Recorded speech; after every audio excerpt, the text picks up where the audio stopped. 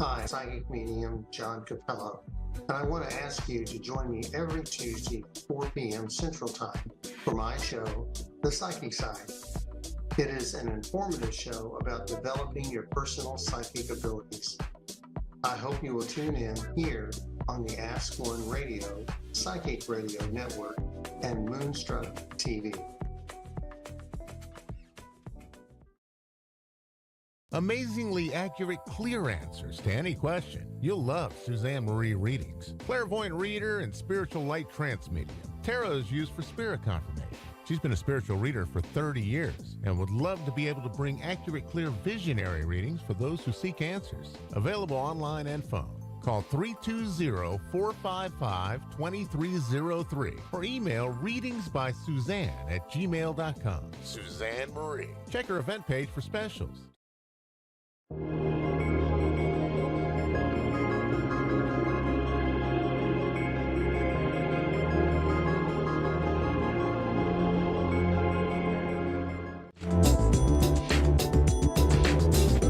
A1R Psychic Radio, Earth's #1 psychic radio network, and watching Moonstruck TV, enlightening television.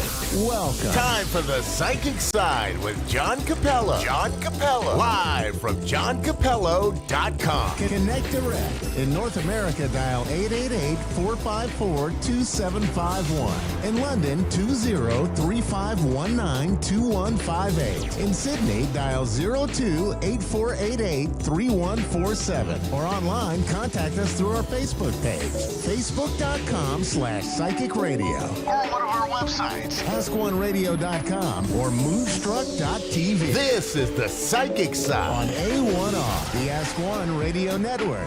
Hello and welcome to the Psychic Side Radio TV podcast here on the A1R Psychic Radio Network, Moonstruck TV, and Enlightening TV, and other fine places on the internet. You know, we're the #1 psychic radio network in the world, so you're in the right place. I'm your host, psychic medium John Capello, and I'm delighted to be here today to talk to you about psychic stuff. You know how that is. So this show is about expressing the viewpoint of a psychic on today's issues and observing the world in general from our point of view. You know, you hear the skeptics all the time, so now you can hear our point of view. You know, you hear these people on TV, they say, you know, I don't have a crystal ball. Well, I do, and I know how to use it. So you have heard the skeptics, so now you get to hear what a psychic has to say about things. So today I want to just kind of, I always review what we did last week and everything. So, I always like to talk a little bit about astrology. And last week I talked a little bit about the debt issues that were going on. I talked about Pluto being in the second house of the United States, and it means so many things. And I guess people, it's hard for them to believe that astrology can have the accuracy that it does have. But right now, Pluto's in the second house of the United States. Now, the second house, just to let you know, it's all things Taurus. It's all about money. It's about values. It's actually about where you live, your perimeter, because the bull, the Taurus, he has his territory staked out, and he patrols it. He doesn't want anybody to get on his turf, And in the case of the United States, what's our turf? Our turf is our border. So, that's another area that is being worked on by the planet Pluto. And we're seeing Pluto at its worst right now because there's so many things that are going on that need to be addressed. And it's been in the sign of Capricorn. And if you know about your astrological chart, you know that your rising sign determines the house placement of the planets. And so for the United States, we're a country that has Sagittarius rising, which is in the first house. And the second house is Capricorn. And Capricorn is about power. It's the most powerful sign in the zodiac. It's about government. It's about image. It's about so many things, status, those sorts of things. It can be a little bit about sociopathic things too, if you're not careful. But because it just is kind of about greed. There's often greed in that particular sign. Now the thing is, um, with Capricorn, there's a lot of really positive things about Capricorn. Just like every other sign, it's got its good and it's got its bad, and you can easily get in the weeds when you talk about astrology because it may sound like it's not very definitive because it looks like you're talking from both sides of your mouth. For instance, you could say I was just bad mouthing Capricorn, but yet Capricorns are considered the best parents of the zodiac. They're the Capricorn kids are the kids of Capricorn parents often are treated the best, and they have structure and they have so many things that are at their disposal, and parents watch over them to make sure that they're taken good care of. So there's so many really good things about Capricorn, and I have to be careful because I'm right there on the cusp of Capricorn. So I'll be talking about myself if I'm not careful. But the show is about talking a little bit about astrology, and right now we have this Pluto in the second house, and we'll get to our caller here in just a moment. So I'm going to ask them to be a little patient. But Pluto in the second house um, means that we're in a transformational time, and it is doing what it's called a Pluto return, which is right exactly in the exact same spot it was in during the American Revolution. So many things were going on during that period of time, and we're kind of revisiting some similar issues. We were creating our borders then. We were creating our monetary system, and we were developing that American way of attitude or value system. And all those things are in play right now. And you can see where the worst of Pluto has us in debt. The worst of Pluto has people fighting about values. And we see the worst of Pluto where our borders are not being respected. And I don't know if that upsets people or not, but you hear people in some parts of the country being upset about getting a busload of people from the border. They get 50 a day. Well, Texas gets 4,000 a day. so something's not. So we got to get some balance there. But these are the issues that are facing us today. So, and we're also about climate change, because climate change is very much about the land, and that's what the second house is about, the land. So let me give you another example about how Pluto works in the U.S. chart. If you look back about the time of the year 2000, 2001, where was Pluto then? It was in Sagittarius. It was in the first house. And the Sagittarius energy is about the religious person, the zealot, the person that is very, very self-righteous. And what happened in 2001?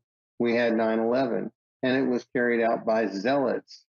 And it doesn't matter what faith it is. It matters about the people that were self-righteous, the people that my way is the only way, and everybody else is beneath us. So we wound up in a couple of wars over that, and we're just now getting over those things, or we're now settling those things down. And so it takes a long time to get some things straightened out. So that's when Pluto was in the first house, and so now we're seeing all these second house issues. So with that, I'm gonna stop talking about astrology, and I'm gonna go to our caller. If our caller is still there, I hope I didn't run them off. So let's see, Catherine in Denver, Colorado. So how are you today, Catherine? Oh, I'm well. And yourself? I'm doing well. Yes, yes. So Catherine, have you been feeling okay? Has there been any health issues around you? A little bit. Yeah, a little health issues. Yeah, you're right. Okay. Do you have a particular question for me today? Yes, please. I kind of have two, if you don't mind. Okay. in the middle of a very unexpected transition in my career life. I'm being forced into an early retirement from a career I was passionate about. And I had to find another job, which I just did. And I did that other job for the last 9 months. I found out I'm being laid off from that. So I'm curious where I'm going as far as work and finances. And then my second question is about my love life. I'm hoping that the love of my life and I will end up together forever, but I'm curious what you see, please. Thank you. Okay. So, Catherine, what's your birth sign? I'm an Aries. You're Aries. Okay. Well, Aries has been through a lot the past several years. So these transitions, you mentioned the word transition. And have you been listening to the program at all or today?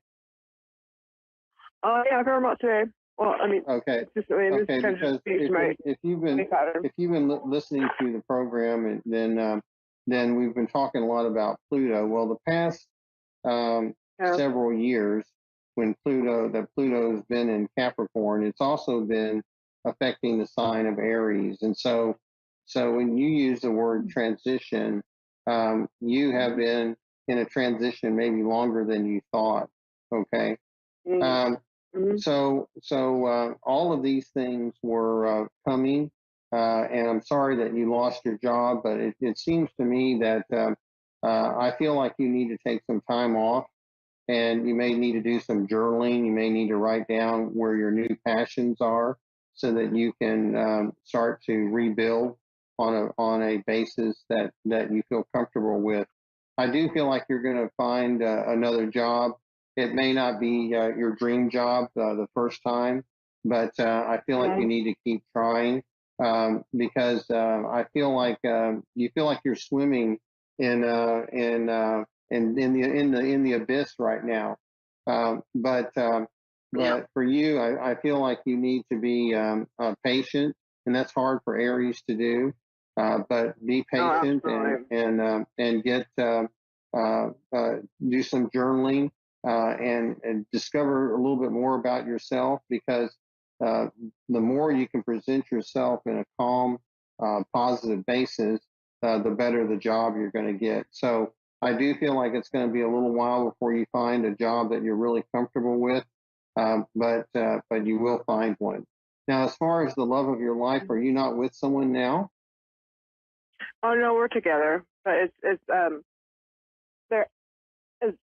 We have some challenges, of course, like everyone else in the world, I guess, but we're together. Well, it feels like this is kind of. Are you just kind of going through the routine together? No, he's exiting a long-term previous abusive relationship, trying to exit out where he feels like commitment because of children and financial commitments to the house and all that stuff. Okay, so you want to make sure you're not just a rebound. Okay. I'm not feeling a lot of energy between you and this other person. I kind of feel like you're a little bit in rescue mode. So what I'm saying is I'm not going to say this is the love of your life.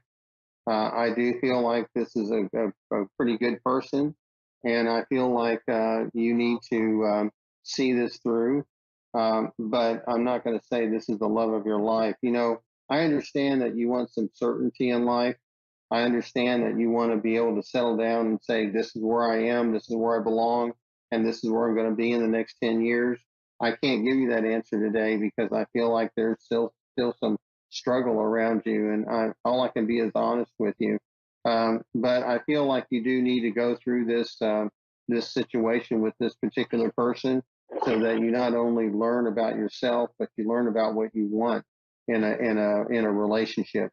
It's possible that he can be that person, but I also feel like he's got to do some healing, especially if he's been in an abusive relationship for a long time. Okay, so I hope that gives you a little bit of insight. I'm just saying, be patient.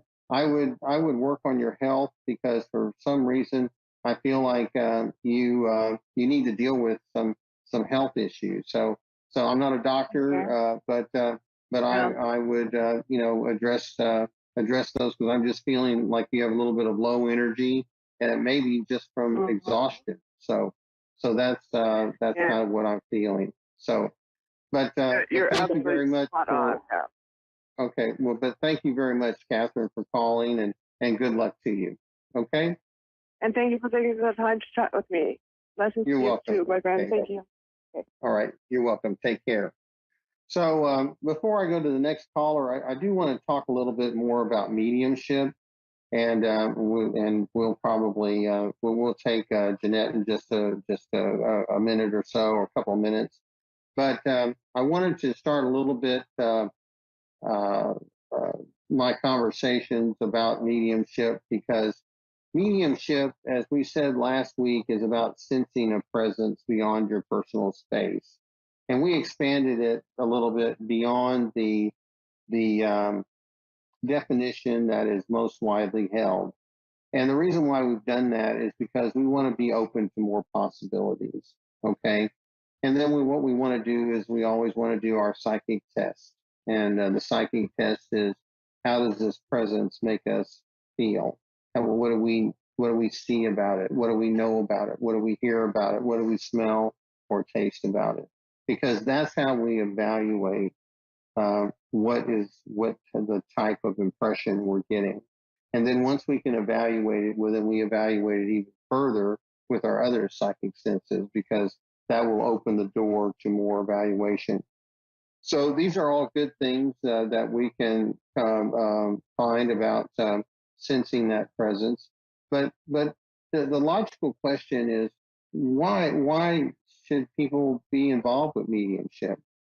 And that's an easy answer for me, because mediumship, for the most part, it validates existence beyond the physical, and it exists.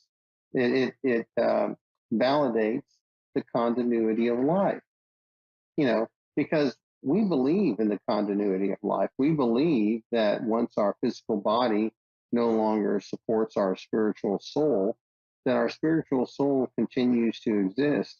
And we believe that it exists into eternity. Some people, and a lot of people, believe that it comes back over and over again, and that we remember each time we have a new incarnation. We pick up a little bit where we left off, even though we may not consciously remember it. Our subconscious does, and so there's some argument there for past life regressions, but it's about validation of the continuity of life, and it's also good when you consider it's a tool for healing grief, because if you have that certainty that you're going to see your loved one again, then it helps deflect some of the sadness that you have over your loss. And that's a good thing. Those things are really valuable. And when a third person, another party who you don't know, validates that about you, then it's very powerful, and it can be life altering, life changing. So with that, let's go ahead and talk to Jeanette. Let's see what she has to say. And Jeanette. Okay, sorry. Yeah. So hi, Hi. Jeanette. How are you? Hello. I'm doing okay. well, thank you. Good. Jeanette, you have children? You said children? Yes, I do. I have one. You have one. Is this child still at home, or they grown? Yes, he's 8 years old. He's with me. It's just him and I at home. Okay, all right. Because it seems to me like you are, Jeanette. I want you to know I really feel like you're a good parent, and I feel like you're always trying to put your son in the best position so that he can thrive. Does that make sense? Yes, thank you so much. That is so true. I appreciate that validation. Okay, because sometimes I feel like you second guess yourself. Yeah, Is that that's right? actually one of the reasons I wanted to. Yeah, that's actually one of the questions I had for you today. Okay, so what's go ahead and ask the question. I'm trying to help him build up his self-confidence and self-esteem, because it seems like no matter what social setting we're in, he tends to get like bullied a little bit. So I'm trying to figure out why he's attracting that. I've been having him do like affirmations in the mirror, meditations, but I'm trying to figure out if there's something that like I'm missing or what's like blocking it, what's causing his self-esteem to be where it is. Just some spiritual guidance. Whoops, did I lose you? Are you there? Oh, no. Okay. All right. Well, I'm just going to address that a little bit while we're trying to get her, and then when she comes back, then we'll speak to her some more about it. But you know, a lot of times in group activities, children they like to test each other, and we find that even with adults, it's just about marking time and with others. But Jeanette, are you there? Yes, I'm here. Okay. I feel like with your son, I feel like one of the ways to build his self confidence is to have him do some projects on his own. Okay. But even if it's just putting together a puzzle or doing some things that he can feel like, wow, I did this on my own. Okay. This is going to help build his self confidence. And I also feel like he probably needs to be around some like minded children. So find out some of the things that he likes to do and put him with children that like to do the same things he does. And I'll just use puzzles as an example. So if there was a puzzle club, then he can show the other kids the puzzles he's done, and they can show him his. So their puzzles. You know, sometimes when we put kids together and just hope that all of them are just going to mesh, it doesn't work. But it just feels like you need to put him around some other kids that are also like-minded. It may not be sports. It may be something else. It may be something that he does that he likes. It could be playing the piano. It could be something else. But it just seems to me that if he's in a like-minded atmosphere and has already done some things on his own to show that, so that he knows he's good at it, then that's gonna give him some confidence. At least that's what's coming to me. So, do you have another question? I hope that's helpful. That did help. And I actually just put him in karate. He's thriving. He loves martial arts. So thank you. Ah, okay. So he knows he's good at karate, and he knows that he can break a board, and he doesn't have that as an impediment to his self confidence. And a lot of times, athletics do help build self confidence. But you know, if you're the last kid always chosen, like I was, playing basketball, it's not good for your self-esteem. but Yeah. but it's just so that if he can do some things on his own to where he knows he can succeed, then he's going to build his confidence that way because he knows he can do something. And if someone says, "Oh no, you can't," well then he can assure them that yes, he can. But you're a good mom, and I admire you for trying to figure it out. It shows that your intentions are for him. It's not all about you. You know, sometimes parents, it's all about them. But you are showing that you're willing to sacrifice and put a lot of yourself into his well-being. That's wonderful. That's what parents do. So did you have another question? Yeah, I just want to ask about like my love life. If you know what I can do to like to attract a better quality of men. Okay. What is your birth sign? Leo. Leo. Okay. Well, you're a little bit past due for a relationship. So I feel like you may have your own some self-esteem issues, and because I feel like you're a catch as far as I'm concerned. So I feel like in some ways you need to write down your ideal man, the ideal type of person you want. You know, if you, for instance, if you don't mind smoking, fine. But if you don't want a smoker, then people who smoke, nope, I'm not going to go. I'm not going to date a smoker. You know, you may want to also find those activities that you're good at, and find those men that are attracted to the same things that you are, and don't settle. It feels like you've settled. It feels like you've made excuses for some of the men that you've dated in the past. It feels like you have said, "Oh well, you know, he drinks, but he doesn't drink that much." You know, well, if he drinks and he can't go to work the next day, then he drinks too much, so That I makes feel sense like because you do what? I usually settle with a nice guy who seemingly treats me well in the beginning, but never really it still never ends up working out. So Well, that's right. He's got to treat you well, not just in the beginning, but 24/7. Because right, it's that's a full time job, and you got to treat him well too. So it's not an right, option to treat your partner uh, badly. I mean, you need a partner that is going to also want the very best for you at all times. Now, every once in a while, you have a bad day. People got to be able to get over obstacles. So that's what makes a relationship work as well. But you've got to put that person in a high place of of esteem, and they've got to do that for you as well. So you can't be choosing people that you're going to have to rescue or pull up from the abyss if they don't have a right, job, or they're not willing to participate in those things that make you happy. Then they're most likely not the right person for you. A lot of times we get right, addicted to people. There's just something about them that we just fall in love with, and we can't get away from them. But when we find that we're addicted to someone that has a lot of bad behavior, then we've got to say to ourselves, listen, what's best for me in the long run, and what's best for them, because you're not right for them either if you're constantly having to rescue them. right. So I feel like trying to do the best for yourself and putting yourself in a position to where you're both going to be successful. I feel like that's the perception you've got to have, and you're going to have to be patient and wait for the right person, because the right person is worth waiting for.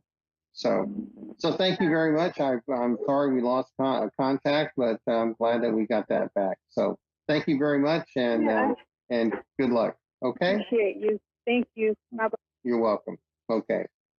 So we don't have a lot of time left on our program today, so I want to take a moment to talk a little bit about next week's program. Next week we're going to have a special guest. We're going to have psychic medium Jennifer Farmer, and she has a new book out called A Healing Journey, and it's about grief. And it's just like I was telling you about earlier about mediumship. One of the things that's most valuable about mediumship is that it helps with the grieving process. And a wise medium like Jennifer, in my opinion, is going to recognize a person who's in grief, and they're going to be able to see things and from a perspective that the person who is in grief or in that cycle of grief may not be able to see. So Jennifer is going to tell us a little bit about that next week, and she's going to talk to us about an event that she's going to be holding the following week. So we're looking forward to having her here with us. So with that, I hope that you'll tune in to us to listen to our special program with Jennifer Farmer next week. So with that, I want to thank our sponsor once again, Miracles of Joy. So be sure to use their promo code PS0223 when you're shopping online. You'll get that 25% discount. Tell them you heard us talk about them on the radio. We appreciate that. We'd like to keep them as a sponsor. So so that's very nice. But thanks again for joining us. We're going to be with our special guest next week, but we're going to continue our discussion about mediumship. And I hope that you'll like us on Facebook. Go to my fan page on Facebook and like that page. If you have suggestions on topics that you'd like to hear me talk about, please let me know, because I'll certainly be happy to entertain those, as long as it's a psychic topic, and we'll go from there. But once again, I'd like to thank you for joining us today here on the Psychic Side on the A1R Psychic Radio Network and Moonstruck TV. So it's a delight to be here every Tuesday, and so I hope to see you next week. And my name is John Capello. Take care, and we'll see you next week. Bye-bye. A1R Psychic Radio is pleased to announce that John Capello has joined us. John Capello and the Psychic Side, live from johncapello.com. Hi, I'm psychic medium John Capello, and I want to invite you to go to my website at johncapello.com and learn more about my work. My career has spanned over 30 years, and I've had the privilege to share my psychic and mediumship abilities with thousands. I hope to hear from you soon. Amazingly accurate, clear answers to any question. You'll love Suzanne Marie readings. Clairvoyant reader and spiritual light trance medium. Tarot is used for spirit confirmation. She's been a spiritual reader for 30 years and would love to be able to bring accurate, clear, visionary readings for those who seek answers. Available online and phone. Call 320-455-2303 or email readingsbysuzanne@gmail.com. Suzanne Marie. Check her event page for specials.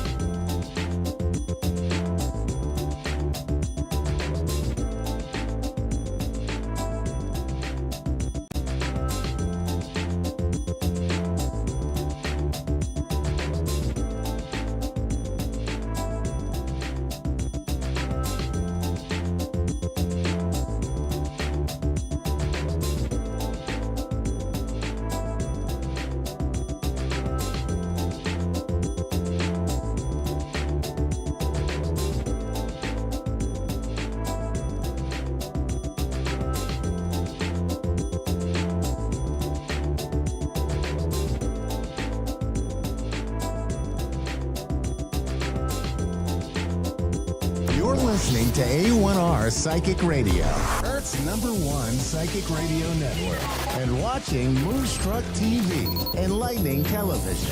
Welcome. Time for the Mini Medium with Stephanie Cowan.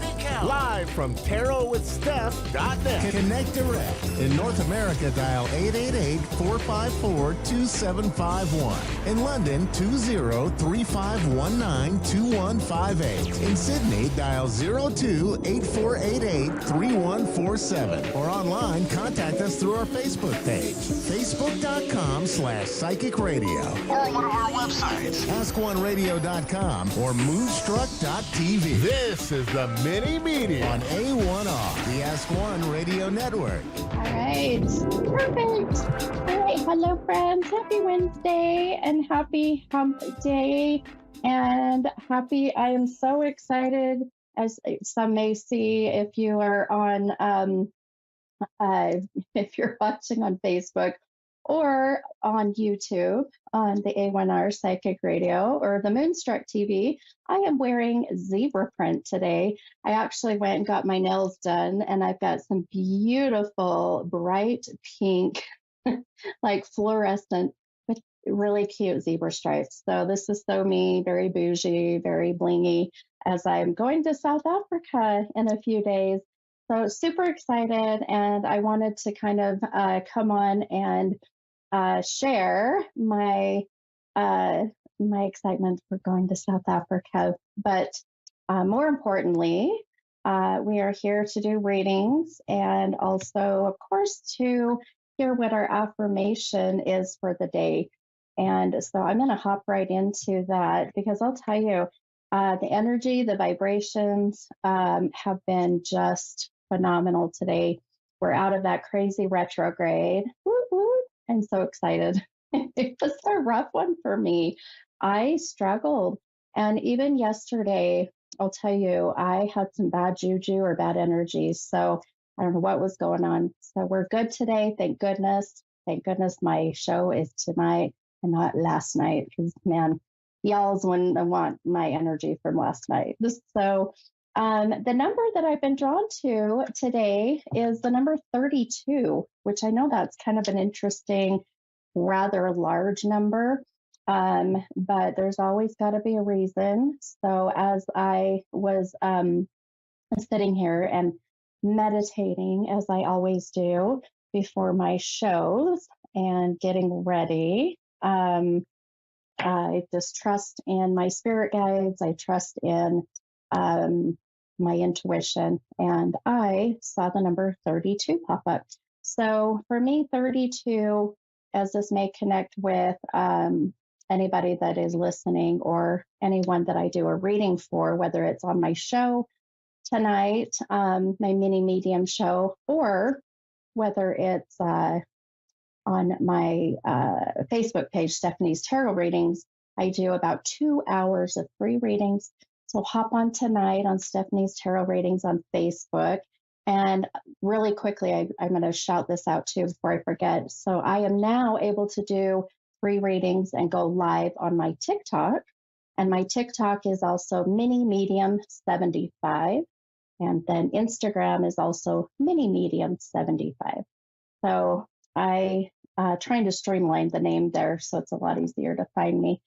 So let's see what our beautiful affirmation is to ourselves. What little mantra are we going to say? The affirmation for this week, and actually, we'll do it. You know what? Even when I'm in South Africa, I'm going to see if I can't try to at least post. I would love to go and do my live show from South Africa. I'll talk to my producer. We'll figure that out. But anyhow, here is your affirmation. I like to take care of myself with love through rest, play, movement, and positive thinking. I freaking love this. I love this because I am so excited because I'm going to take care of myself with love through rest. I'm definitely going to be resting while I'm in South Africa. I am planning to play, absolutely. Movement, I'm planning to meditate and do a little yoga out there with the zebras and the rhinos and the giraffes. And positive thinking. And how can you not think positive when you are out, being one with nature and a beautiful, beautiful country and just getting that time to zen? I'm super excited. So that for me fits beautifully. And I hope that it also fits for any of the listeners on tonight, or if you ever get the chance to hop on and listen to the A1R Psychic Radio, the Moonstruck TV, my show, The Mini Medium, and many, many others that are now part of A1R that are phenomenal, very gifted readers. So, all right. Well, let's go ahead and let's take my first caller. And this is Jenny from Nebraska. Hi, Jenny. Hi. Did you say South Africa? I am going to South Africa. Oh, that's where my grandson's father is from. That's really? amazing. Oh my gosh. I'm Okay, sorry? no coincidences. No coincidence. That's just so cool. And you said 32. That. I don't know. I'm sure it doesn't. I was like trying to think if something 32 pertained to me. And that's actually when I got pregnant with my last daughter. And I had asked the universe for her.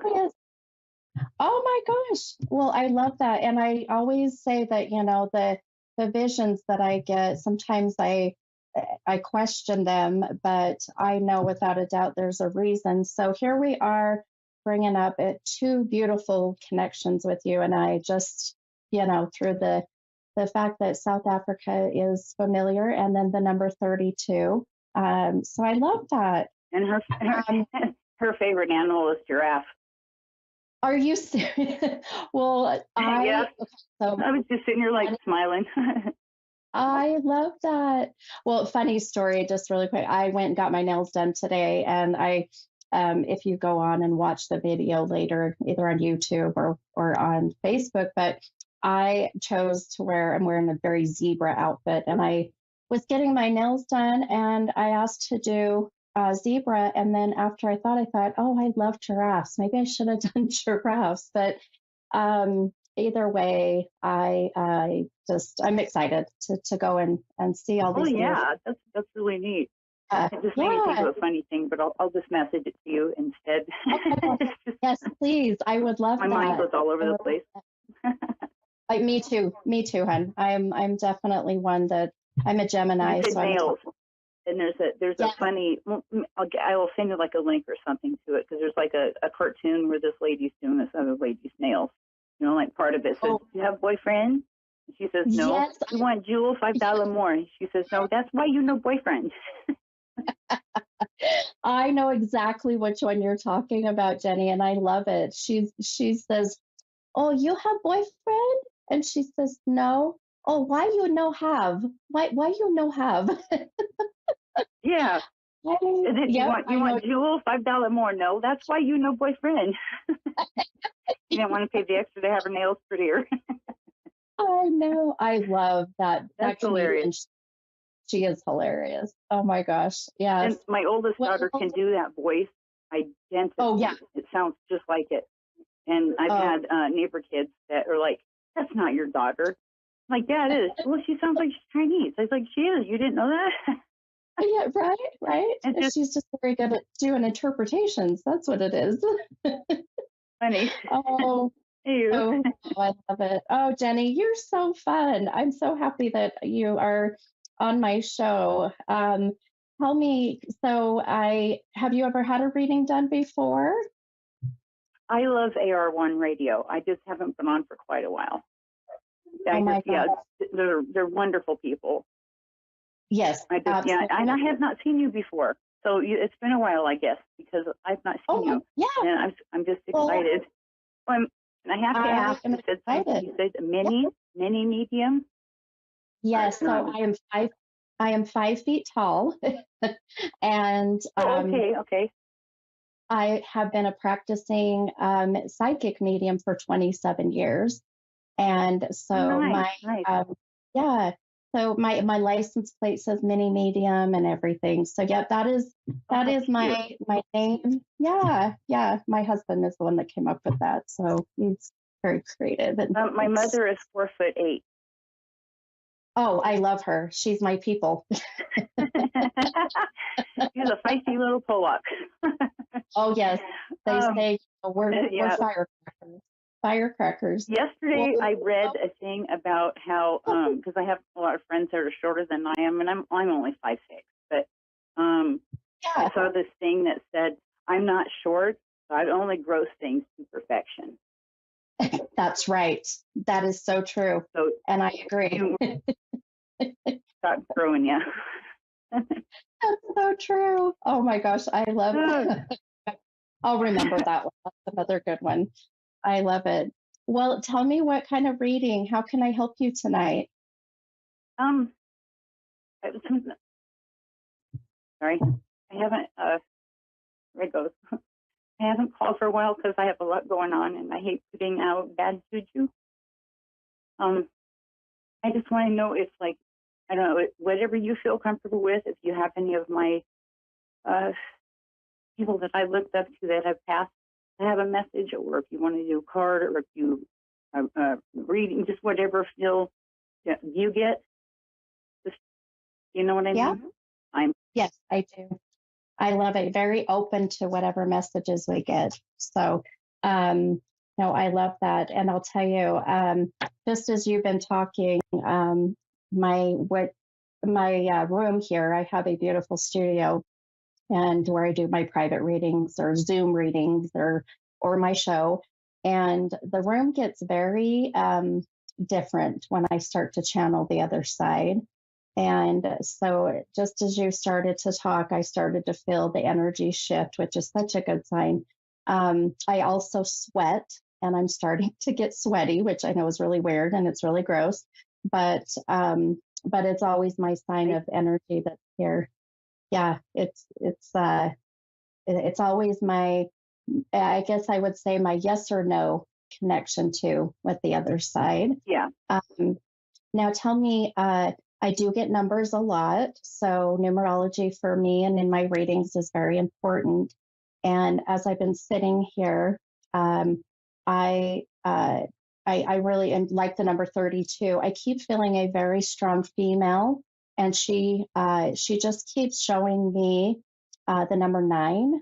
So the month of September, the 9th of a month, 9 years ago.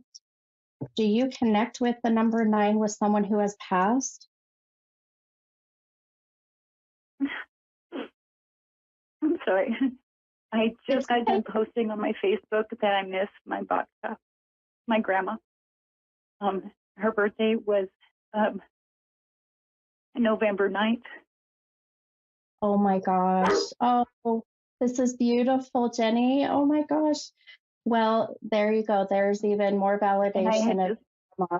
and on my post, it says that I wish that I hope that I make her proud, and that I hope that I'm 1/10 of the strong woman that she was. And you Oh, said a strong I, person. And I'm just like, yeah, oh, I knew it. oh, it's I knew it. I knew it was her. yeah. Oh yeah. I love And that. she And, survived and a switch. no, you're good, hun. I love that. And I love that out of 31 days in a month, and then she shows me her birthday, the number 9. I mean, how beautiful that she given us this validation of what you did and seeing, that you posted this. And without a doubt, with all of my being, Jenny, your grandmother is so proud of you. And I feel like one of the things she has shown me too, and I don't know what this is about, so I'm just going to tell you, and hopefully you connect with this. But Mhm. I am seeing owls, owls, not the bird, the Owls. owl. Yes. Wow. One's Do been you hanging connect? around outside Are you serious? in the back. Yeah. Oh, oh my my goodness. oldest daughter. My oldest daughter lost her best friend. The end of April. I think it was beginning of May. I'm sorry. I feel bad I forgot, but she was telling me about this owl, and I was out talking to it, hooting back and forth, whatever, like 2 nights ago. Oh my goodness. Okay, well, here you go. Here's another just beautiful validation of your grandmother being right outside and guiding and protecting and watching over all of you. And I really feel that the 32 is her way of connecting as well. And I know you said this is your daughter's. You were 32 when you had your daughter. Is that My correct? Or your youngest last? daughter. Yeah. Yeah, yeah. And I'm going to tell you, I feel your grandmother is really wanting to validate too that your youngest daughter, who we validated the 32 with, is very gifted. I feel she, even just intuitively, I can feel her energy and very special. I feel she's just got some very special gifts. So, Yeah. She is. Yeah, yeah. definitely gifted. She is, if she is, and this, your grandmother, validating that too. And I don't know, I have a name coming through, and names are a bit cryptic for me. But I keep hearing like the name, like with an E, like Eva or Evelyn or an E name. Do you connect with the name with the letter E beginning? Oh Not my many gosh! names Well, that I've lost so many people. I can't think. okay, that's There's okay. a No, distant cousin I haven't talked to in many years, so I don't think she would be coming through. And I think she's still with us, so I'm not sure. Maybe Boxa has a message for Evelyn. I don't know. yeah. So I was just keep that in mind. Keep the name in mind, just because there's a reason why I'm seeing that, or even Eleanor. It's like it's very distinguished name. I can feel coming from her. Um, Now I know I've got about, gosh, I don't know, maybe 5-6 minutes. I know my shows are so short. Oh, my producer said 8 minutes. So, and I know I've got another caller waiting, but please, if you can, I know you're in Nebraska, and I'm not sure the time zone, but at 7:45 Mountain Time. So right now it's about probably 6:20 my time. I do free readings on my Facebook page. It's 7:20 here. Okay, so it'll be 8:45 your time. If you hop on my Stephanie's tarot reading page, I would love to continue this reading for free for you. So if you want to, here in an hour-ish, hop on to Stephanie's tarot readings, and I'll continue where we're leaving off because I have more for you. Does that work? Oh my gosh, I would love that, and I can't wait to tell my daughters, especially my younger one, because she's been having a hard time lately. Well, you definitely, hop on and bring them with you if you can, or have them hop on too. Okay, yeah. Okay. All right, Jenny. Well, I can't wait to see you here in a little bit. You have a great, wonderful night. But I'll talk to you here soon for sure. Okay. Okay. Thank you so much. Okay. You're so welcome. Bye-bye. Okay. All right. I would love to take my next caller. I know I don't have Tony. Hi, Tony. Hello? This is Stephanie, the mini medium. How can I help you tonight? Oh, I just wanted to see if I lost my little brother 7 years ago, and I didn't know if you could tell me if he's been trying to send me signs to connect with me. And you said this is your brother? Yeah, my baby brother. Baby brother. Okay. I'm so sorry for your loss, my friend. Can I ask really quickly, do you connect with the number 32 with yourself or your brother by chance? 32. No, not that I know of. I mean, that doesn't really. That's okay. Sometimes the number is, I get numbers, and so I like to see if maybe my caller before you did connect with that number. So I'll get numbers as I'm channeling the other side. But speaking of numbers, I keep seeing the number 12 with you. So 12 is the month of December, or the 12th of a month. Right. Do you connect with that number with yourself or your baby brother? Not with my baby brother, no, but I do connect with that number with my husband. So, and so that may be why, because we are having problems, or at this time we're separated. Okay. All right, hon. So that would be why. That would be where the vision is coming in.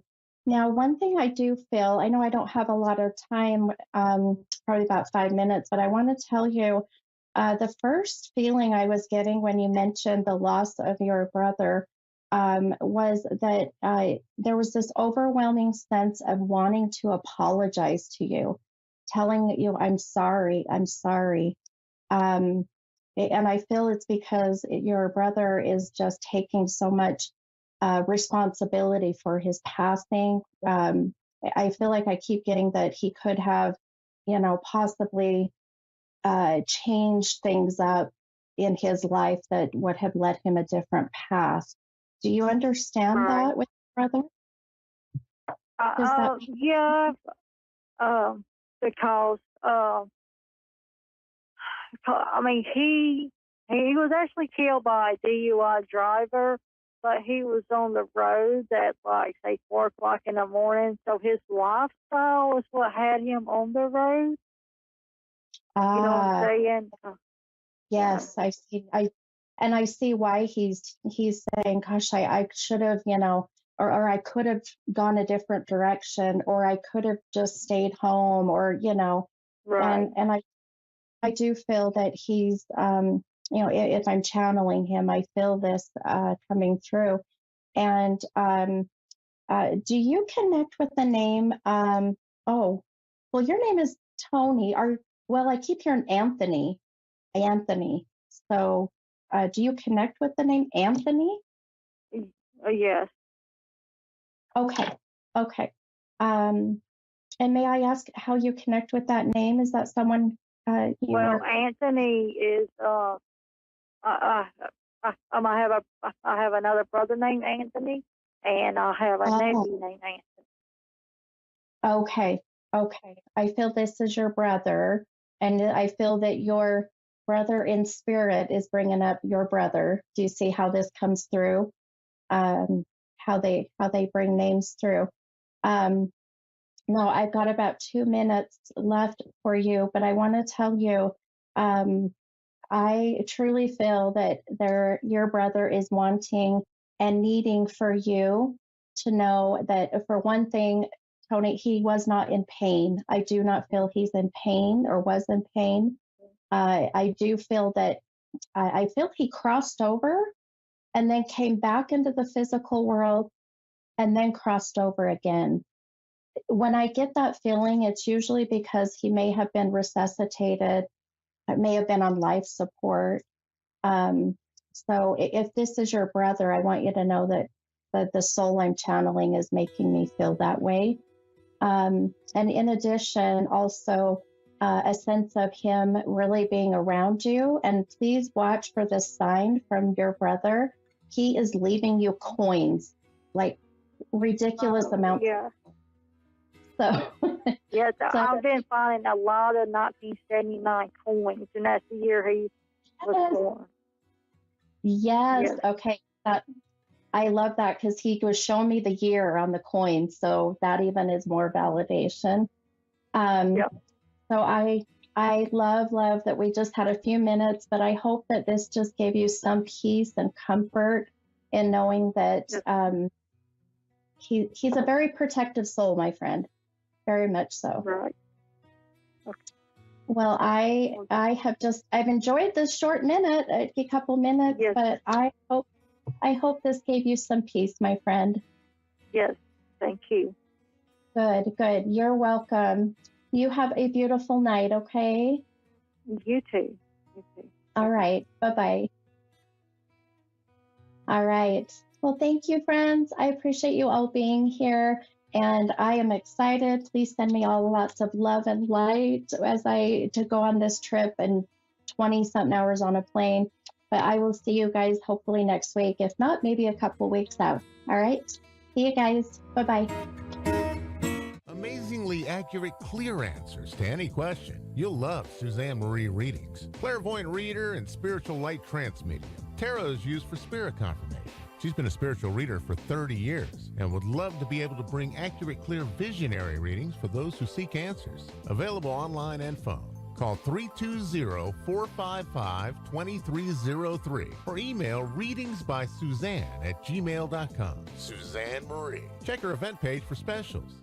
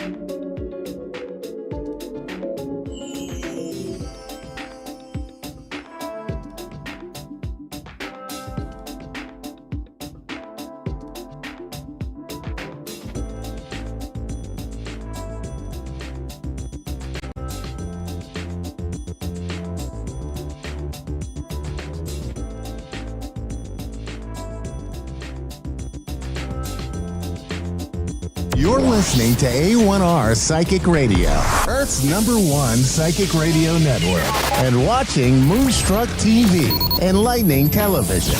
Welcome. Time for Psychic Paths with Suzanne Marie.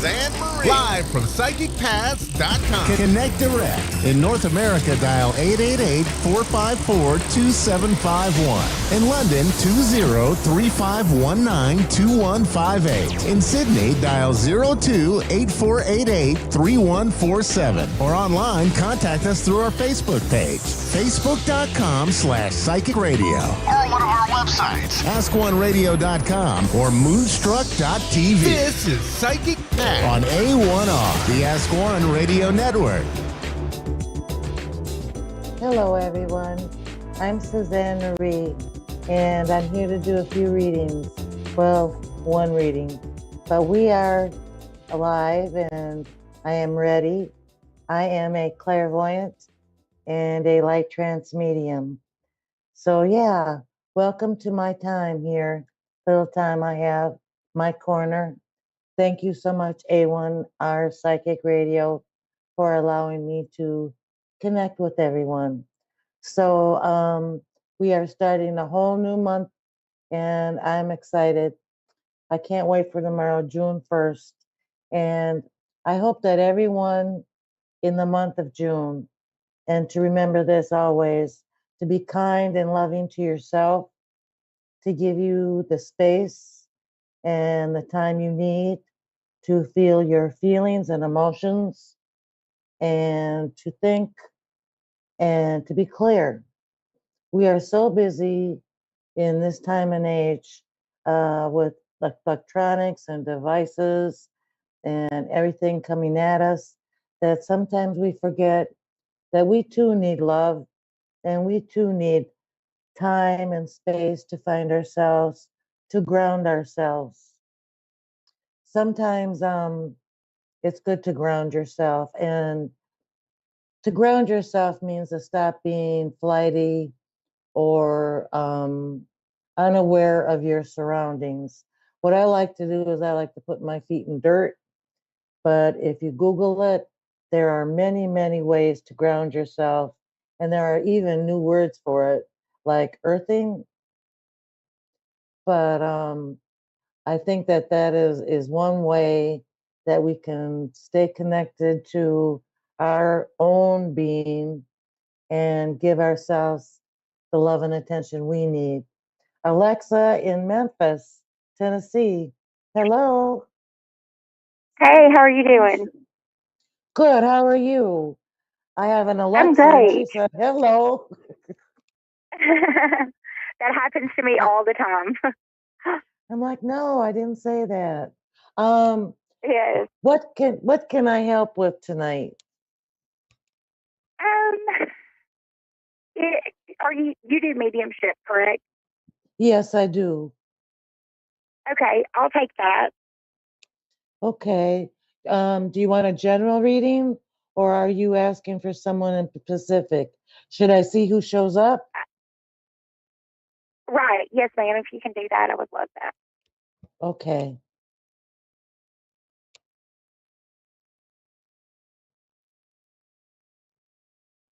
So they're kind of piling out. um,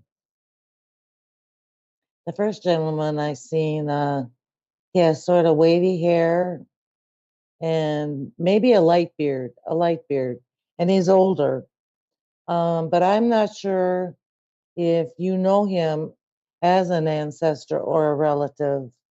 I don't know if he resonates with you. And coming Mhm. into the reading, he kind of let me know that.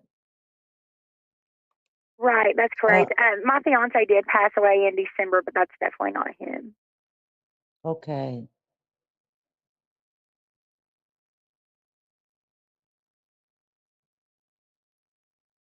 So this gentleman that did come through, he is your kind of like your great great grandfather or your great grandfather, and I think that Oh, he's okay. connected. He is connected to your father's side, and I Okay. think what's Yeah, that I would think explain it what's because I don't know them. I think that what's resonating is the heartbreak. I Right. think that there was heartbreak on that side. And I think with your father also, that there was a lot of emotional turmoil in their lives. Yes. Um, Yes, and he has passed away as well. okay. Let me see.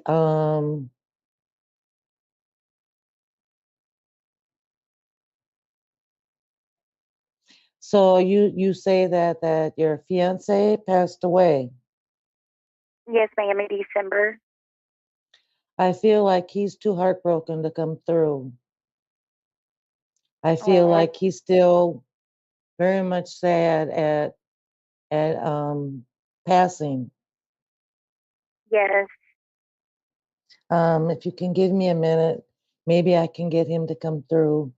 But it feels like Sure. there's a lot of processing with that for him as well for you. And Right.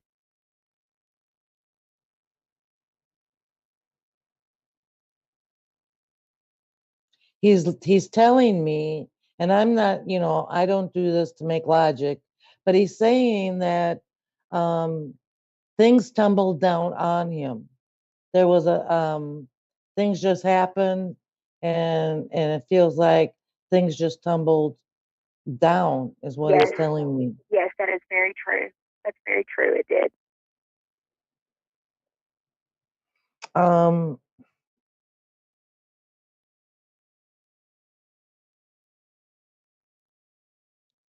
was he a jokester? Did he have some humor? He was. Yes. Because he's saying he doesn't like being a stiff. Right. And Yes. like I Yes. said, I don't, I don't, He is definitely I a don't make jokester. logic. Um, but he's very, very sad. And he said that he was looking forward to a life with you, and something about a location. There was a certain location that he was looking forward to. Yes. And he does love you. He loves you tremendously. And to feel him breaks my heart. To feel you breaks my Oh. heart. Um, Yes. but he is waiting for you on the other side. And I know from spirit, and I know from your great grandfather, that you will heal from this. You will not forget this, but you will heal from it. Your heart will mend, and life will go on, and it won't be so sad, and it almost feels destructive.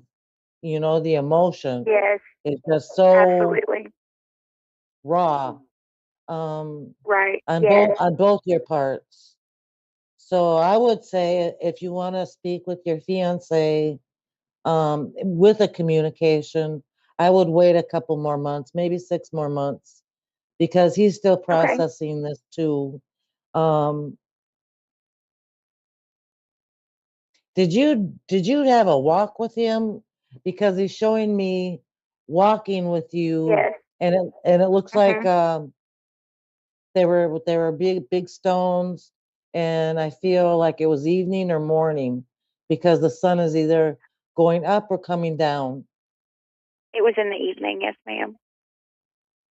Okay, that is forever etched in his mind, is what he's telling me. Oh. That moment is like a moment frozen for him. Mm. And I'm so very sorry for your loss. And I'm so sorry Thank you that so much, that and that, I that appreciate this so happened. much. It was beautiful. But you will heal, and you will mend, and this will be an important part of your life experience. But you will heal. I just Yes. want you to know that. Thank you so Um, much. I appreciate you. but I feel like he's so sad about this situation. I mean, he's not sad, in spirit. It's very joyful Right. where he is, but I feel like bringing you, into a conversation with him. Um, he's just really sad about the situation, and so am I. So I would just go ahead and ask another medium maybe in about 6 months, to try again for an open discussion. Okay. Yes, I definitely will do that. I have a few more minutes. Do you want to know anything else from me tonight? Actually, my best friend, she was murdered about 13 years ago. Her name was Holy Star moly. Harris. Oh, I am so sorry about that too. Yeah. Oh, Yeah, she was murdered about 13 years ago. I don't know if she would come through or not. let's give her a second. Hmm. She was attacked and she was assaulted, right? Because that's what I'm Yes. seeing. I'm seeing an Yes, she assault. was. Yes, very badly.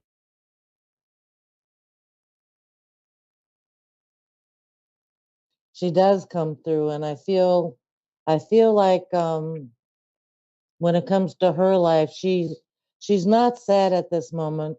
What she's telling me is that she took with her everything that was joyous and happy, even the small moments, Oh, because she's telling me about outside also, but sun and flowers, and I feel like yes, that was the last place that we spent together. It was full of flowers and like big rocks and water. It was beautiful. she loved that.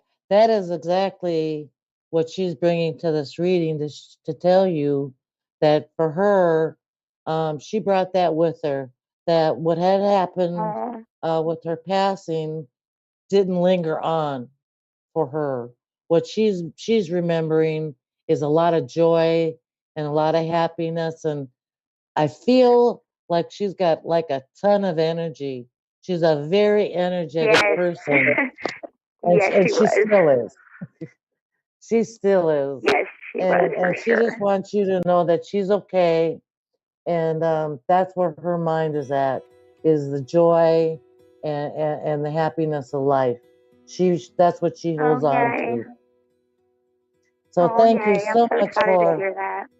Yes, I am so absolutely. Thank you sorry so for much for your your time and your energy. losses. Thank you so much. That means a lot to me. I hope that your boyfriend or your fiance can come back and talk with you with clarity at another reading. And thank you so much for calling and letting me share with you tonight. Yes, absolutely. Thank you so much. You have a great night. Thank you so much. You too. You too. Bye-bye. Okay, everyone. This has been another reading, which I love. Just brings me joy. And I will see you next week. Same time, same place. Have a wonderful week. Bye-bye.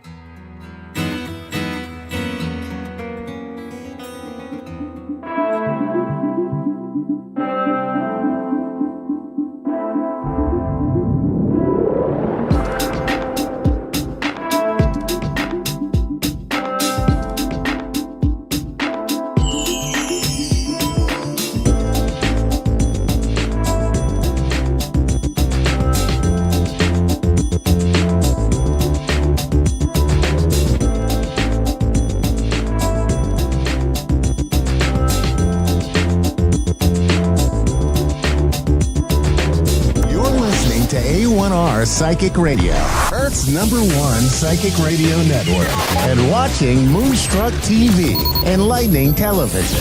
Welcome. Time for the Wendy McCallum Show with Wendy McCallum. Wendy McCallum. Live from divineintuition.co.uk. Connect direct. In North America, dial 888-454-2751. In London, 20-3519-2158. In Sydney, dial 02-8488-3147. Or online, contact us through our Facebook page, facebook.com/psychic radio. Or one of our websites, askoneradio.com or moonstruck.tv. This is the Wendy McCallum Show on A1R, the Ask One Radio Network.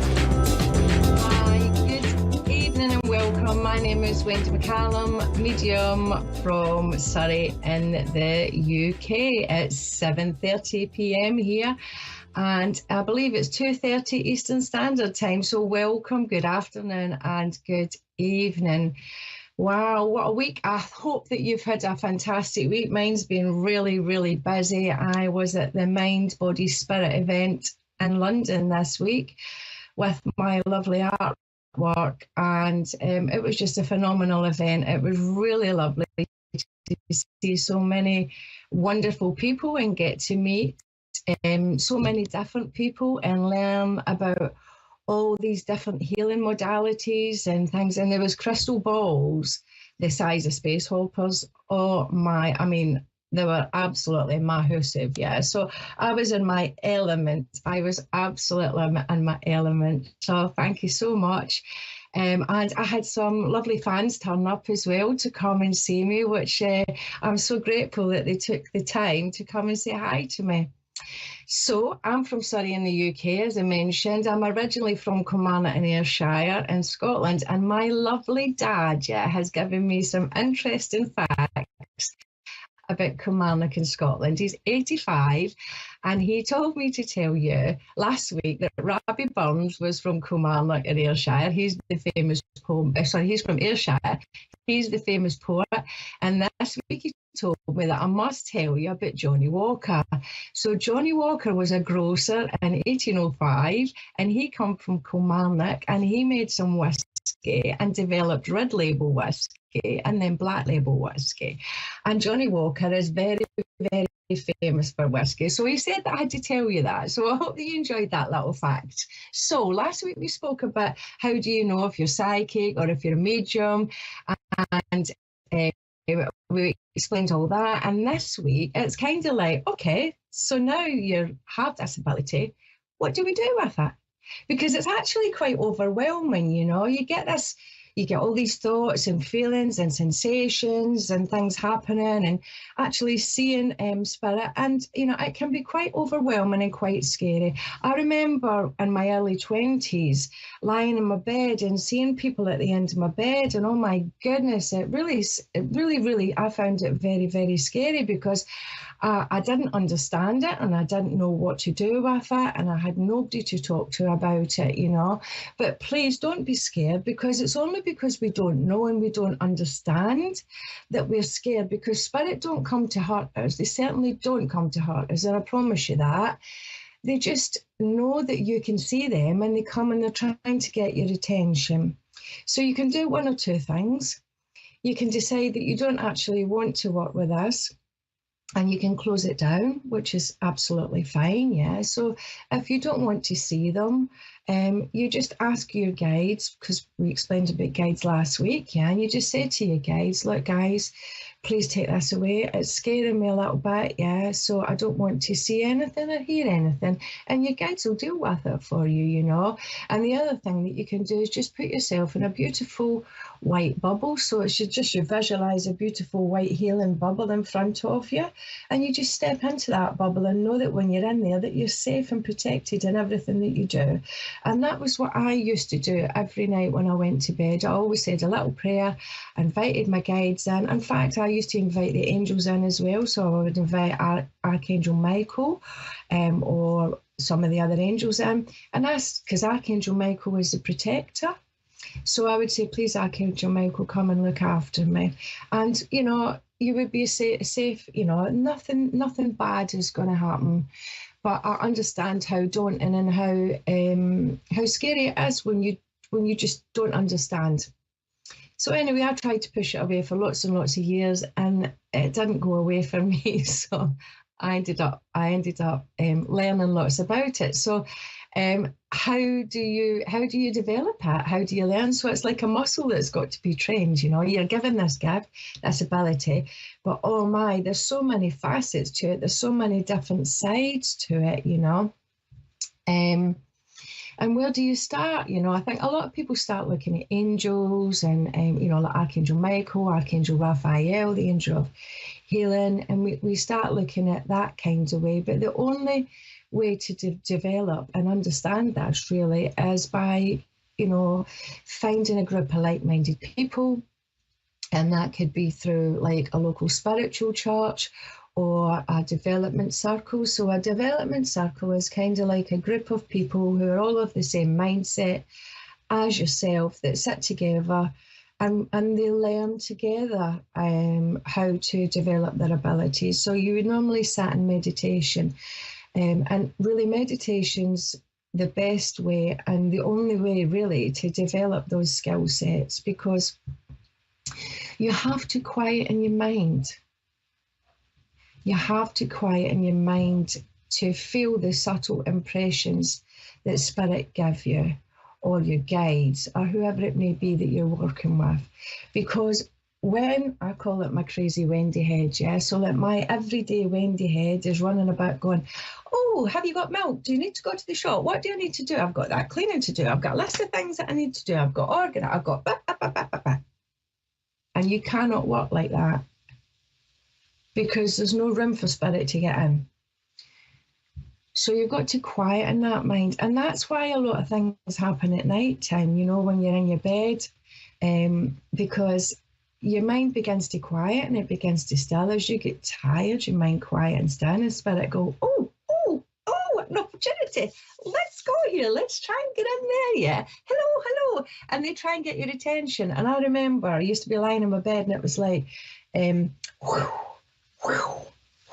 like these faces would just like literally cut, and I was actually like ducking out the way, you know, and these faces would come at me. And again, I found it quite daunting and quite scary. But the more that you learn and the more that you begin to control what's going on round about you, these things don't happen anymore. So if you give spirit attention, it's like a child, you know. A child will demand attention, and if you give it attention, you can feed good behaviour or you can feed bad behaviour, you know. But if you don't give spirit, if you don't give energy attention, yeah, it won't be there. It'll go away. It'll get fed up. So put yourself in a bubble and just say go away, and then focus your attention somewhere else, and it'll just subside. Okay, but if you do want to develop it, the best thing to do is meditation. Find yourself a group, quieten that mindset, yeah, and then work on these psychic abilities, which is called the clair abilities. So you've got clairvoyance, which is clear seeing. Now, it's not always external, although I did see spirit externally. I don't now.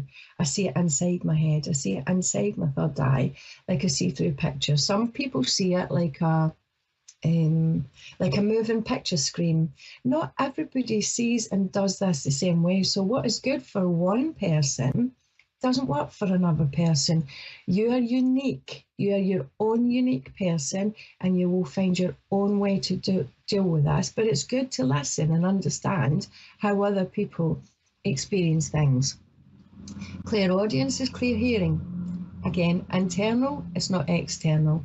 It's like my own voice thinking to me, oh, do I need to go to the shop? Oh, Wendy, what about this? But when I'm working and I've focused my mind, then I've moved out all those external thoughts, yeah? So I'm fully aware that I'm working with my guides or spirit person, okay? Clairsentience is clear feeling. So it's just about feeling. Now, a lot of people feel spirit come in. So that would be when you get the chills, when you get goosebumps. Oh, I love getting the goosebumps because that's confirmation for me that spirit are close, you know. Or you might feel hot, or you might just have just a feeling about things, you know. So clairsentience is one of the more prominent abilities. Claircognizance is just knowing. So you just know stuff. You just know that phone's going to ring and it's going to be an Auntie Mary. You don't know how you know it, but you know it. And then, oh, lo and behold, the phone rings. Who is it? Auntie Mary. You knew it. So that's claircognizance, is just knowing something, you know, or just having a, you know. Clairalience or clairscent is a bit smelling. So that's when you can maybe smell cigarette smoke or aftershave or perfume. And we love working with all these clairs because this is what gives us the evidence that we need to prove or disprove that we're working with a spirit person. Clairaudience is taste. So that's a bit tasting. I remember doing a reading and I could taste Sweetheart Stout, which is it's like a kind of sweet beer that people used to actually drink it when they were pregnant because of all the nourishment and the vitamins that was in it and the goodness that was in it. And it's good to be able to work on these abilities, okay? And then you've got empathy, which is about feeling, or just knowing, just feeling what other people are feeling. And everyone has a dominant ability. So they're normally clairvoyance, clairaudience, or clairsentience. So what's your dominant ability? What's yours? Have a little think about it and see if you can work out what is your dominant ability. But the best way to work on these abilities, to strengthen them, is to quieten that mind. And if you want to work on clairaudience, you could say, can you play me a song, Spirit? Can you play me a song that you would like to hear? So, or if you want to work on smell, show me your aftershave. Show me something that you like. They might bring a flower in, the scent of a flower, a lily, something like that. Or your clairvoyance, show me. So that is how really to develop those abilities, is by quietening the mind, inviting your guides in and asking them to work with you on these abilities. And then you always thank them for their time, or always thank them for their time. So if you've got any questions for me about developing your abilities, or things that have been troubling you or bothering you that you can't quite understand, I would love to have you on my show. So give me an email to wendymccallum@hotmail.com, or you can get in touch with A1R Psychic Radio to get in touch with me, or you can find me on Facebook for Wendy McCallum Medium. And if you want to see my lovely artwork, that is Wendy McCallum Art. Now, I really want to thank you for taking the time to be with me here this evening to help you understand and develop these abilities, and listen to my dad's lovely little tips from Scotland. So thank you so much. And I hope that next week you will be here also, and you will have lots of questions from me.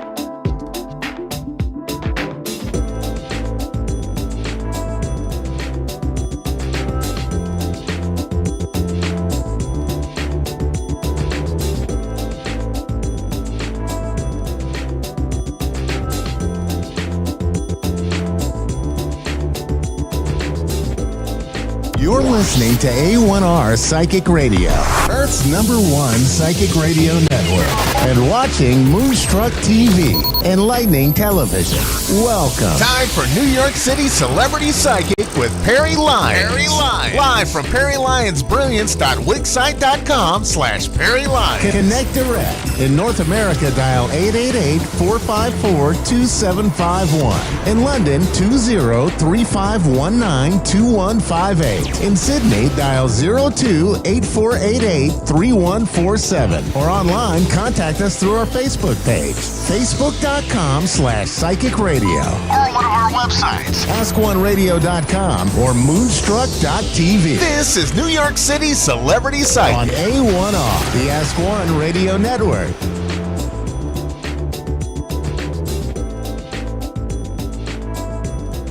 Hello, my cherished ducklings.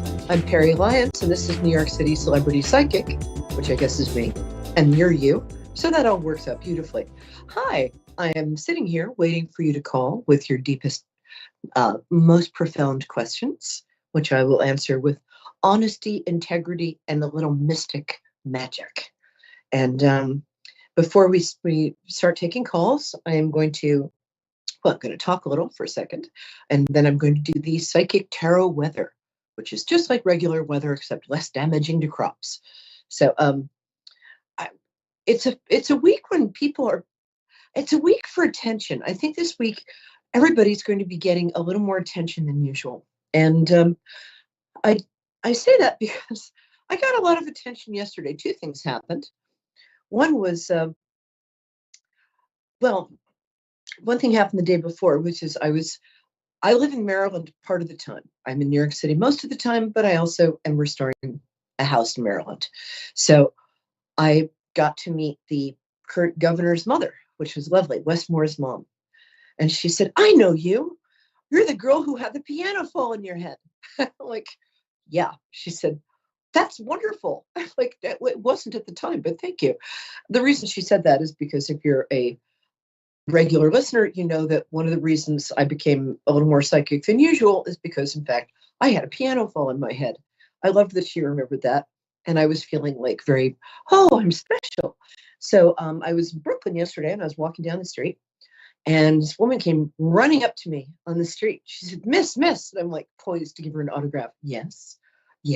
How can my fabulousness radiate onto your humdrum life? I didn't actually say that, but I was like, "Oh, an admirer."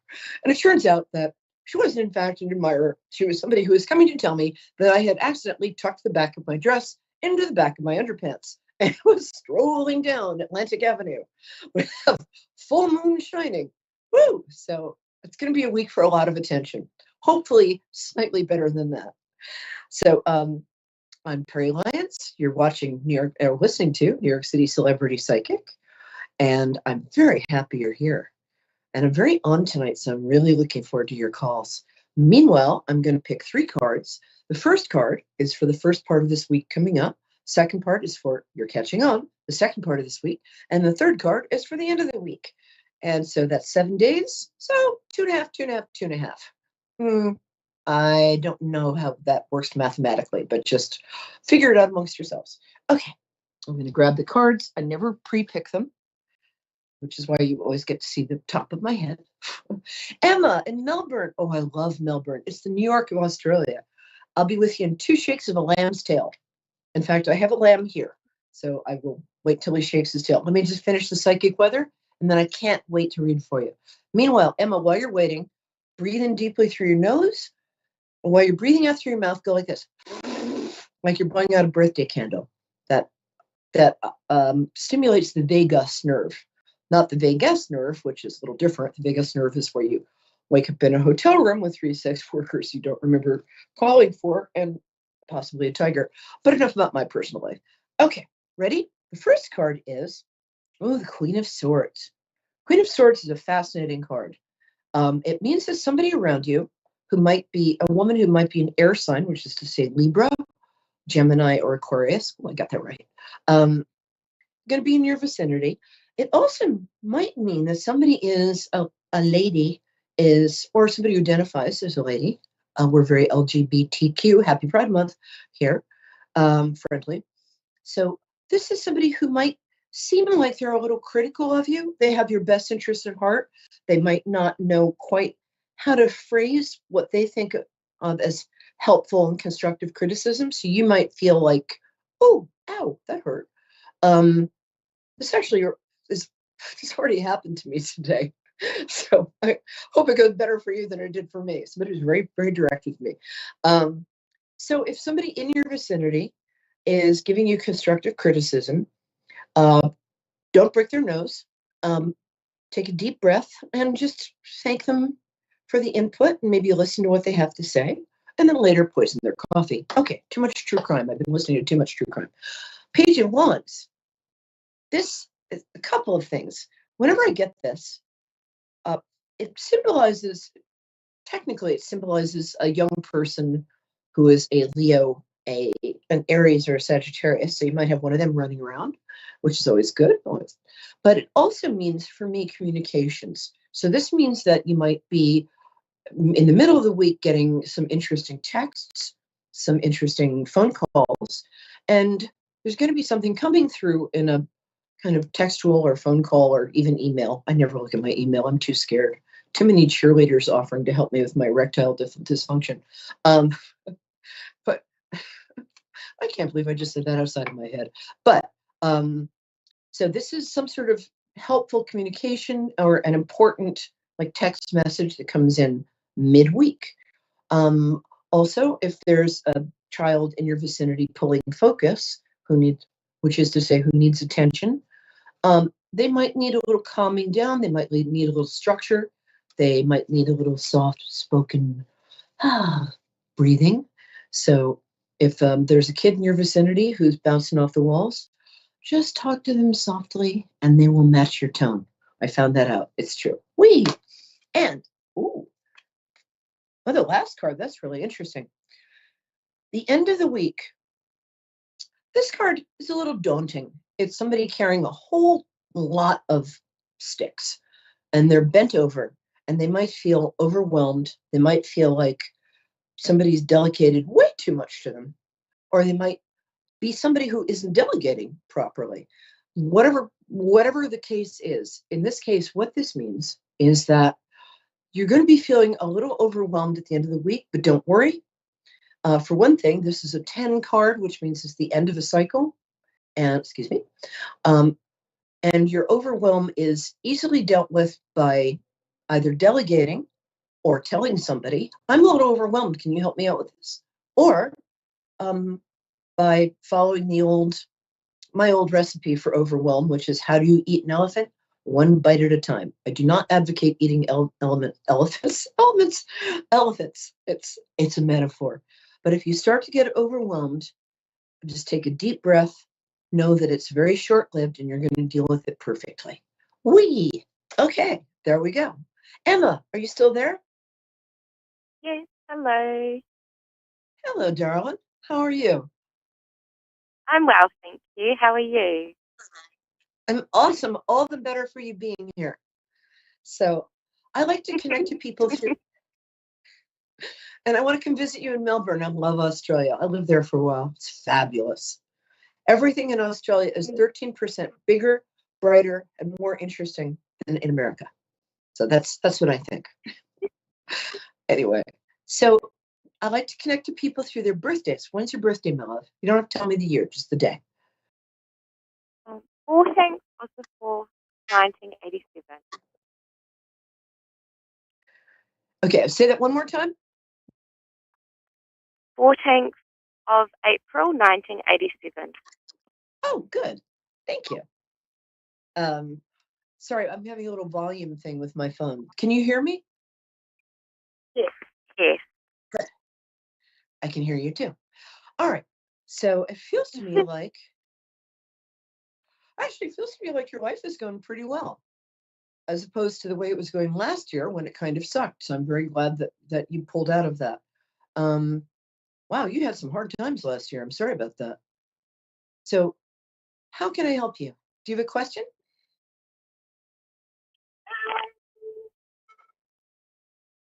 I have a question about love.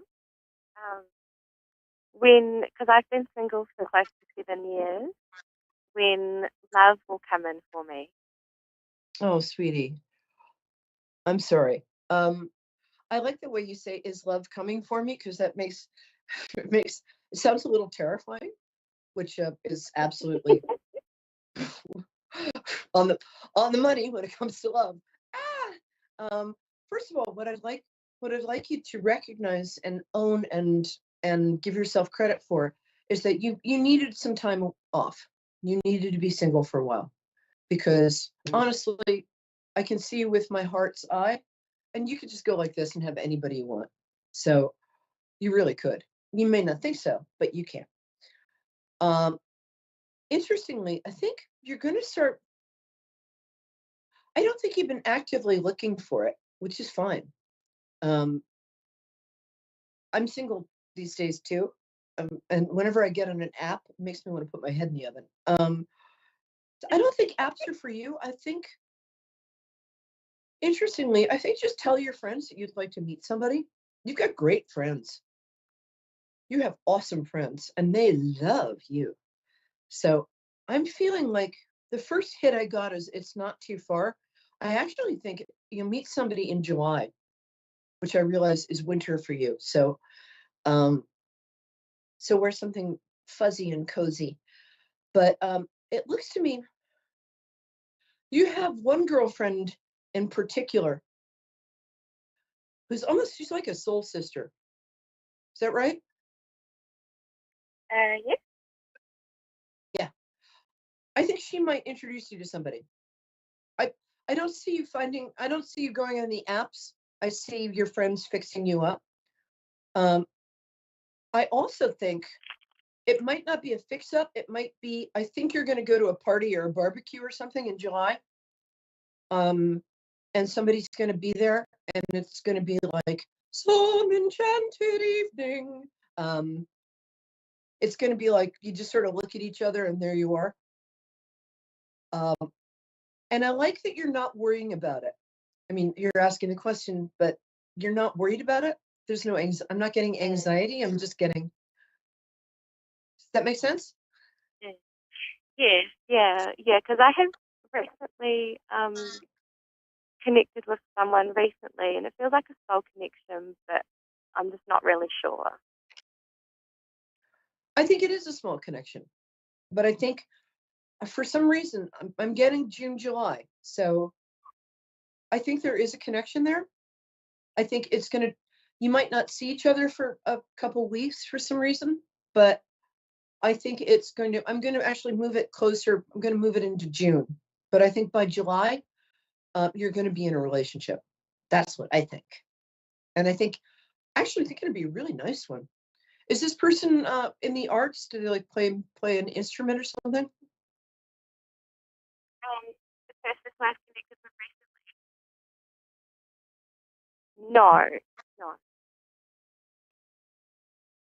recently? No. Well, there's some sort of, I don't know. There's somebody who enjoys music. I'm getting like a musical thing here.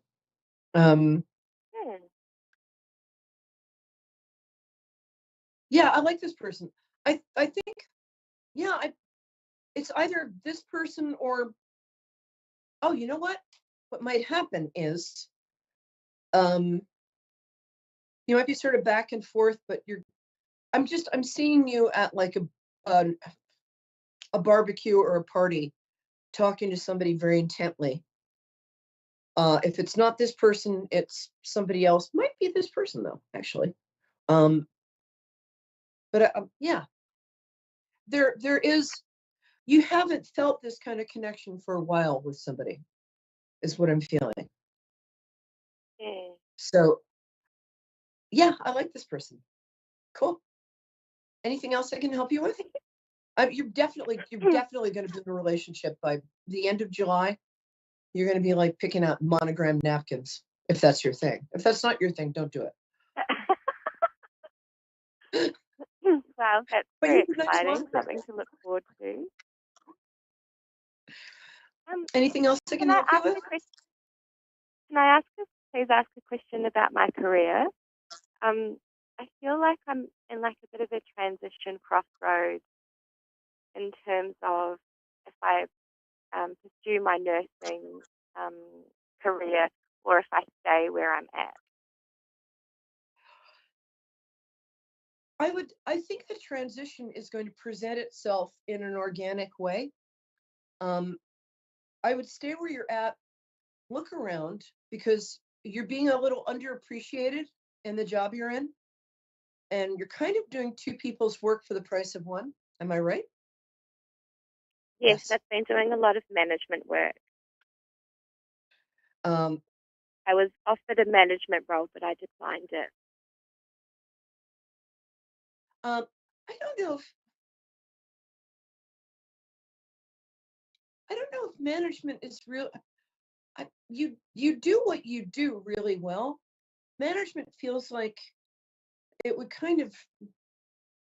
I want you to get paid more for doing what you do. Management feels like.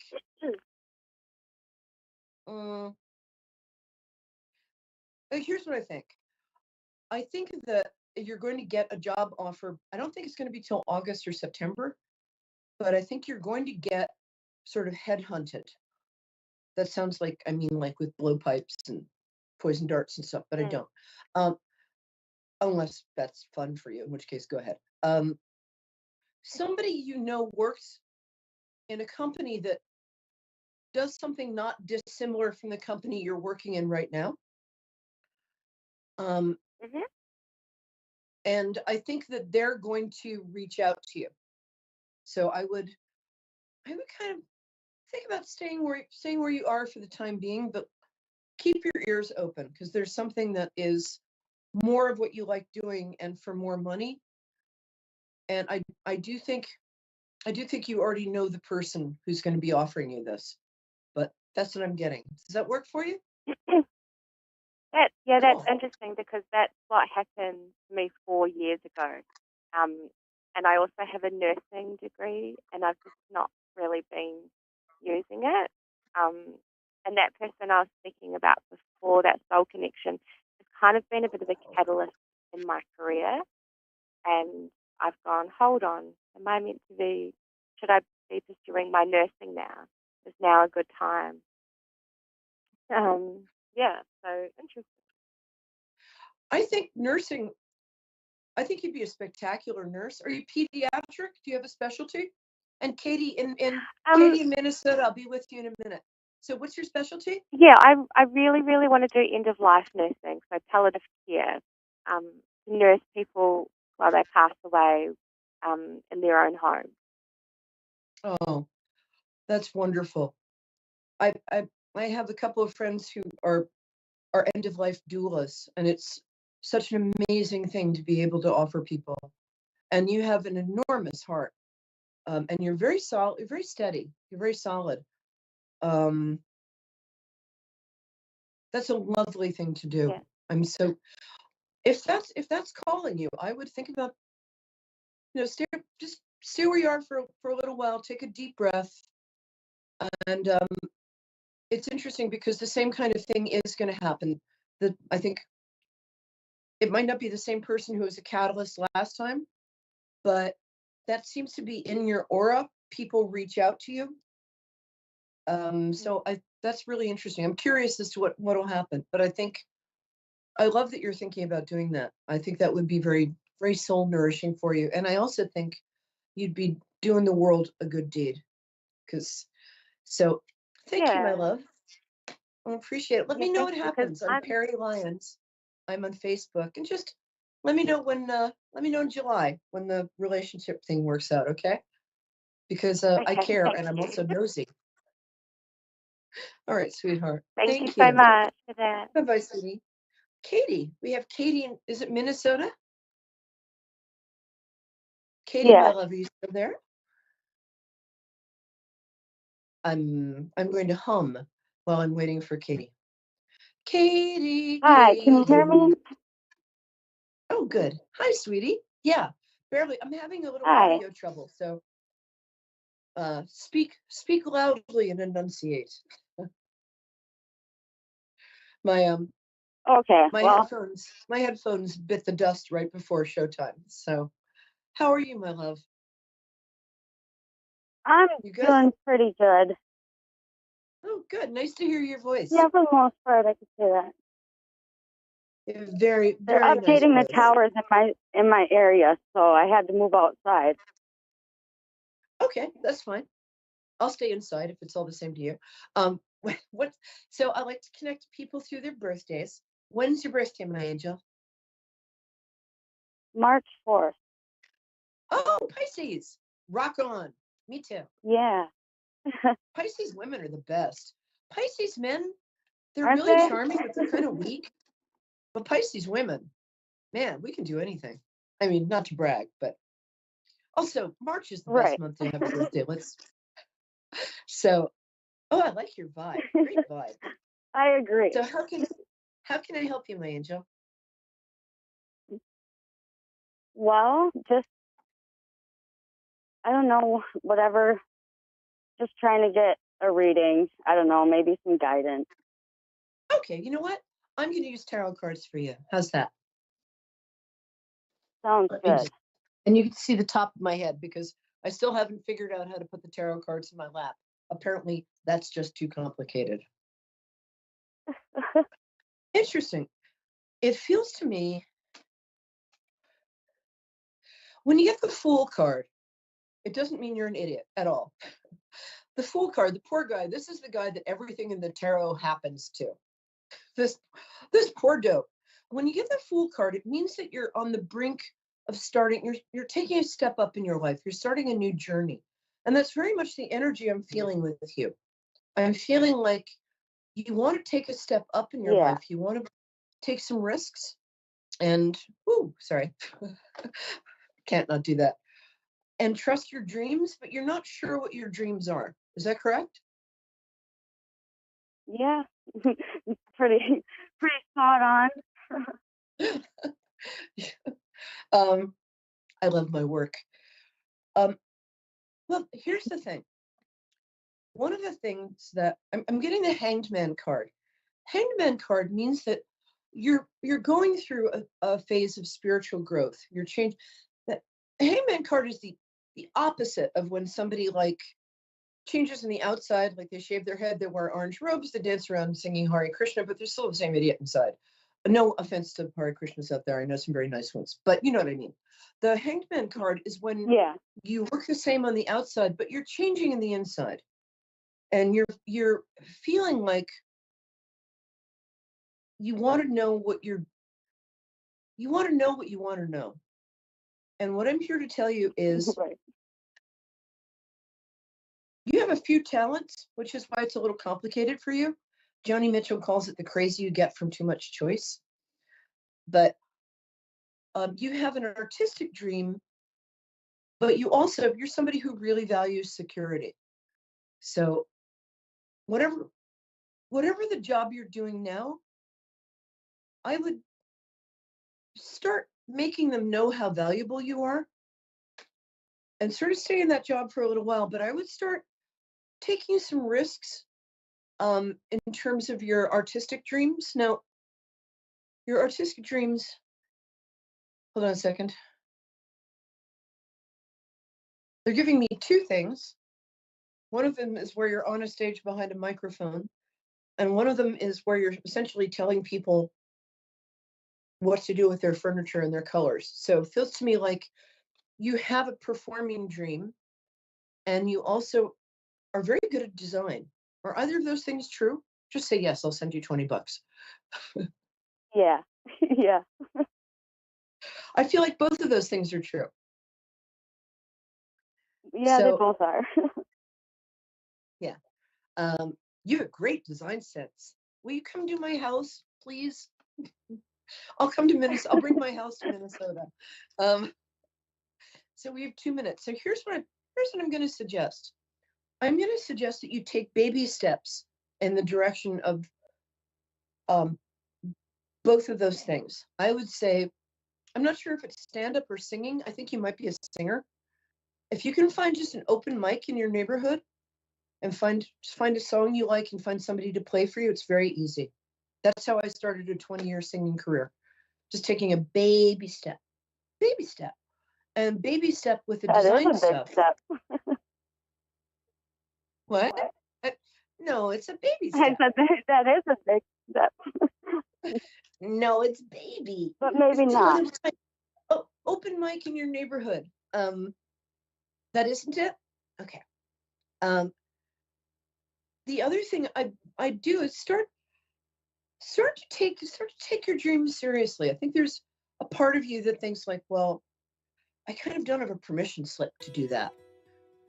But maybe take an online course in interior design, because the thing is, we've got 60 seconds, so I'm going to talk really fast, which is easy because I'm a New Yorker. The thing is that here's your magic key. People really like you. So that's your Marvel superhero talent. Anything you do, people are going to support you because you're incredibly likable. It's your superpower. So you can step on stage and sing a little. People are going to root for you and like you. You can take a design course and then maybe ask a friend if you can design their house or something like that. But I think within 2 years, you're going to start heading seriously in the direction of at least one of these dreams. You've got a lot of talent and you've got a lot ahead of you. So good luck, my angel.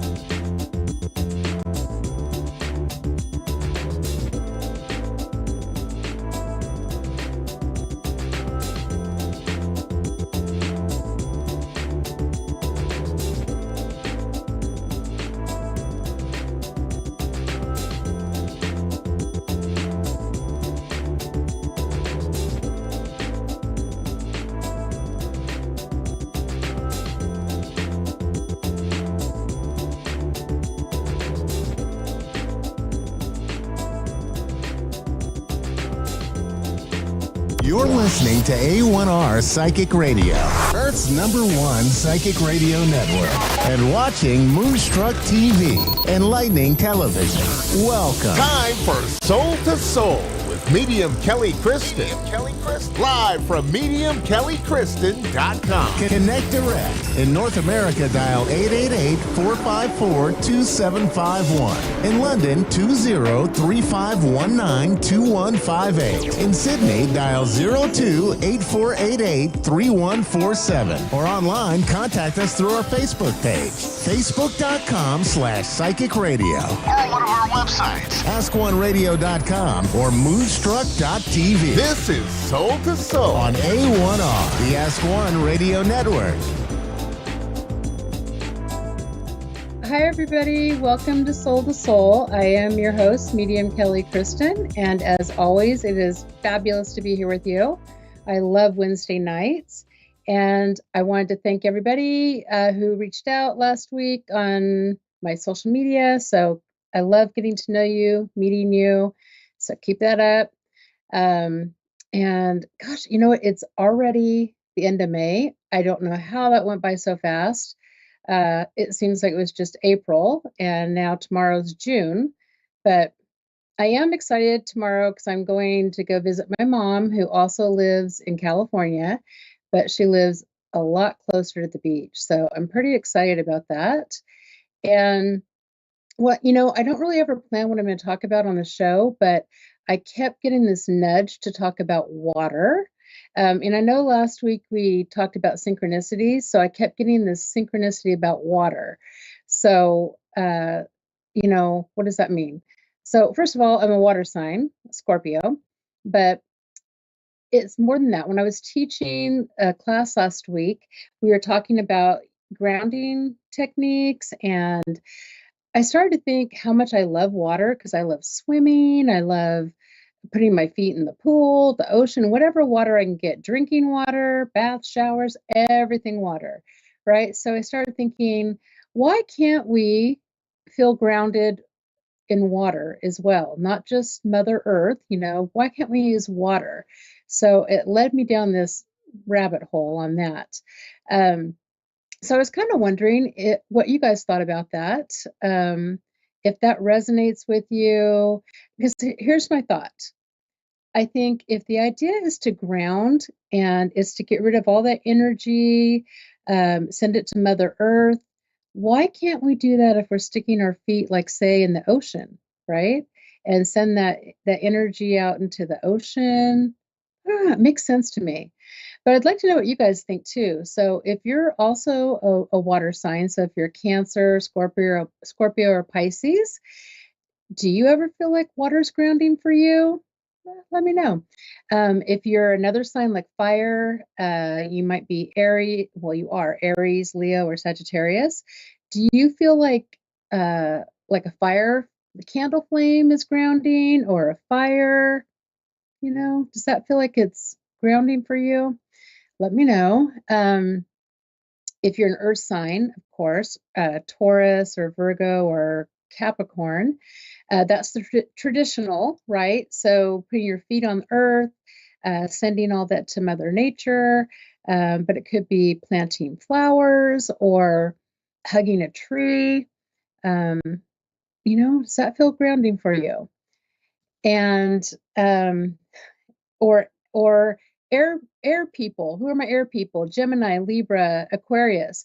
Does being out in the air, feeling the air in your face, if you could be that dog with your head out the window of the car, does that feel grounding for you? So how are you going to let me know? I don't know. Please, if you can, let me know on my Facebook page at Medium Kelly Kristen, because the teacher in me kind of wants to do this science experiment and find out if there's other ways that we can feel grounded, and if it correlates to your zodiac sign and the element that goes with that zodiac sign. Is that too hard? Do your best and let me know, because I really am curious. I know first thing I'm going to do when I get to my mom's is put my feet in that water in the ocean. And if it's freezing, I don't care because I love it. And it's going to be grounding for me. So that's your assignment for the week. Let me know what feels grounding for you. Okay. And you know what? We already have our caller. So we have Kathy from Atwater. How are you? I'm good, thank you. Kathy, you are right by me. You are my second caller from California, second one I've ever had. I'm in Visalia. Oh, yeah, you're not that far. Yeah, not that far. So how are you tonight? Good? I'm pretty good. Mm-hmm. Yeah. Okay. Did you have a question for me, or do you have an idea of what kind of reading you'd like? Maybe a love reading for the new. I'm sorry, you cut out a tiny bit. Did you say love reading? Yeah, a love reading for something new. I'm not interested in the past person. That's just I hear you. Okay. Let's go with the new. All right, so let me just kind of tune into you really quick. Feel your energy. Okay, so one thing I feel for you when you're looking for this new relationship or is to go with balance, right? So it's almost like sometimes we want to rush in because it's exciting and new and fun and this is a great person. But it's almost like I feel like I see the two scales, and I feel like you need to balance the pros and cons, take more time. So I don't know if that would make sense to you, but it feels not that you rush in normally, but it just feels like you have a few choices. So to balance out your choices, would that make sense to you? Um, I don't know. There might be choices, but I'm not choosing anybody. And this person I'm interested. It's been like 2.5 years. But I never went out with him. I'm really not rushing into anything. I just wanted to know like what was happening. Okay. So maybe that's what I was picking up on, right? Is that you already have done that balancing, that you've taken your time to get to know the person, right? Not really, not yet. Oh, I'm so sorry. I must be misunderstanding you. Are you saying that you have a person in mind I understood you say you had a person in mind that you've known for a couple of years. Is that true? Well, yeah, but I haven't known him. Like he's made it known to me that he's interested in me, and but I've just been not really. I wasn't really paying attention until lately. I'm thinking, well, is this person and I gonna ever get together and befriend each other or what?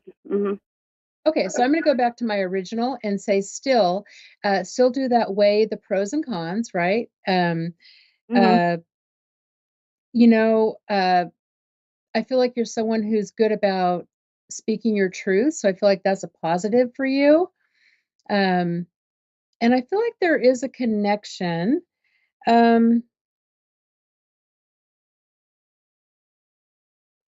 Now, I just wonder, is there an event that the two of you are supposed to go to, or did you just go to an event where you just saw this person?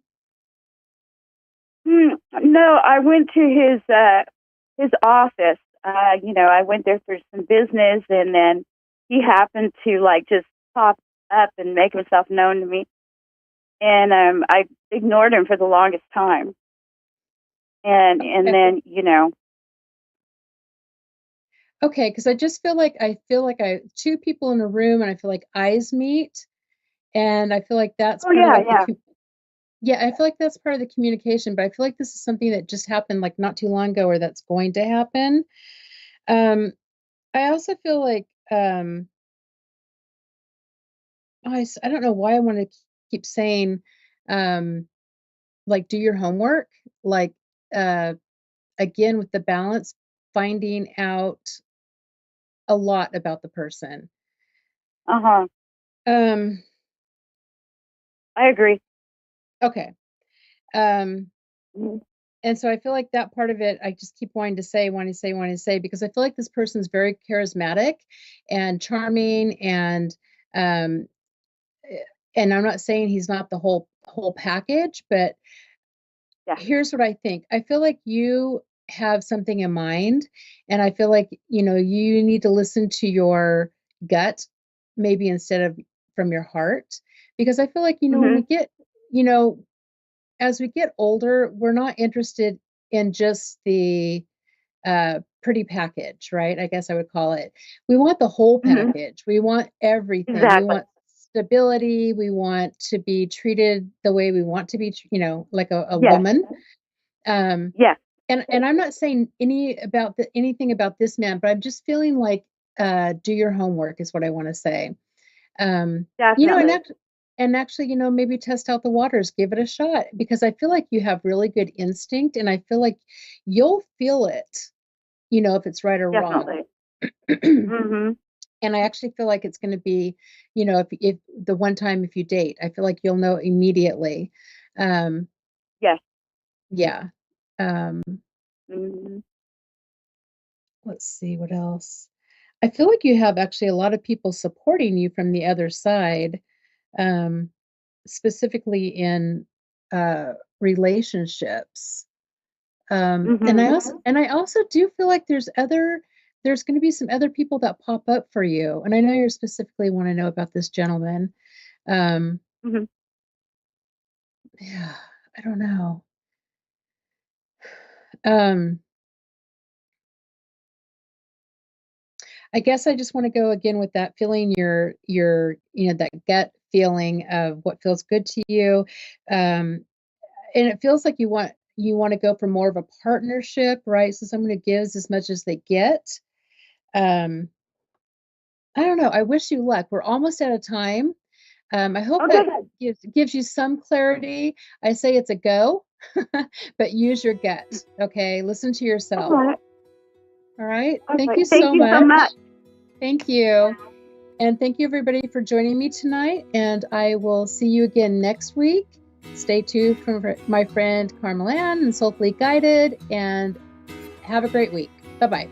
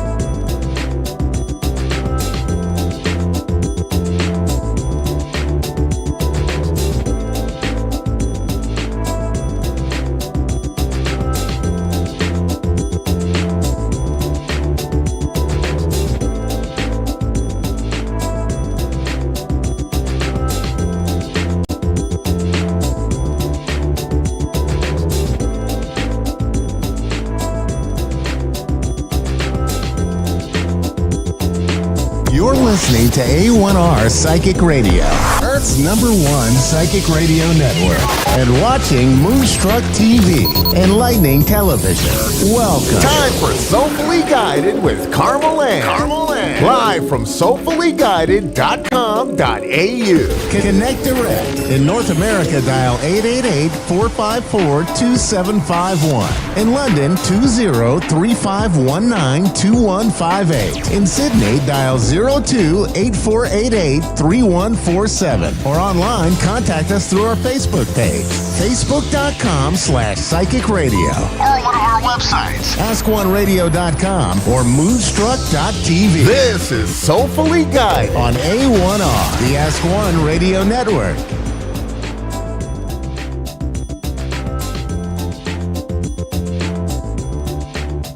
So hi everyone, welcome to another week of Soulfully Guided. I am your host, Carmel Ann. So look, I don't want to mumble up all my words. We're going through the confidence series where I'm learning to comfortably be myself through a healing process of my own journey. And part of that is sharing my knowledge and my experience here on the show. And you'll usually see me come with notes or, I've got things at the back of the camera, what I'm going to say. And I'm trying to veer away from that. And I'm really embracing this healing version of myself, and it's really amazing. And we are going to go into a caller today, but we touched on some happiness last week and that it's hard work, and it really does mean making choices. And what's not working yesterday, we're able to see that and make those sacrifices and changes and that hard work so we can change our tomorrows. And that's been a huge journey. And I don't listen to podcasts, but I listen to my own, and you've got to go back. Like, I didn't even have the confidence back then. And I have to say, I felt really incredible. Like, I listened to my drug addiction series. If you haven't watched it, go back, Google on your favorite podcast or, radio thingy and check out my show that starts from the 8th of February and goes on till about the end of March. And I'm just so proud of myself. And it makes me wonder, you know, I was so, and I still am, not hugely confident. I don't want to be too confident that I get carried away and start singing and dancing on the show, which I'm almost going to do. But, you know, I'm so proud of myself that I got to that comfortability and that point. You know, I don't like oversharing, which I do, but I was able to express my story in 8 shows of a 17-year drug addiction from an academic point of view and also a personal point of view. And I really hope it reaches people that need to hear it. So please do give a listen to it. And I want to know, what are you proud of yourself for? What courageous thing have you done, whether it was today, yesterday, 5 years ago? Go sit in that space and just be proud of yourself. You know, part of my healing journey has been, the last straw of it has been my physical health. And you know, 6 months ago in my series, I talked about being uncomfortable about my weight and the health risks associated with it. I've since lost 10 kilos, love Spotify, listen to it, and I'm busting out some dance moves. Like, my body is wanting to, it's aging and the wrinkles are starting to show, but I'm busting out dance moves I hit when I was 16. I'm almost about to listen, like I'm seriously going to hit the floor like Johnny Gill style. So that shows my age, but it is so amazing. And I think we're going to have to do a series on healing and growth, because it's, you know, I'm happy to share that part of myself after the drug addiction series. And I just thought healing is such a detrimental part of our lives. And, you know, we don't want to be set back from yesterday's worries. We want to use them as a platform or a stepping stone to, you know, live a healthier, happier, and better life for ourselves. So are we getting into a caller? Let's see. We do. Perfect timing. So Darcy, and I'm not even going to say that place because I'm bad with pronouncing things. Where? Idaho. I know how to say that one. I read something else. So sorry, everyone. Darcy, how are you? I'm good. How are you? Very well, thank you. A bit hyped up from intense dancing before I came on the show. So you'll have to deal with that energy. Now, what question did you have for me today with a tarot reading? Well, I'm in between jobs right now, so I'd like to know what you see on the job market for me. So you're in between jobs, and I missed that last part. You'd like to see? Yeah, like what you see coming up for me for a job. Okay, so I'm just thinking how we can read this. We can do a straight up what's coming up for you career and job wise, and any advice and guidance to speed things up for you if you like. Sure, that sounds good. Okay, let's go for it, Darcy. So reading for Darcy. Darcy, let's take a bit of a breather while I connect with you. Can I have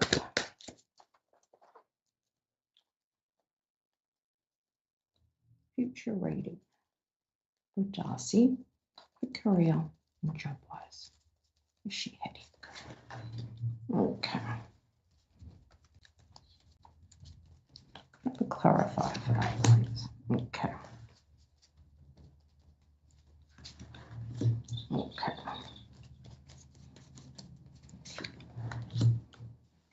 And the outcome card. Okay. All right. How do we avoid this? Okay. And advice and guidance, please decrease. So I'm just picking the cards. Okay. Advice and guidance. So obviously, when it comes to career and job, advice and guidance. Okay. When it comes to a job, obviously we want something that's going to provide financially for us and be in our favor financially. I see things as really positive, but then there can be a turn that's not so positive, okay? Okay. So I will break it down. So when we're looking at job, I would explore things that are beneficial, that suit you, your family life, or your commitments outside of the workplace, not something that is going to drain you and exhaust you and consume all of you, the best, the good. Like that's just going to, a place that's going to, we really want to avoid, you know, if you're in between jobs, going for the first job you see that will actually not work in your favor. That will be, it'll be sort of controlling and, you know, settling for that, just that one job because it's all that's there. So when you go for your next job, you know, there's this sort of cross look at it where you can get a really good opportunity, or you can, or, you know, wait for that, which might take a lot longer, or you just settle for the first thing that comes, which could be, you know, an unfavorable choice in the long run for you. So when I look at this, obviously you want something that's going to give you financial, you know, a bit of financial comfortability and the lifestyle you want. I wonder if it's time to also change careers, something new and exciting, maybe learn a new skill while you're in between jobs. But this time of your life is hugely important. It's about family, connection, commitment, what you're, you know, what you're feeling, as well as not just the money side of things. You want to be in a job that brings you up and you enjoy going to. Well, don't we all?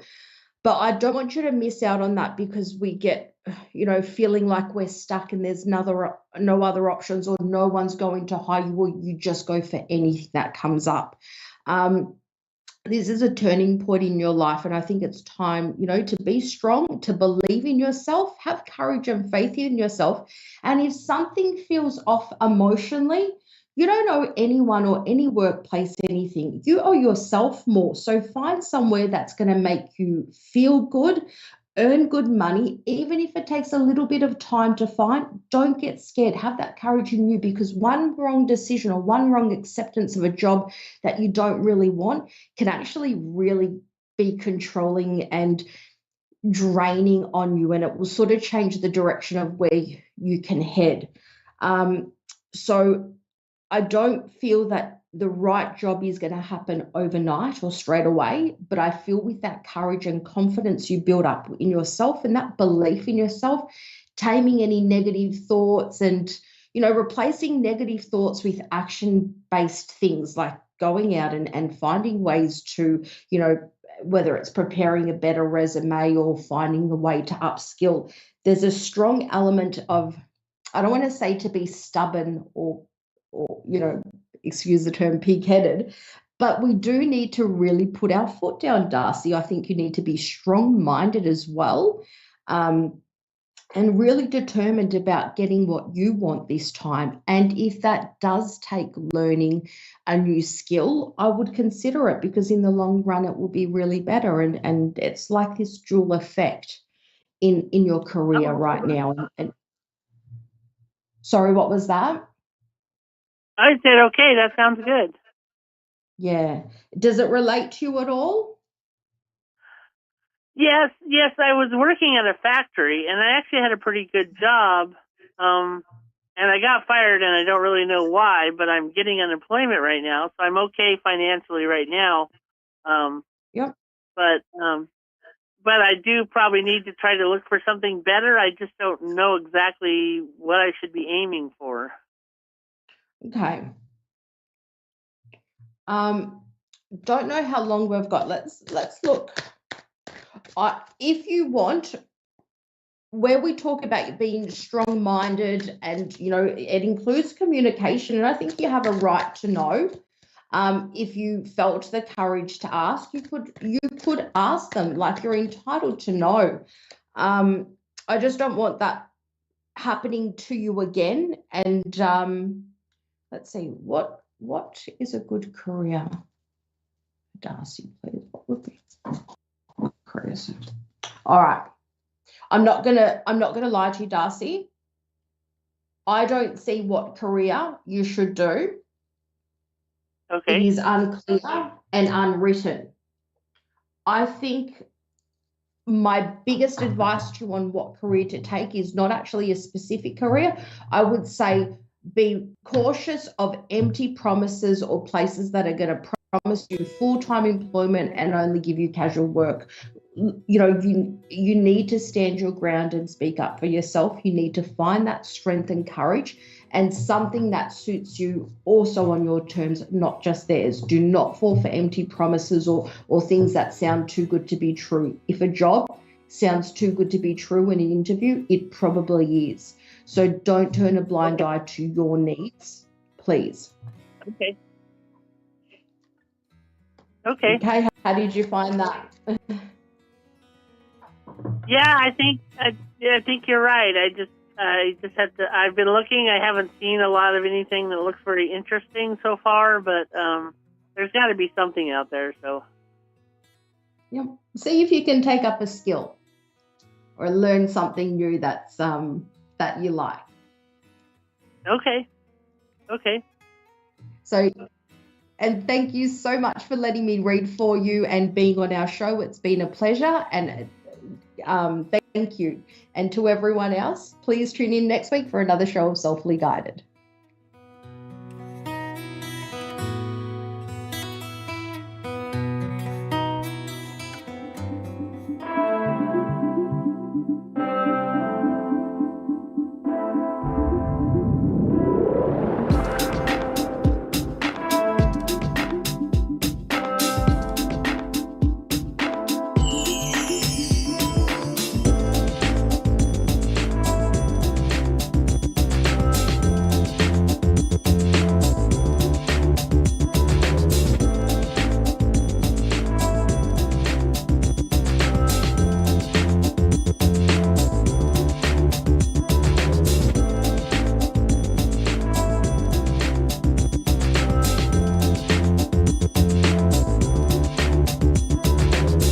Listening to A1R Psychic Radio, Earth's #1 psychic radio network, and watching Moonstruck TV, Enlightening Television.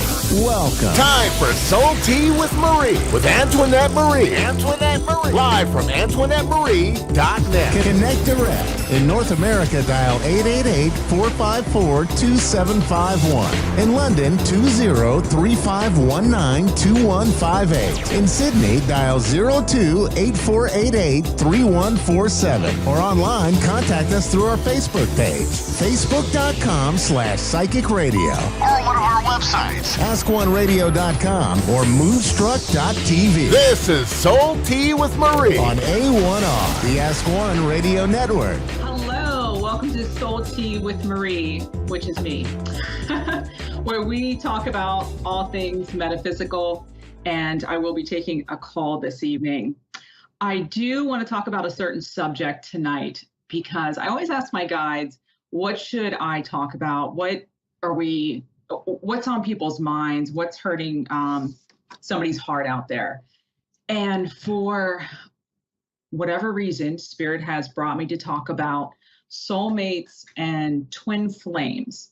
So someone out there is dealing, or maybe more than one of you, is dealing with a twin flame and what the heck that means. And I get the feeling that it's destroying your life to a certain degree because you don't know what to do with it. You don't know how to handle it, what's happening.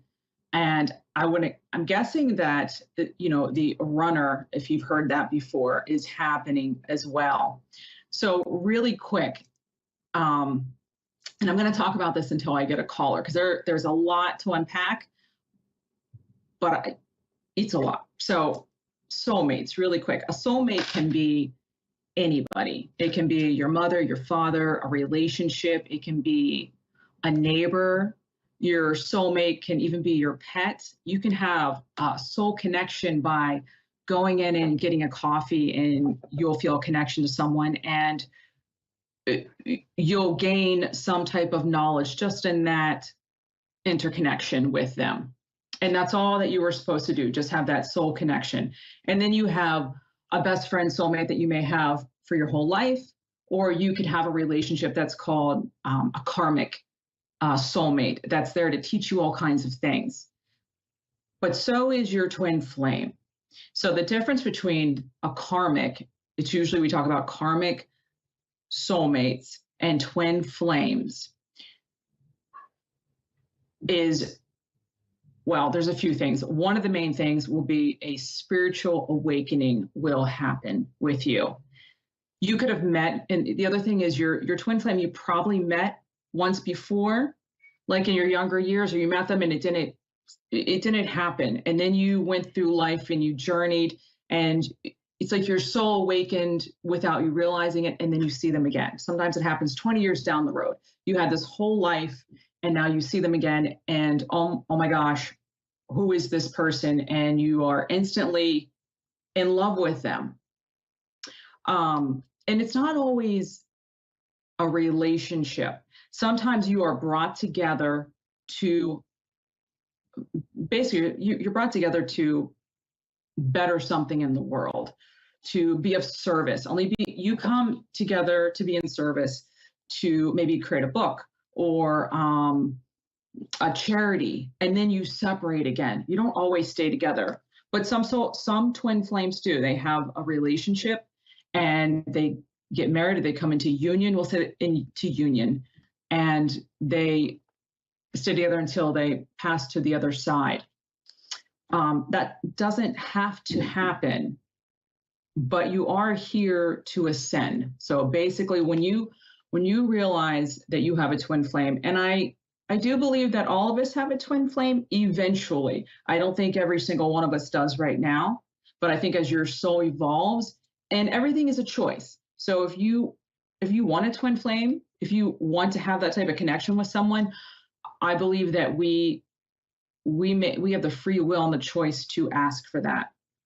I know that there is two schools of thought. There is we're one soul that splits apart, and we mirror each other, and that's your twin flame. There's also the other school of thought where it's two souls and we come together.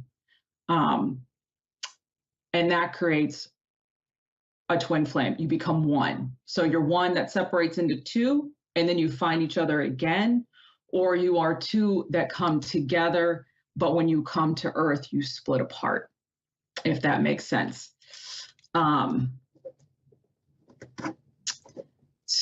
And I have a caller, so I will put that on hold, and we can discuss the rest of that the next time I am here. Vinny, are you here? Yes. Hi, how are you? I'm good, thank you. How are you? I am good. Let me just get a piece of paper here so we can.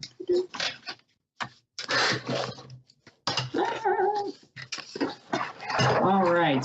And may I ask why, what is your reason for calling in tonight? How is your heart hurting? My feeling, because I've been separated 2 years ago from domestic violence, emotional abuse, for 17 years married. So until now, I don't know how to trust men anymore. I'm just scared. I'm just worried I believe there is someone out there. It's a nice person, but at the moment I don't know how to believe how lucky I am to get one of them, something like that. So I don't know. Still don't know what to do. So you're getting out of an abusive situation, and you're looking for someone to come into your life. Yeah, I try to open my mind. That would be nice if I have someone that I love and very laid-back person. But sometimes I just pull myself. No, I don't need that. I don't want to end up fighting. Every relationship, there must be argument, there must be jealousy, and I don't want to involve that anymore. So I'm in between. Sometimes I miss to have a boyfriend, but sometimes no. I miss I prefer being single. So I don't know. I don't know what is my direction. I see. So I just want to say that obviously I am a psychic, I'm an intuitive, and I am not a therapist. I just want to let you know that. I mean, I know you know that, but I need to say that before we proceed. And so this is what my guides are telling me with you. I know that you're looking for someone to share your life with, but I also can see that you're actually on the fence of that. And I believe if you haven't had therapy yet, I do think that you need to go in and have some therapy on being, I want to say, trauma bonded to the person that you were with, because there was, and I'm getting that there was narcissistic abuse there, as well as, and you didn't say it, but I'm going to say it, which is there was some physical abuse. It may not have been to the point that it was extreme, but there was pushing and in your face. It was very much in your face physical abuse.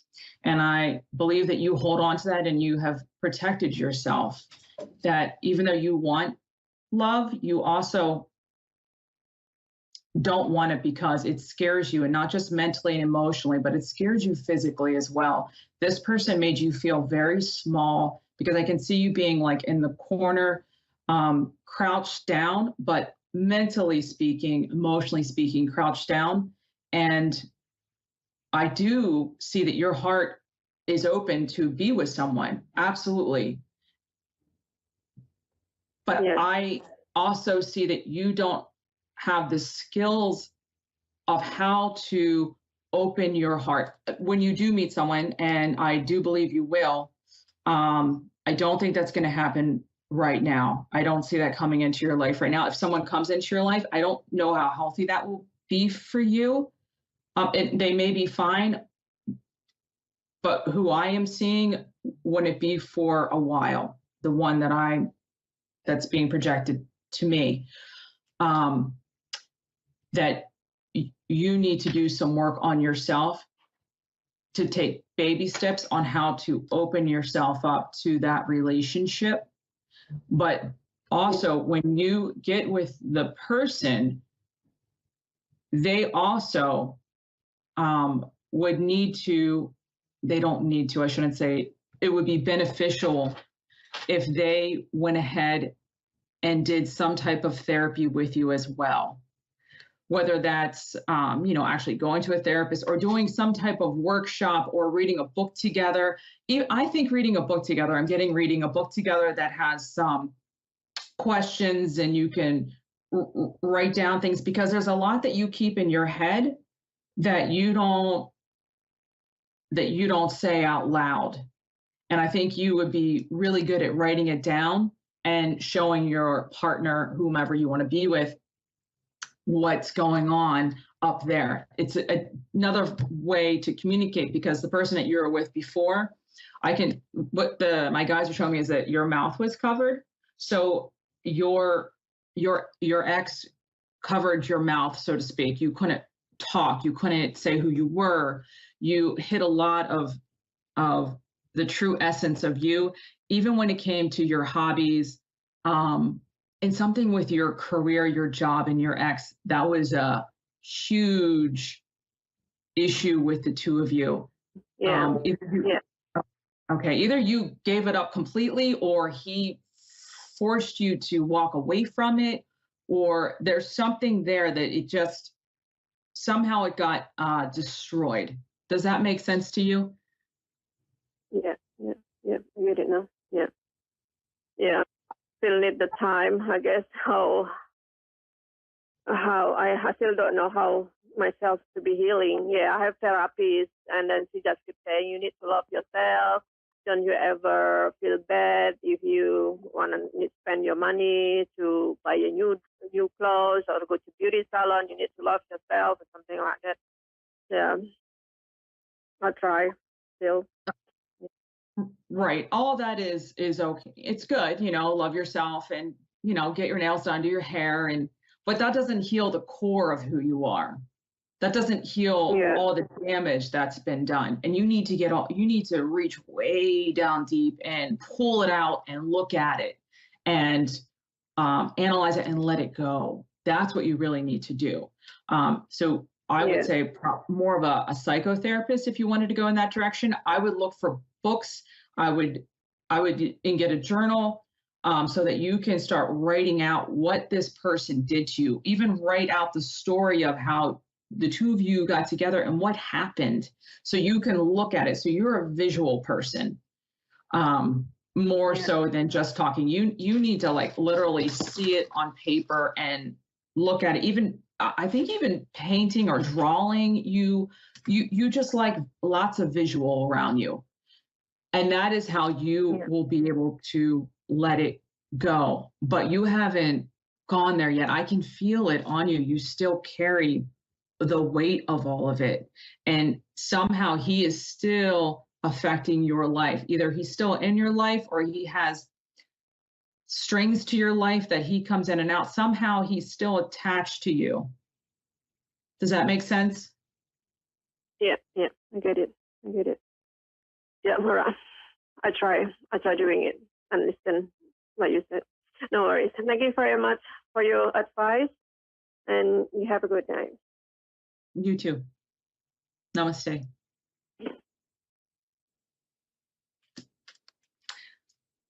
Okay. So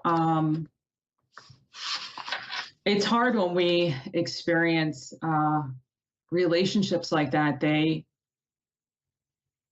They can really hurt us emotionally and mentally, and to try and move on or move forward, we don't ever actually move on from it. We just have to move forward. It's the same thing with grieving. When we get out of a relationship that has basically destroyed us, we need time to mourn it. We need time to mourn that situation, and then figure out how we're going to go about bringing someone else into our life. And sometimes we don't. Not everyone does. Not everyone is able to let go of all of that pain. But I know that last caller really wants to be loved, and she is caged. And a lot of people are caged in their own life because of what has happened to them. And I can't give therapeutic advice. I can only give what my guides tell me. And what that is figuring out how to get that pain out. And the way to get the pain out is to look at it.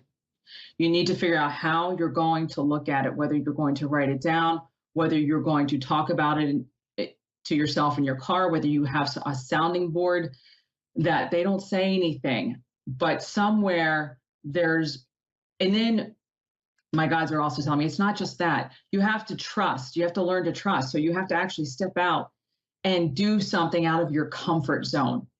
So say you've always wanted to, I'm going to use this analogy, but say you always want to jump out of an airplane, but you're scared to death to jump out of an airplane. My guys tell me you got to go do it anyway. Now, I'm not telling anyone to jump out of an airplane, okay? But say you've always wanted to do karaoke and you never did it before. Go do it, because you're stepping out of who you are in your day-to-day life. And you're going to get up on that stage, you're going to sing, and you're totally going to fail, but you're going to feel alive. And that's what's missing for you, is feeling alive again.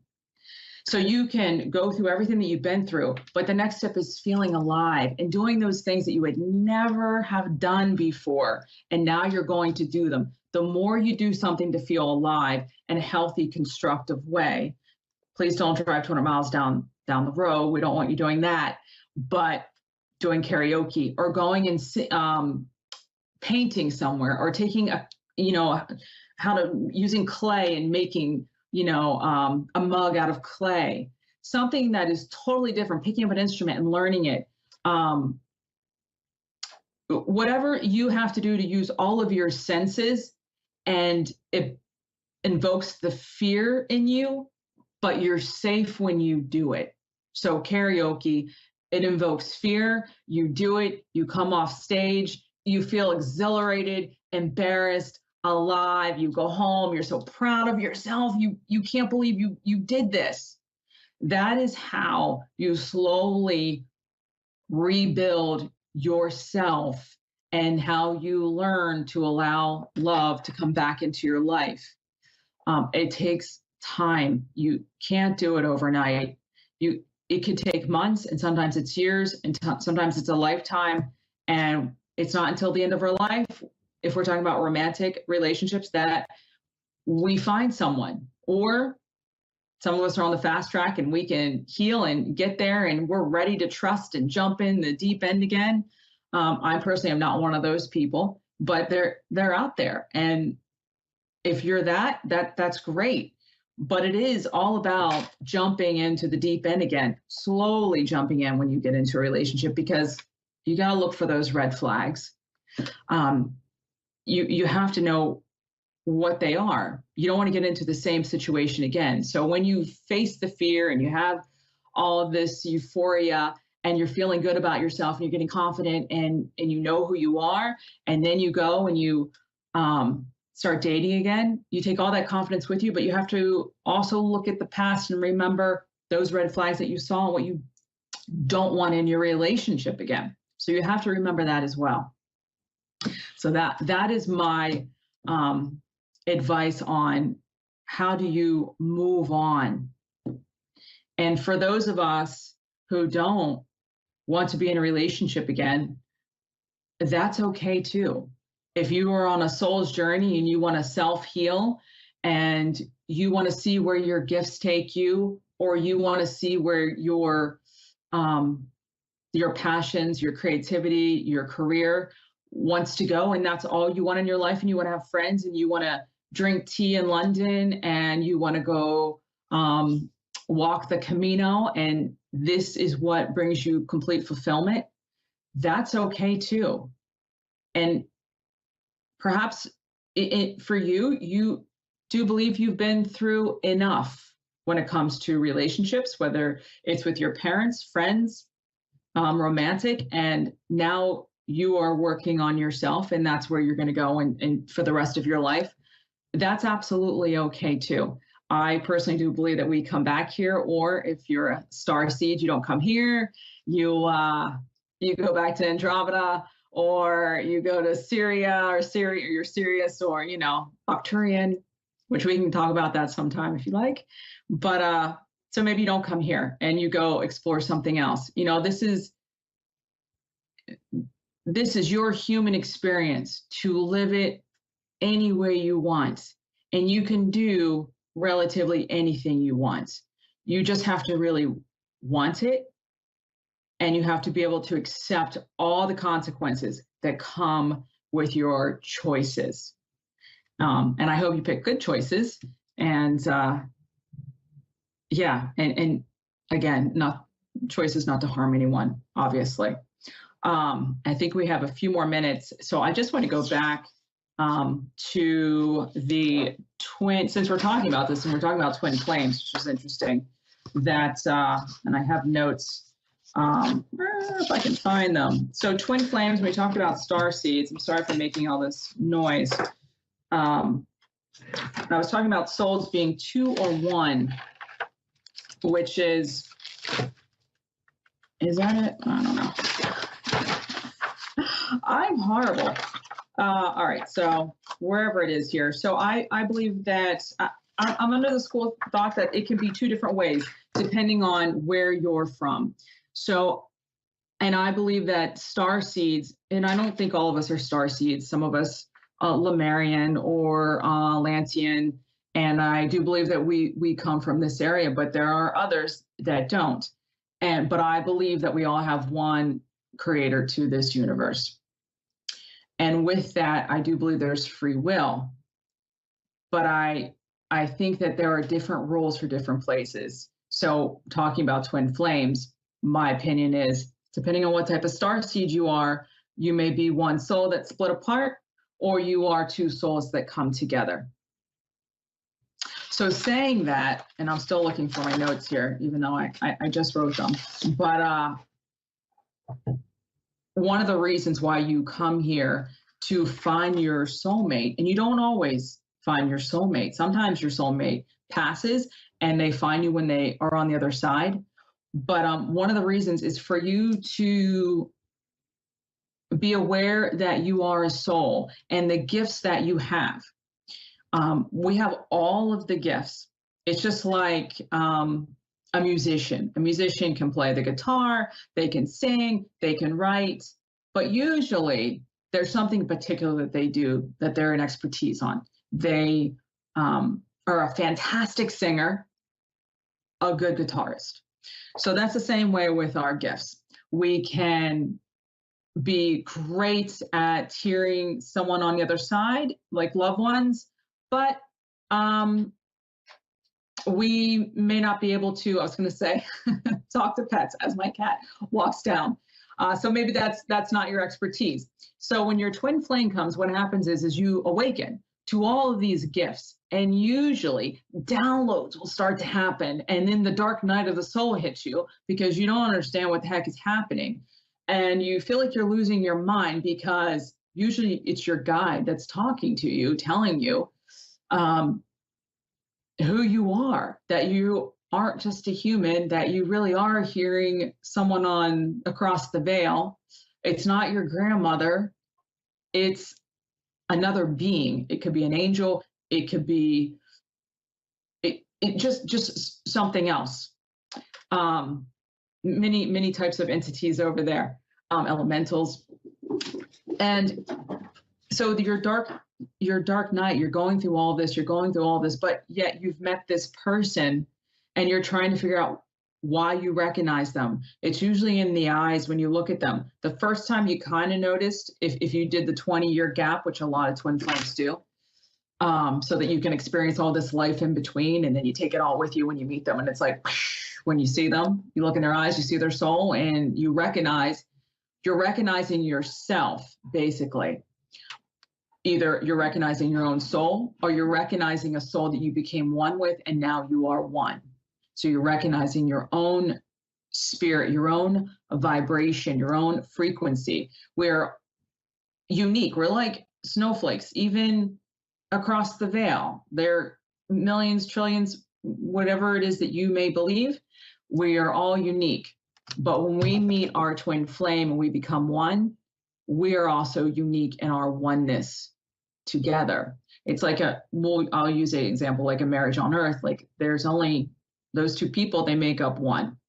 So you have your own uniqueness with your twin soul, your twin flame counterpart. So when you recognize them, you see yourself. You see this love that you have, and you come into union. Where it gets tricky is that they may not wake up with you. They may not want to ascend. They may not be ready to ascend. I mean, that's ultimately what you're doing. That's why you met them. So that's why they talk about the runner chaser. Now, if you have abuse and all of that, I don't subscribe to that type of twin, at least not in that way. And that gets into a lot. But that's why I say that you have a runner, because they don't understand what's happening. It's almost like, I can't do this. I can't do this. And you're like, oh no, we got to do this. We have things to do. Your soul's like, no, we got to go save the world. We have a mission. That's why we're here, to ascend and to bring love and light to the world. So you have the push and pull, and then it could go on until you leave here, or they could awaken and you actually create something. So, but that is roughly what a twin flame is. And that's what happens when you meet them. And then, of course, your soulmate is your soulmate. And you may stay with your soulmate the rest of your life and have a twin flame in your life as well. A lot of people do that. They have a twin flame. They're not in a romantic relationship, but they're in union, and they go out and they do service together, which is very beautiful to do. And then you have your soulmate that you spend your life with. And then when you go across the veil, you make a decision on what you want to do. If you want to stay with your soulmate, your twin flame, I would imagine you go with your twin flame. But again, it's all about free will, which is the beauty to our eternal life, I believe. But time is running out. I just want to thank everyone for listening. And I send healing to Vinny and to anyone else going through that, and anybody that's a twin flame that's having a hard time. Love and light to you. Namaste. And I am thinking of you, and I understand the journey. I really do.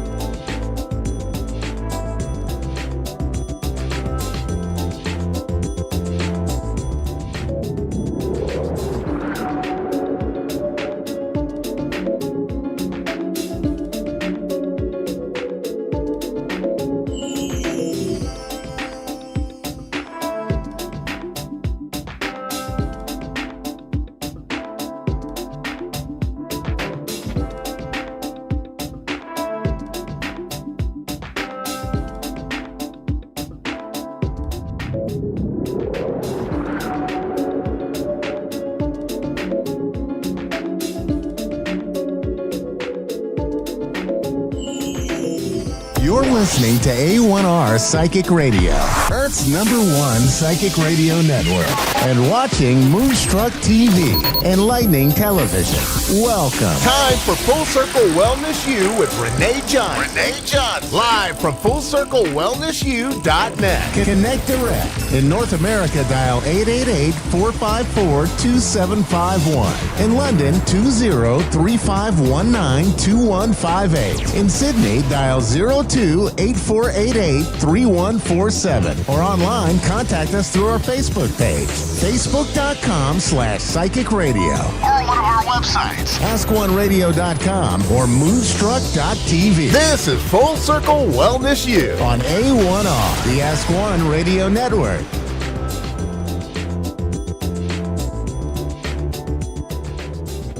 Hello, everyone. Welcome to my show. I'm so glad everyone's here and can join me tonight. I've had an interesting week here in Tennessee once again, and I hope all of you have had a great week yourselves. I am just so excited to get going tonight with this show. We've talked about a lot about health along this journey in this last month. And I've asked people to grab your journals if you like and start taking some notes. And I hope you've all been doing that. And I hope you've done your little pee test where you pee in the jar. If you don't know what I'm talking about, it's to check to see if your kidneys are filtering. With my herbal certifications and my training, it's very important to learn about the lymphatic system to help the body flow properly and to get your health and balance. And so the little pee test is to pee in a jar first thing in the morning, first urine, set it aside, wait a while, go back, check it out. If it looks like a snow globe, great. Your kidneys are filtering. If not, if it's clear, the color really isn't as important. If it's just clear as, water or whatever, it means you're not filtering. In that case, you need to give me a call and we need to start talking about how to get your lymphatics working, how to get your kidneys filtering so we can get you in the best shape of your life. There's so many little things that we just don't understand. We think we do, we talked about everything from even like ibuprofen and, natural remedies. And the difference is, ibuprofen's a great, let's get it right now, get the pain under control once in a while, but it has long-term, very negative effects. However, there's herbs and plants and dietary changes that you can make that are pretty simple and not that expensive that can actually reverse the challenges that you're having and open you up so that you can start your lymphatic system flowing and get your body in balance and get that pain gone, get all those ugly symptoms, just erase them and get rid of them and actually restore your health instead of just covering it up. We don't want to just bandage things. We actually want it to heal properly. And saying that, we have to look at the spiritual and the physical and the mental side of each symptom, because there's a good chance that, if you're having headaches, you're probably also either under a tremendous amount of stress or you're worried or, whatever. We all have something, and we need to look at all those aspects. So if you're interested and this really, kind of excites you and you want to get your health right, give me a call, reach out to me or hit me up on Facebook or however you want to. My contact information's here on the screen. And, let's get started. I am a clinical hypnotist. I am also a regressionist. I am a Reiki master. I do everything as natural as possible, always as possible. And I'd love to work with you, just holler at me and let's get started. I have all kinds of different plans to work with everybody's budget. We can start slow, we can start big, different people. Well, we all have different knowledge, and some people have the basics and some are maybe even more advanced than me, but they don't have my training. So, let's work together and let's get healthy. Let's definitely get healthy. So there's a lot going on. Folks have been hitting me up this past week and talking to me about many different things. And, as we spoke a little bit last week about all the different things that are happening globally. And I had a lady call me a few days ago and she was telling me about these dreams that she's having. And they're very disturbing to her, as they would be anyone. And she's a very intuitive person. And she doesn't feel these dreams are just dreams, standard, ordinary dreams. She really feels that they're messages from God, and that she wanted me to share some of that on the air. And I, too, have had some very interesting dreams and visions of the last few months. And I'd just like to touch on those a little bit, because I have a feeling that many of you that are watching are very intuitive and tuned in, and that we're living in some uncertain times, and we have to kind of do our best to stay in balance. And when you're psychic or intuitive, a lot of times you're also an empath. So when you go out in the world, you're picking up on everyone else's emotions and everyone else's feelings, and it's so important to know when it's yours and when it's not yours. And if it is yours, how to get into that zone where you can find that balance for yourself and the people around you, so that you're not, suffering with high levels of stress, anxiety, all the things that come along with that. And, for me, being a believer, I believe in God. I am Christian and I am saved.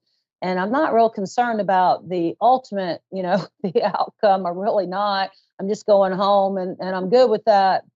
But I don't like the idea of people suffering and my family and my friends and, just everyone, I want everyone to be ready, and to be okay with whatever's happening and be able to stay calm and stay in the moment. So as our government's making all these choices and decisions, and we're starting to notice more and more things coming from, across the globe coming at us, it's critical that we realize that we stand in the truth, we stand strong, and for us to be prepared on different levels. There are super preppers out there, and hey, I say my hat's off to you.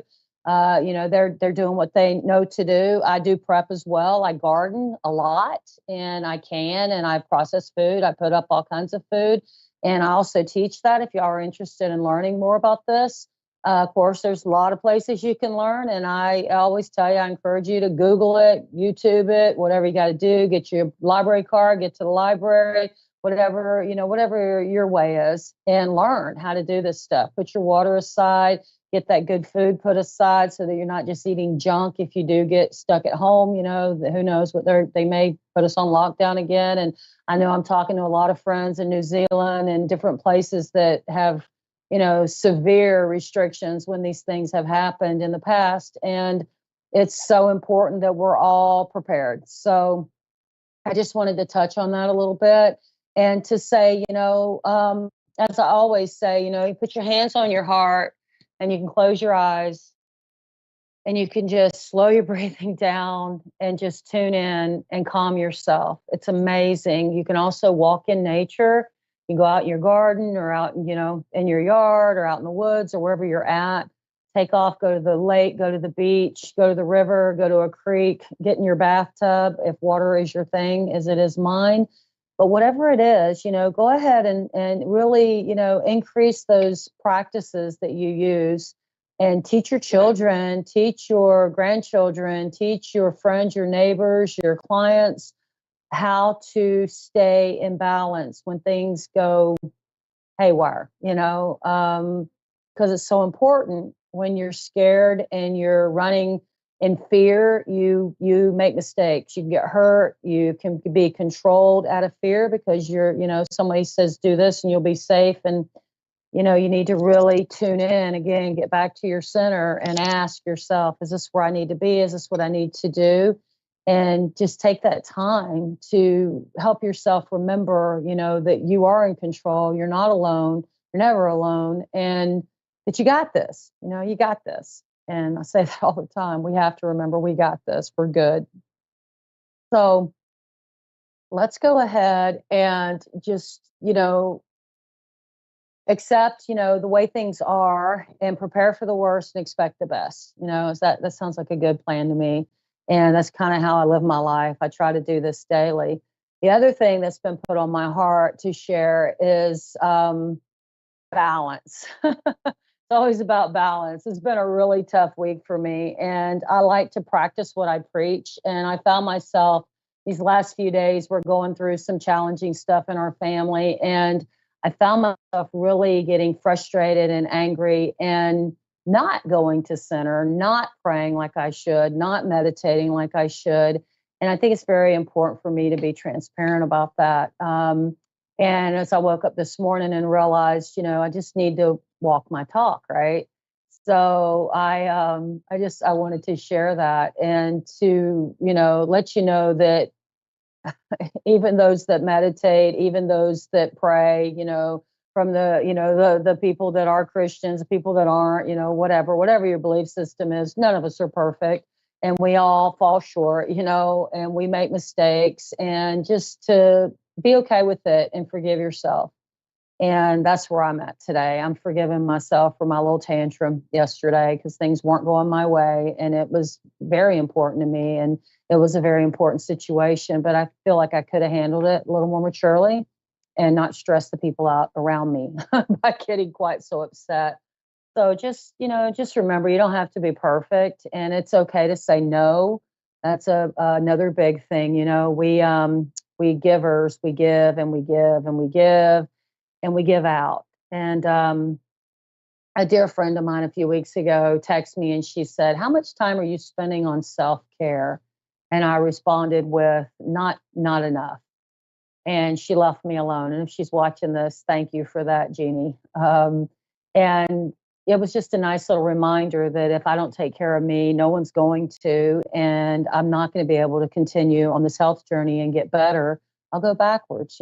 Stress is it's a wicked, wicked thing, and it affects all of us in different levels. Wherever your weakness is in your body is where stress will attack you. And it's so critically important for us to just take care of ourselves. And again, what does that mean?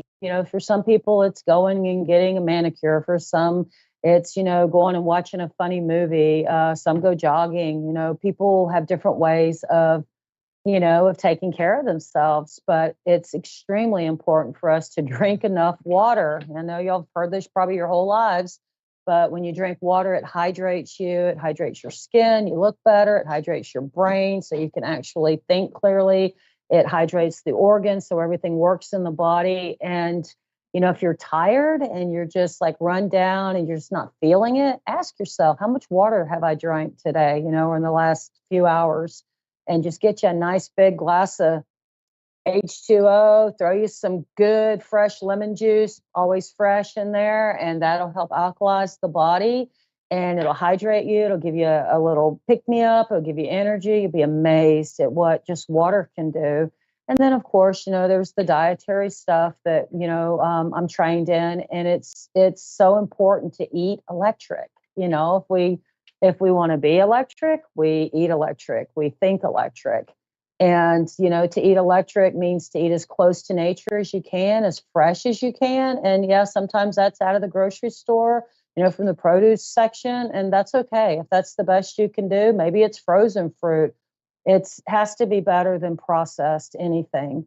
There's just too much processed chemicals and crap in the food that we're eating. And you probably can tell it right after you eat it. You don't feel electric, you feel down and drained and tired. And so do your best to eat as much electric as you can. If you're going to eat some processed food, just try to cut it out as often as you can. Fasting is incredible, to take a break from food and just in general, to just drink water. Some people fast, dry fast, they call that, and they'll do it for days. I don't recommend that for the average person that's never fasted. I say start slow. And again, I'd be glad to help you with this. But it's amazing. People think I'll starve to death if I skip a meal, but actually your body works better and you feel clearer. And when you fast long term, you actually become closer to source, you become closer to spirit. And it's absolutely incredible the way that your body starts to accept that. When you eat fruits and you eat vegetables and you fast, you just become more spiritual. You're more joyful. You're happier. You're, you probably laugh more. People will notice and even tell you, you just seem calmer, more at peace. And that's just simply by changing, what we're putting in our body. And to me, that's phenomenal. The first time I fasted, it was mind blowing. It really was. And again, you need to start slow. If you don't know about fasting, you should, get in touch with me or, research this and go slow. You don't have to just jump in there and stop eating, not like that. Start with some fruits and, maybe eat fruit for a day or two, drink some good lemon water for the next day, and then just kind of wean yourself off the fruit. And, drink just lemon water and then water for, maybe 24 hours. You'll notice probably you get a little headachy depending on, what level your body's at. If you're very ill, chronically ill, you'll have more symptoms. You'll make it, I promise you. But, it's not going to be as easy as somebody who is in, really good shape and, they don't have any health concerns. But if you have serious health concerns, please contact me and let me help you walk through this. Again, I've got prices for everyone. I'll fees, we'll work it out, whatever we have to do. It's more important for you to get healthy than for me to get rich. So I don't do it for free, but I definitely will adjust my pay scale to help you if you're in a space where you really need that in order to get yourself where you need to be. It's interesting to me the people that are at this point in time talking about the chemicals in food, and they're pushing away, sodas and chips and just all the junk that they grew up on. And it's a collective conscious movement, because we are moving into a higher vibration, and we are finding ourselves becoming more intuitive, more spiritual. More people telling me they're having visions or having these very strong dreams, premonitions. Their intuition's like off the charts. And I believe truly, as many do, that this is a collective consciousness shift. And as we shift, we're only going to get more spiritual. We're only going to become more gentle, more passionate about health and creativity. I also know that people are talking about how they're communicating without speaking more and more.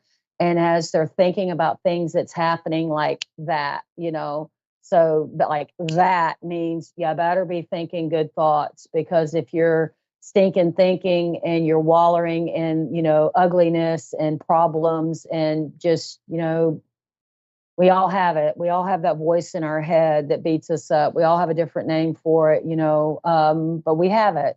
And when you hear that coming in, just quiet it. Just listen to it for a minute and realize that that's not truly you. You are a spiritual being having this human experience.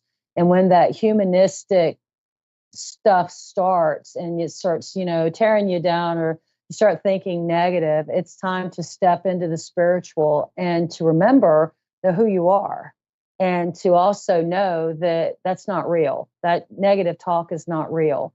So if you're thinking, I can't do it, shift that to, yes, I can do it. Maybe I can't do it all today, but I can do that. I bought a shirt recently and it says stronger than yesterday. And that's my journey. I just want to be stronger than yesterday. And maybe I won't be tomorrow because of something, who knows, maybe I overworked in the garden or something and I feel kind of down. But I have to remember that, I am a work in progress, and it's okay. It's okay for me to have those moments where I take time and I regroup and, and get myself back together. So it's crucial that we remember this, that we don't have to be perfect. We don't have to give until we're empty. We do not. No one expects that.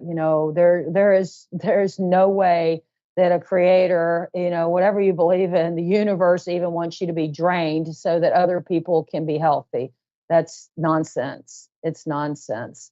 I just want to share that message so much so that you really understand that you're a beautiful child of God. Source loves you. And it's so, so important to know this, that Source just loves you and that you're everything that you need to be and more. You are enough. Hi, Jerry Ann. How are you tonight? How can I help you? I'm good. How are you? I'm wonderful. I'm wonderful. Thank you for calling. Yeah, it's whatever needs to come up. Okay. Is it in regards to health? Is it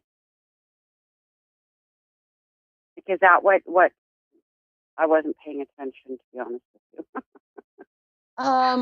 you. Are you looking for something in particular? Or you just want me to I'm share looking at whatever the universe has to tell me.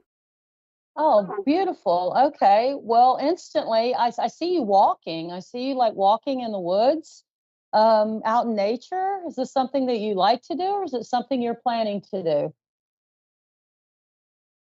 Yeah, I actually do quite a bit of it.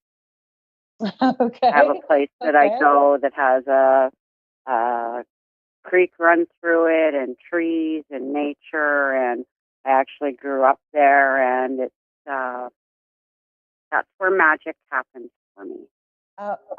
That's really interesting. I was about to say, is this a spiritual place for you? Is this a place where you feel really connected? Sorry? This is a place where you feel very spiritually connected, correct? Oh, wow. Okay. I know you're not going to think I'm crazy, but some people out there might. No, what's the That is experience? where I go and play. I play with the fairies there, and I know without Okay. uncertainty that when I'm there, whether it's guardian angels, my own angels, I know they're all around me, and I've connected with them from the time I was newborn until about 7, and then I shut everything down, and yeah, I'm getting healthier. I'm healing a whole bunch of shadows. And of course, as you do that and your vibration rises, well, I lo and love behold, this. I I love got talking to spirits you. and stuff Yes. coming all over the place. Yes, I love this. You're incredible. I see like a lot of pink light around you, like crystally pink light. And it's so funny you said that about the guardian angels and the fairies because that's what I was feeling like. There's this like incredible, you said magical. I'm thinking spiritual experiences that you've had in that place. And you're opening yourself back up. It's like, whatever shut you down. And I did the same thing as a child. I was shut down. I kind of had to, or I think they might have killed me, to be honest with you. Um, my family was very Baptist, and for some reason, I wasn't allowed to be spiritual and Baptist. So, so I learned to be okay with who I am, and still just be who I am and accept it for the way it is. And I feel the same thing about you. I feel like you were questioned a lot when you were smaller and you were made doubt yourself. And now you're ready to just raise your vibration and embrace it, right? Wow. Yeah. I mean, it's slapping me in the face. It's kind of like I really don't have a choice. You But know, it's good. But yeah. there's, I guess I'm at a fork in the road that actually has like 3 forks. I don't know. I believe that in this lifetime and past lifetimes I've been a healer. Is that what I'm You supposed have. to do? But I You know, like have. when I'm out in public, all of a sudden I walk up to people and things are just coming out of my mouth. I'm like, I'm not crazy. I'm like, oh my God, you don't know how bad I needed that. No, or I'll pick up a deck of cards and all of a sudden you get cards just like literally come flying right out of the deck as soon as I touch them. So I don't know at this point what I'm supposed to do. Well, let me tell you, if you're I'm afraid, interested in I'm working with terrified of making it, the wrong choice. you can't make the wrong choice. You can't. If you're interested in working with me, privately, you're welcome to get in touch with me. But what I am going to tell you is you're like on that path, and you said it was like forward and three forks, if that's possible. There are 3 different directions. And what I got is you just need to take that next right step, and you just keep asking. And you probably saw me say earlier, put your hand on your heart and ask what you And need I and just have faith. all right. You have faith and you trust and yes, absolutely, you have been a healer, you're still a healer. I don't know if you're interested in doing more training towards that, but I think you'd be really great with plants, like phenomenal with plants, actually. Well, um, actually, when I was younger, um, before circumstances made me feel that there was really something wrong with me, and I shut everything off. I know where I live, there's tons of native plants, um, and I remember going and getting these plants and pounding them and making them things, and if I seen a sick little bird or a rabbit and I remember, I know I did that. I don't know how I knew what to do, but I know I did that. Yeah, it's because you've done that before. Absolutely. Same thing with me. I mean, I just, before I got certified in herbology, I just knew things. As I was growing up, people always brought me broken animals, and broken plants. And when my kids were little, oh, every bird, anything, every squirrel, anything that happened. And I had zero training at that point, but I always knew what to do. And you're the same. I mean, you feel like a kindred spirit with me. Like we could be the same. We're the same kind of person. But I also feel like you give a lot more than you receive. And I've only got like 2 minutes, so I'm going to kind of hurry through this. You really need to love yourself more and focus on your time, your self-help time. Spend more time in nature. And while you're out there, just sit on the ground, put both your hands down on the ground, flat on the ground, and just feel that and tune into that. And girl, get you some good herb books, some plant books, and just get to it, just get back to it and just feel it. You're going to know. You're just going to know. I'm really excited for you. I'm so glad I got you as a caller. Thank you. I'm just feel so blessed, and I'm forever grateful.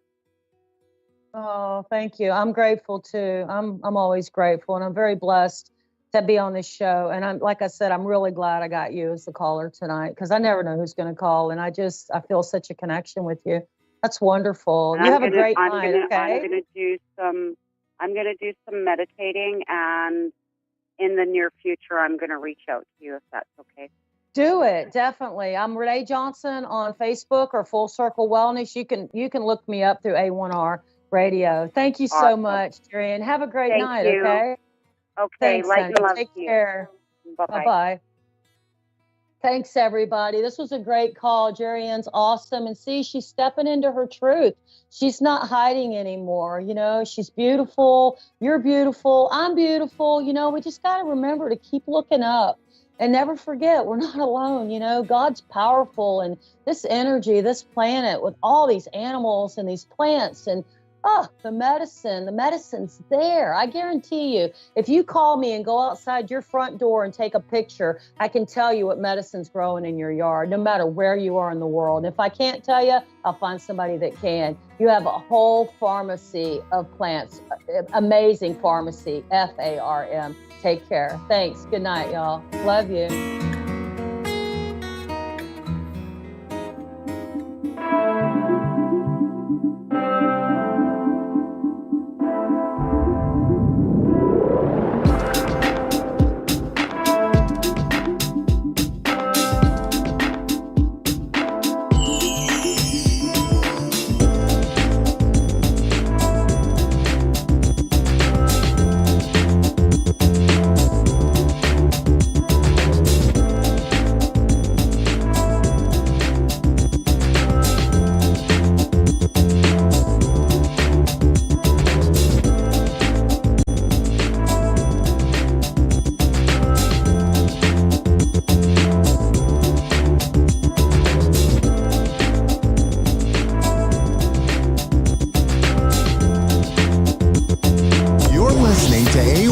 Psychic Radio, Earth's #1 psychic radio network, and watching Moonstruck TV, enlightening television. Welcome. And now, Reverend Elliot's Magical Window with Reverend Elliot. Live from magic-works.com. Connect direct. In North America, dial 888-454-2751. In London, 20-3519-2158. In Sydney, dial 02-8488-3147. Or online, contact us through our Facebook page, facebook.com/psychic radio. Or one of our websites, askoneradio.com or moonstruck.tv. This is Reverend Elliot's Magical Window on A1R, the Ask One Radio Network.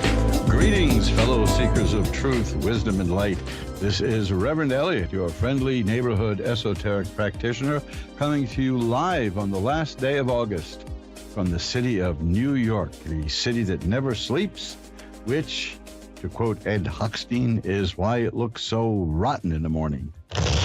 We're shuffling up the cards, and I cleaned that up, by the way. Yeah, Ed Hochstein. He was a funny comedian. I don't know what, I lost touch with him years ago, but the last time I saw him, he actually said, not as a straight line, but he meant it because he had done a career move. I'm in ladies' underwear now. You don't give people straight lines like that in life. It's just, it's not done. It's just not done. So here we are. I've done two. This is my second live show in a row. You know, it's not one thing. It's another. You know, like I missed a whole bunch of shows at the end of March into April and then into part of May because there was a really horrible flu going around. I don't know what it was like in your neck of the woods, but there was no media coverage about the flu that was hitting us over the spring. I had to go to the New York State Department of Health to see that it was hitting about 10,000 people a week. I called a few doctors I know, and they said, yeah, everybody, all their patients had flu, but it was nothing because there's no scare value in flu. You know, it's not scary enough. But it was a bad one, and it knocked me out. And then, just as I got back and did a show in June, the computer died, which sometimes you think the world is telling you something, right? But no, I refused to let it tell me something, and I stubbornly had the computer rebuilt, and which cost a lot less than getting a new one. But here we are, so we're back, and I'm looking forward to doing this next week in September. See you in September, right? That's isn't that what they used to say? That was Brian Hyland of Itsy Bitsy Teeny Weeny etc. fame. So here we are. And, I've been back doing live readings off the air for people. It's been a blast. I've missed that. I may have talked a bit too much last week on the show because you keep me isolated for a month and a half. And I'm just going to start shooting my mouth off. But I'm back now. I'm here, and we're going to be doing a whole bunch of interesting readings. And the most important thing is, and this was heartbreaking, and I apologize to all the people this happened to, the millions and millions, well, a few people it happened to. If you bought any books of ours from Amazon, I had to cancel the orders. I had to cancel the orders because I had no way of doing it. I had no way of finalizing the orders and printing out the postage and printing everything out. So I canceled the orders, but we've made up for that. And people have been buying books again. The smart people go to mojoacademy.org and look at the books and audio and all the stuff there. And you can find any book that I don't have a particular desire to sell through Amazon.com. I don't have an aversion to it. It's there. I just, it's a marketplace and a lot of people use it. They take a little bit of a bite out of the thing there. Everybody does. It's commerce, I mean, why not? But I also sell directly from the printing plant. And those books cost less. A lot less. Well, a few dollars each less. That can be a lot depending on what you do, what you buy. And also there is right now using the Welcome 15 code, just in capital letters, Welcome 15, 15, Welcome 15. If you do that at checkout, you'll get 15% off of your order, which is essentially free shipping. So that's pretty good too, because postage is pretty expensive these days. But there's books there that will change your life. And one of the things I've talked about this before everything crashed and burned, and I haven't been on the air for a while, was the 10 Lost Books of the Prophets. That is a wonderful set of books that is, there's one available at Amazon.com. You have to buy the whole set there, though. You can buy any one of the 10 books or as many or as few as you want at the printing plant. You'll see it when you go to mojoacademy.org. But that is, those are 10 books, 32 pages each. They were originally published in the 1930s. I restored a set from an original 1930s set. So it's for the first time in decades, you can get these books in individual books again. Some people now and then, every few years, will put out a typo-ridden version of the 10 Lost Books of the Prophet in one book.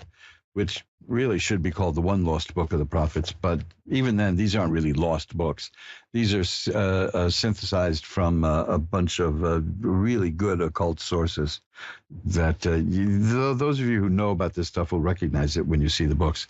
But if you want to know about using occult energy and esoteric power, and you want to get a good start on it, the 10 Lost Books of the Prophets is a very good set of books to start with. And, I'm talking about, I'm a guy who many years ago when I started getting into this, I found a book by Louis de Clermont, which is a nom de plume. He also compiled and wrote the 10 Lost Books of the Prophets, a book of oils and incense. And I thought, oh, great. It's a little booklet, a little pamphlet kind of thing. But I said, oh, great. Now I'm going to know everything. Which, of course, I learned so little from that I had to start buying more books and delving deeper and deeper and deeper. But that's it. The esoteric arts, this is a lifelong study. And it's not for everybody. But the work is available for everybody. You know what I mean? It's like, you don't need to know how to build or repair an automobile in order to drive a car. And you can still do magical work without having a grounding in all of the basics.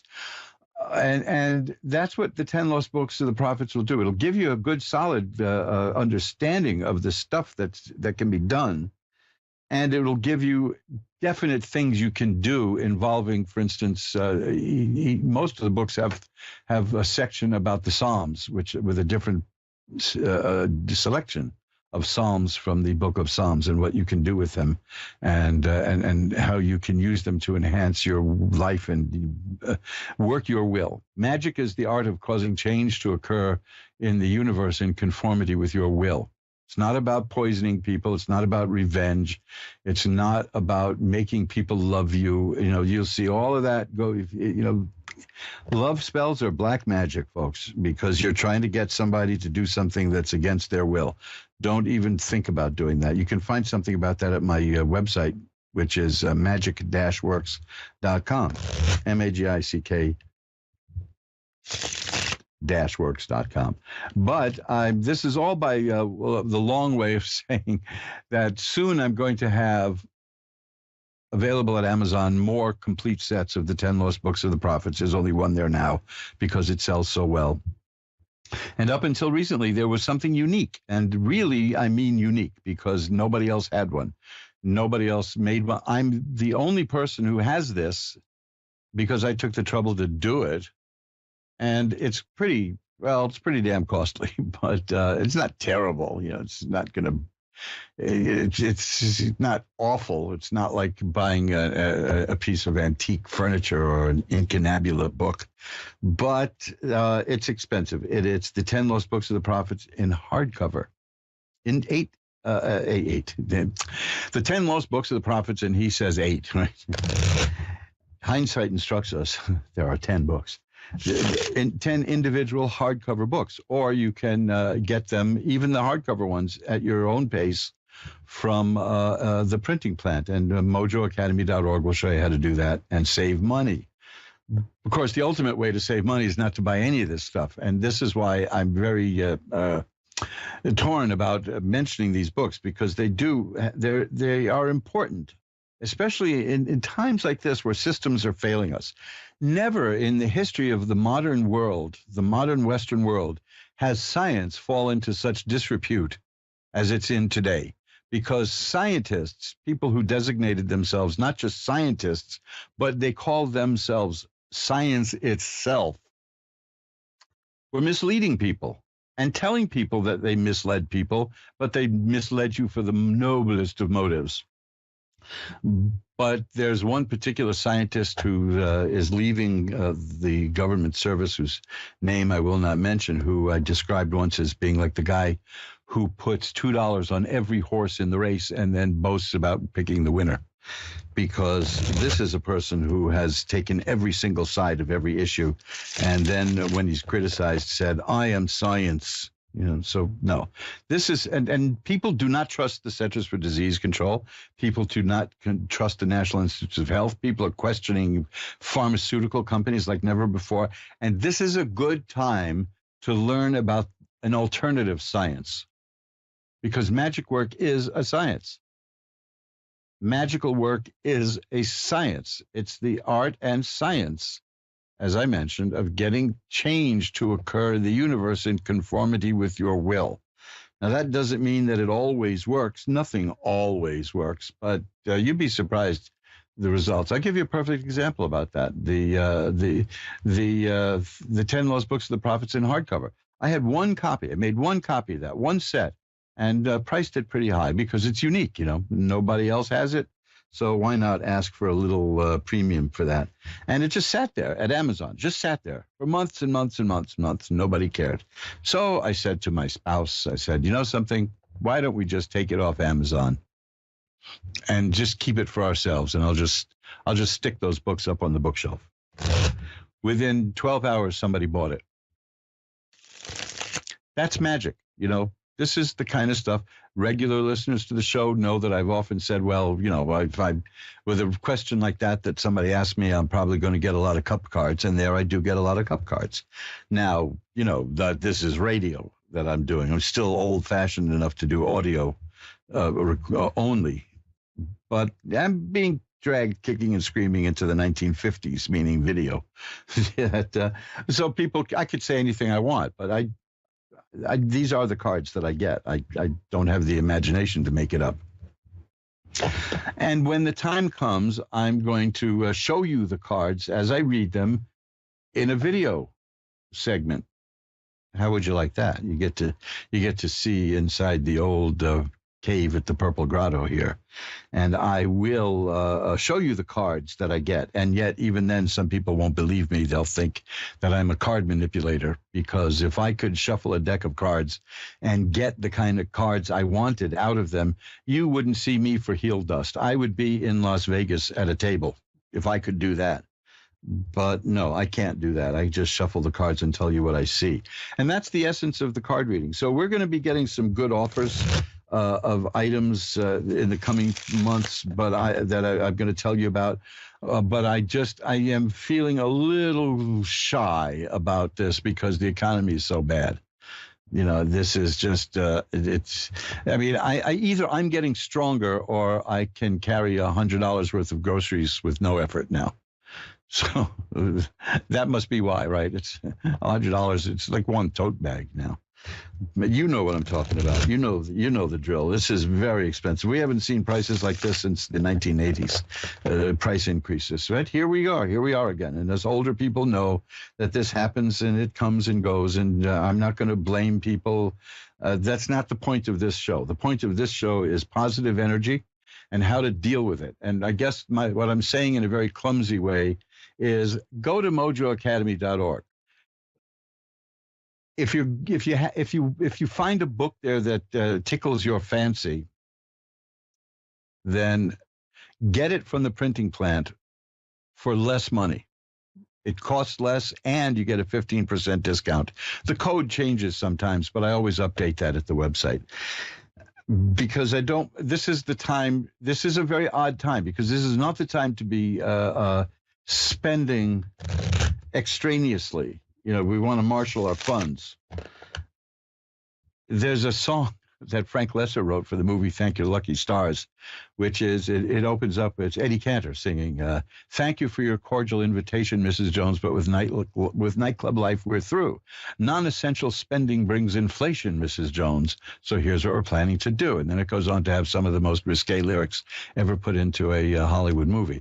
But the point is, this is not the time for non-essential spending, because we're in an inflationary spiral. And the only way to get rid of inflation is with recession. We've discussed this on the show before, that everybody knows this. The recession is the only way to knock inflation out. And recession hurts a lot, but the results are good. So I'm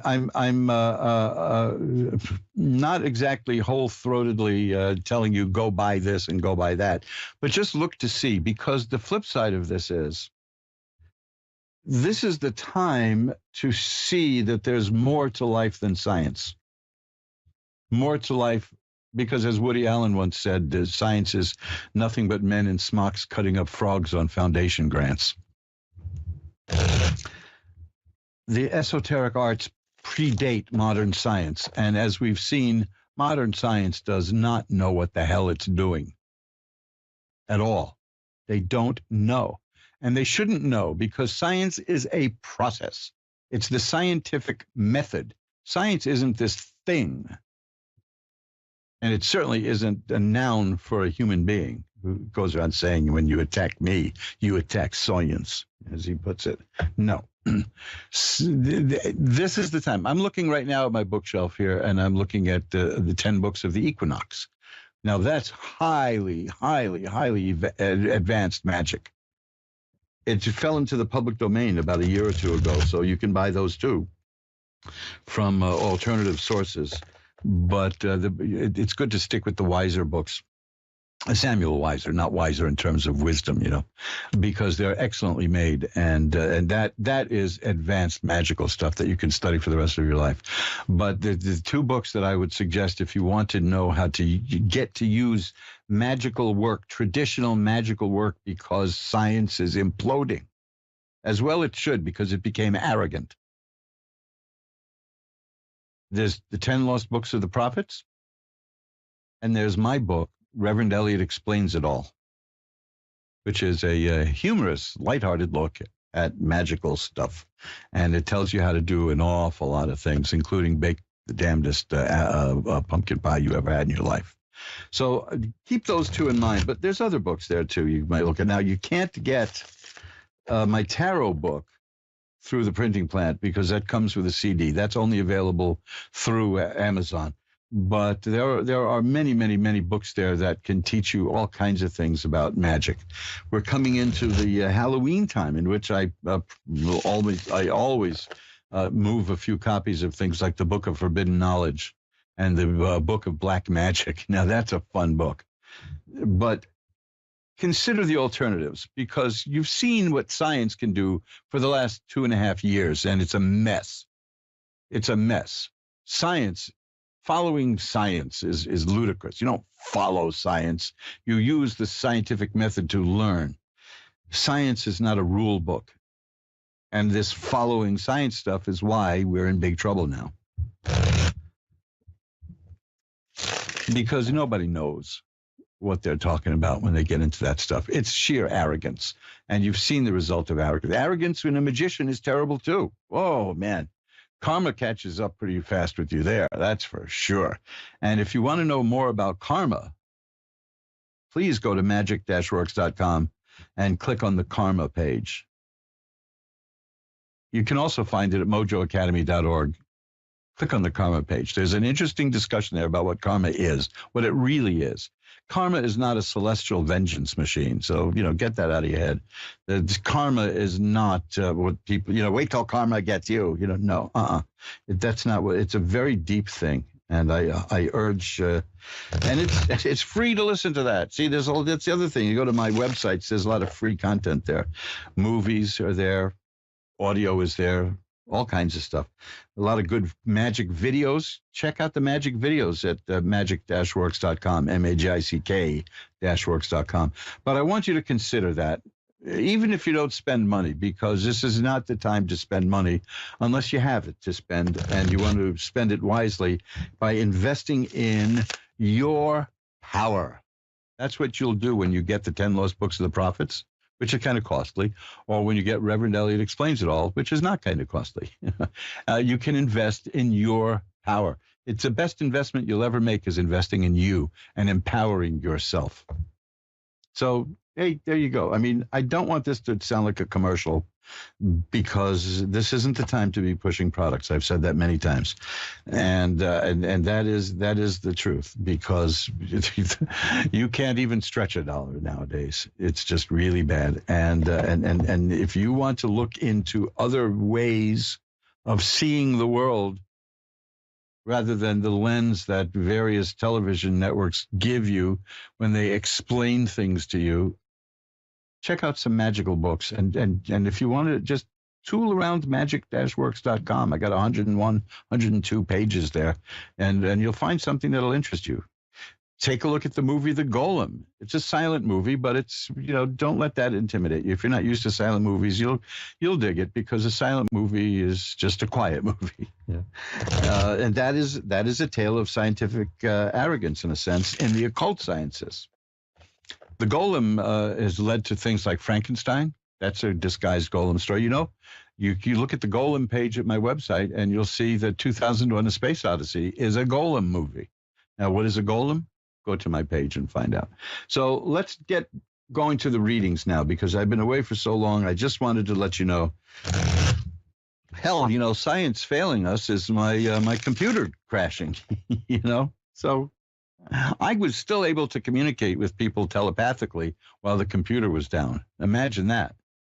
So I'm leaning towards doing some conference call things through Zoom.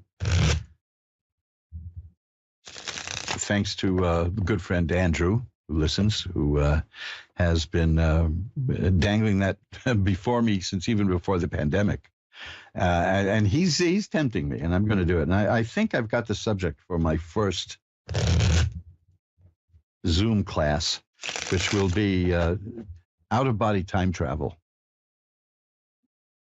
I'll tell you about the things I've done in terms of time travel when we get together and do this. So I'll give you a little taste of it next week. But yeah, that'll be the thing that I've decided we're going to start with. And let me know if you want to sign up to that. You can send me an email at asktarot@earthlink.net. It's ASKTAROT@earthlink.net. But now that we've gotten everything out of the way and I've said hello, because I've been away for so long, I'm a chatterbox now, let's pull back the curtain on the magical window by ringing a bell 3 times to declare sacred space.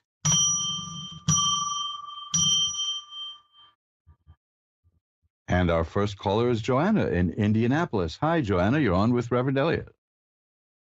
Hi. Hi. How are you tonight, Joanna? I'm happy to be talking to you. Oh, that's nice. What can I look at for you? Well, I've been torn between career, love life, and mediumship of two people in particular that I was hoping to connect with, either one of them, but whatever you feel pulled to. Well, let's take a look, because there are definite cards for each of those. So let's see what they say. Well, I've got cards of wands and coins, which relate to work. Did you mention career? I did, yeah. Because that's what I'm getting. I'm getting good cards and then not so good cards and good cards and not so good cards. So are things kind of up and down in terms of career? Yeah, they are. Okay, well, what would you like to know? And then let's see if we can zoom in on that and get something specific. Oh, boy. Well, I've been doing the same thing for a couple years. I own my own business, and I'm wanting to just completely switch gears and go into a more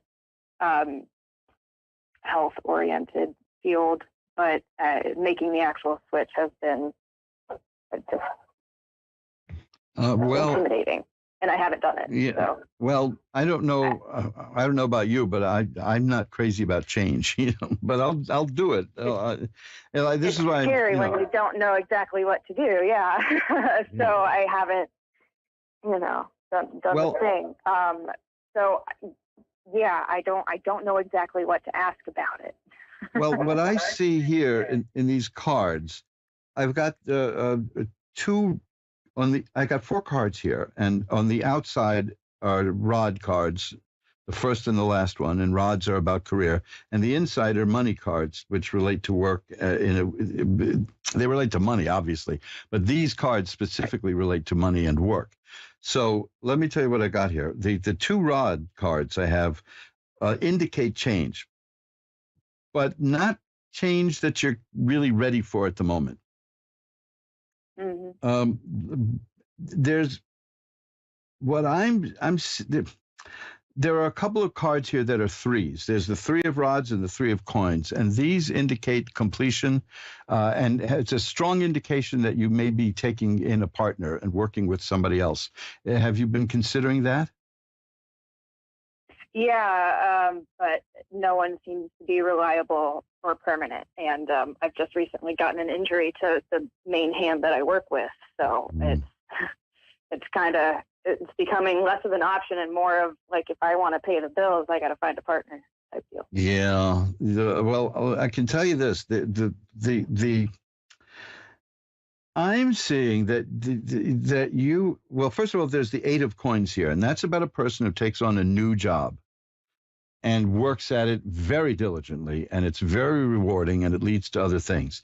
The Three of Coins. The Three of Coins is an interesting card, because it indicates generally doing something temporarily until it's completed and then going to do something else. But you did so well at that thing that you completed that it opens doors for you. So I'm seeing that you may be taking something before you get to the thing that you want to do for yourself. You may be taking some other kind of work that you'll use as a stopgap to just get ready to do the other thing. You see what I mean? Because these are cards of waiting for a result. The Two of Rods and the Three of Rods, and watching your and I'm compressing them. I'm defining them together, and watching the work that you did bear fruit over a period of time. The Eight of Coins shows that you'll be very diligent about what you need to do to get this going. And the Three of Coins shows me that you will bring what you're going to do to a completion, and that will lead to the next step that you want to take. So you may be doing something in the interim that you probably don't even expect right now. But it looks very positive. It's just that I'm good with that. I like the unexpected. That's exciting. You're not quite ready to take that jump, is what I see here. Yes.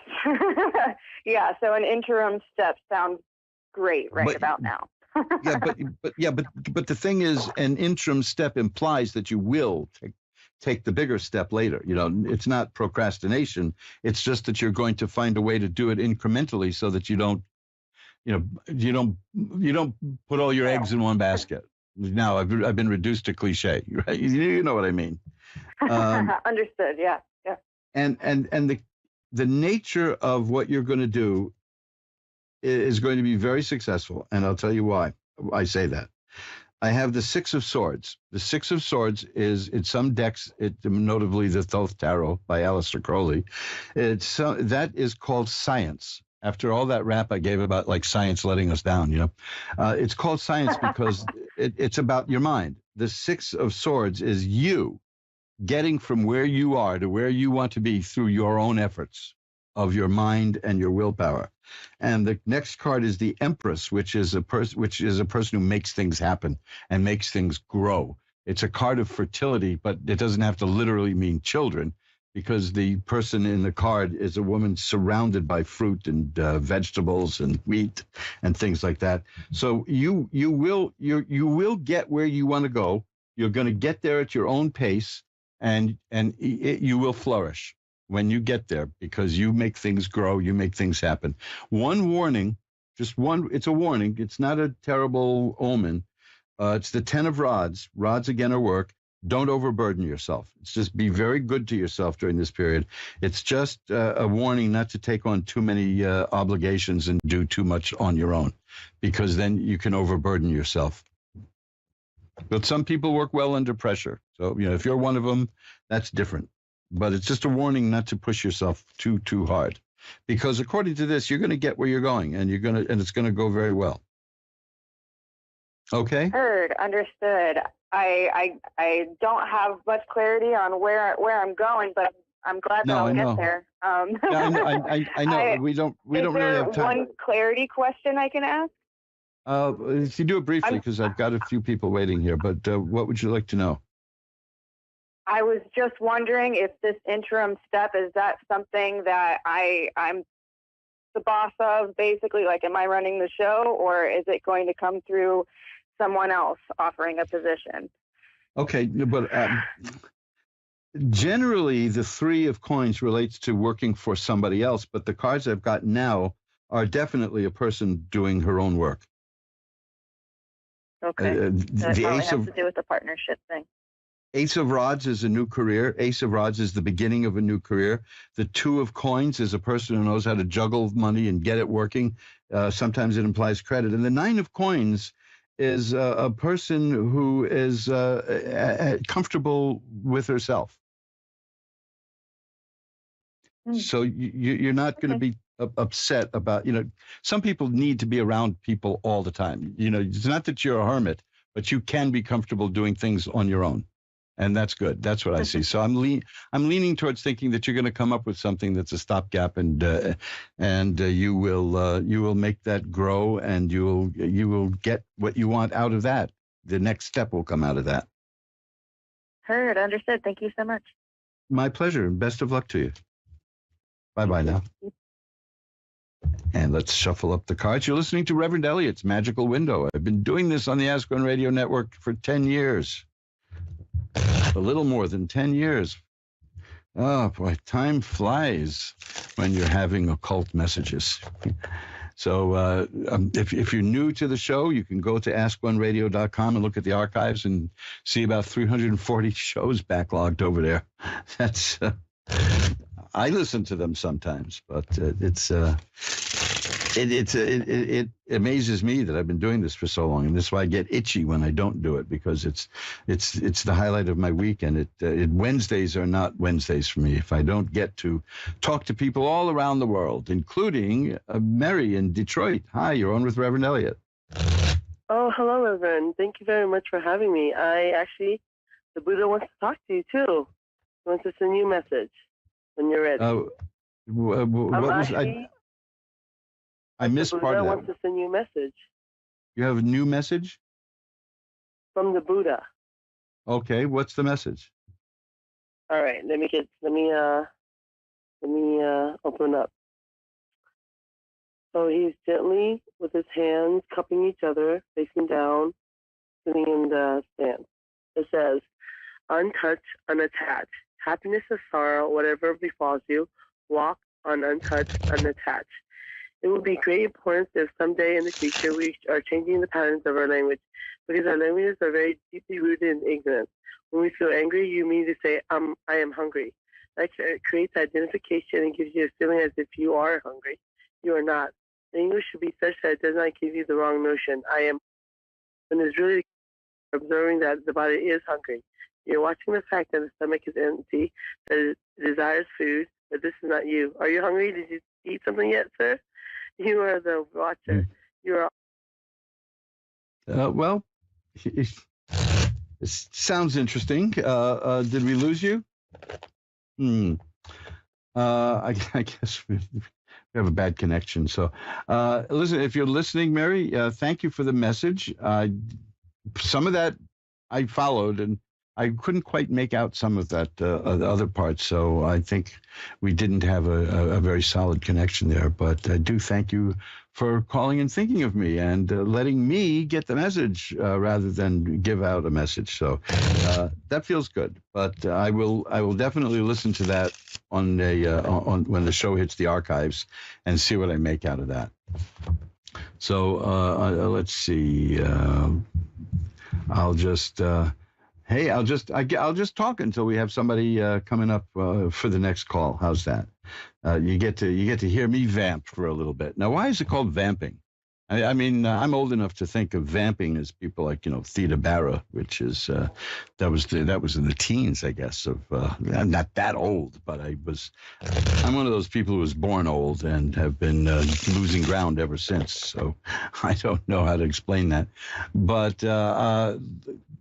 It is kind of funny. There is a theory that I'd like to discuss from time to time that tarot cards are alive. Literally alive. Not that there's a spirit of them, but it is that the cards themselves are literally themselves alive. And why not? I mean, everything is in motion. Everything moves. All atoms move. The atomic structure vibrates. And isn't that life? Perhaps that's what it is. But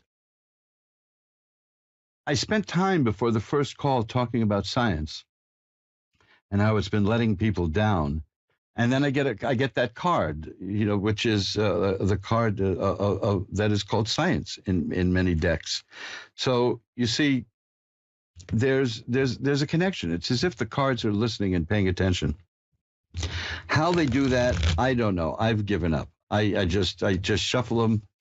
I take a look, and I tell you what I see. But well, that's just they have a puckish attitude towards me anyway. They may be different to you, but to me, the cards do things like that. Like I'll say, well, the last thing I expect to see here will be the King of Coins, and then they'll shuffle the cards, and the card King of Coins will come up. And I say, thank you, cards, for doing that to me.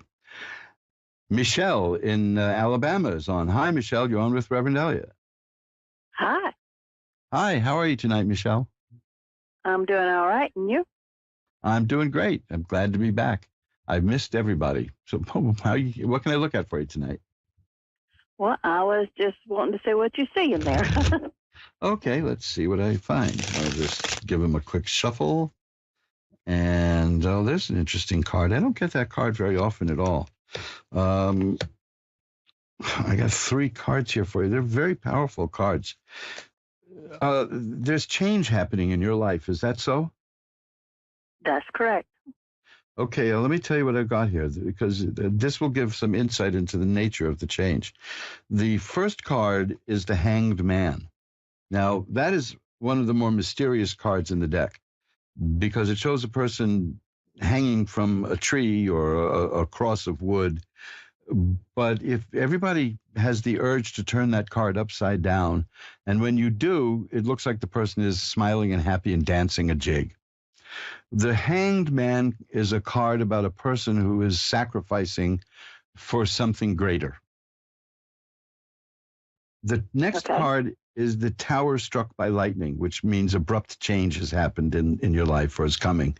And then the next card is the Wheel of Fortune, which means the way things are in your life now is changing. That's why I asked you if there's a lot of changes, because these would be sudden dynamic changes, but you're prepared for them. The next card I have is the Nine of Rods, and that is not a major card. The other 3 are. And to get 3 out of 4 major cards says that this is an important reading. The Nine of Rods indicates that what's coming, the change that's coming in your life, is something that you're ready for. You're prepared for it. You've got the experience to deal with it, and it may even be something that you want. It does. People associate change with something bad usually, but this looks like something that you're really ready for. This is something you're doing in your life that you want to make change in, that you have been wanting to have happen for a while now. Correct. I have now got my 2 grandsons I'm raising. Mm-hmm. And was that a sudden thing? It's turned into a pretty sudden thing, yes. Yeah, that's okay. I have them, no doubt, I'm going to be the one raising them. Before there was doubt, but now there's not. Well, there's the sacrifice. It's a great sacrifice in life to start over again and raising grandchildren. The Tower Struck by Lightning, that's the sudden change in your life. The Wheel of Fortune the situation is evolving and changing and growing, and you are prepared for it. Now, here's something interesting. This is going to turn out well, because I've got the 6 of Cups, which is a card of childhood and childhood memories. So there must be a lot of memories flooding back to you as you do this, raising children again. And then the 4 of Rods, which is a happy home. You're going to be providing a good, happy home for these children. So things are looking good. Good. That's good to hear. So I think that the main thing is you're equipped to do this. You're ready for it. You can handle it. Yes, it entails a great degree of sacrifice, but that is not something that you shy away from. And look at that. I've got one more card, the 10 of Cups. The 10 of Cups is just great happiness. And it shows happy people with two little happy children dancing at their feet. Okay. So, even if I didn't know what the meaning of the card was, that picture says it all. Yes. So you'll do okay. You're going to do all right. But you knew that, didn't you? I was hoping that. Yeah, well, there it is. I tell you what I'll do. After the show, I will light a white candle to send positive energy your way and to your newly extended family. How's that? Thank you. I appreciate that. My pleasure. Best of luck to you. Thank you. Bye-bye. Bye-bye now. And let's shuffle them up again. You're listening to Reverend Elliot's Magical Window on the Ask One Radio Network. We're here every Wednesday at 11 Eastern, 10 Central, 9 Mountain, and 8 Pacific. And Taylor in Grand Island, Nebraska is on. Hi, Taylor. You're on with Reverend Elliot. Hi. Hi. How are you doing? Good. How are you? I'm doing well. I always feel a kind of a spiritual connection to Nebraska because long ago, for a few weeks, I shared an apartment here in New York in Greenwich Village with several women from Nebraska. That was a trip. I learned a lot. So what can I look at for you? Well, my cat, he's missing. He's been missing for about 2-3 weeks now. I'm really worried. I've had him since he was 6 weeks old. He's approximately like 3 years now. So I grew a really tight bond with him. Yes. And I don't know where to start looking. I don't know what to do. I'm just really worried because he's not an outdoor kitty. He's an indoor. No, I know. This is very concerning. I feel from your voice, I can feel it. And as one who several times in his life has shared his space with a cat, because I can never say I owned a cat, that I know exactly I know exactly what it feels like when there's a problem. And so I have 3 of them, and one of them's missing, and it's like the 3 Musketeers, and then when one's missing, it's like everything's out of place. It's not right, and I just really want to find him. Well, let me see what I can see here. I mean,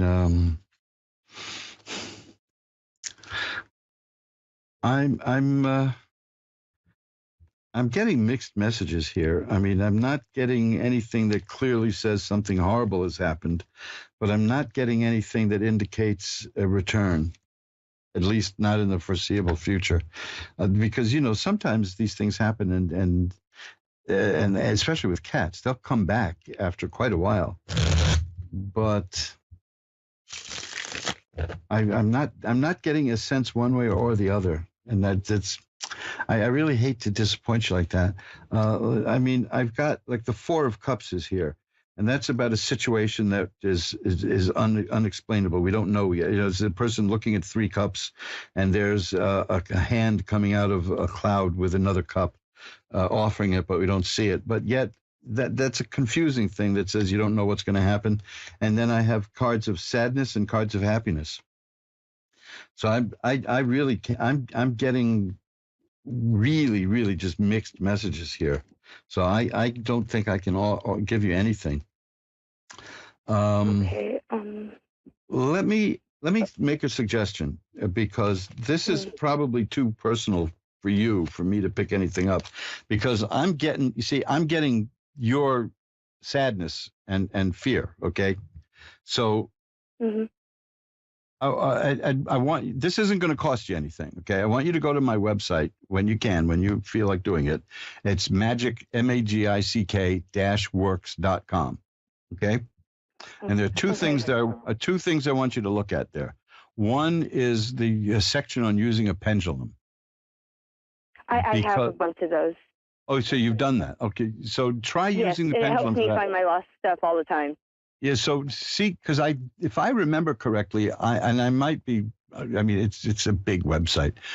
I may have some cards that you could download that help specifically for finding things like that, or getting insight into a missing animal.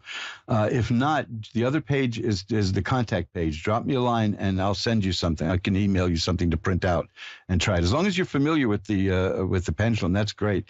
Because I'm getting, because of the mixed messages I'm getting, I think what I'm really picking up on is your fear. That's what's coming through.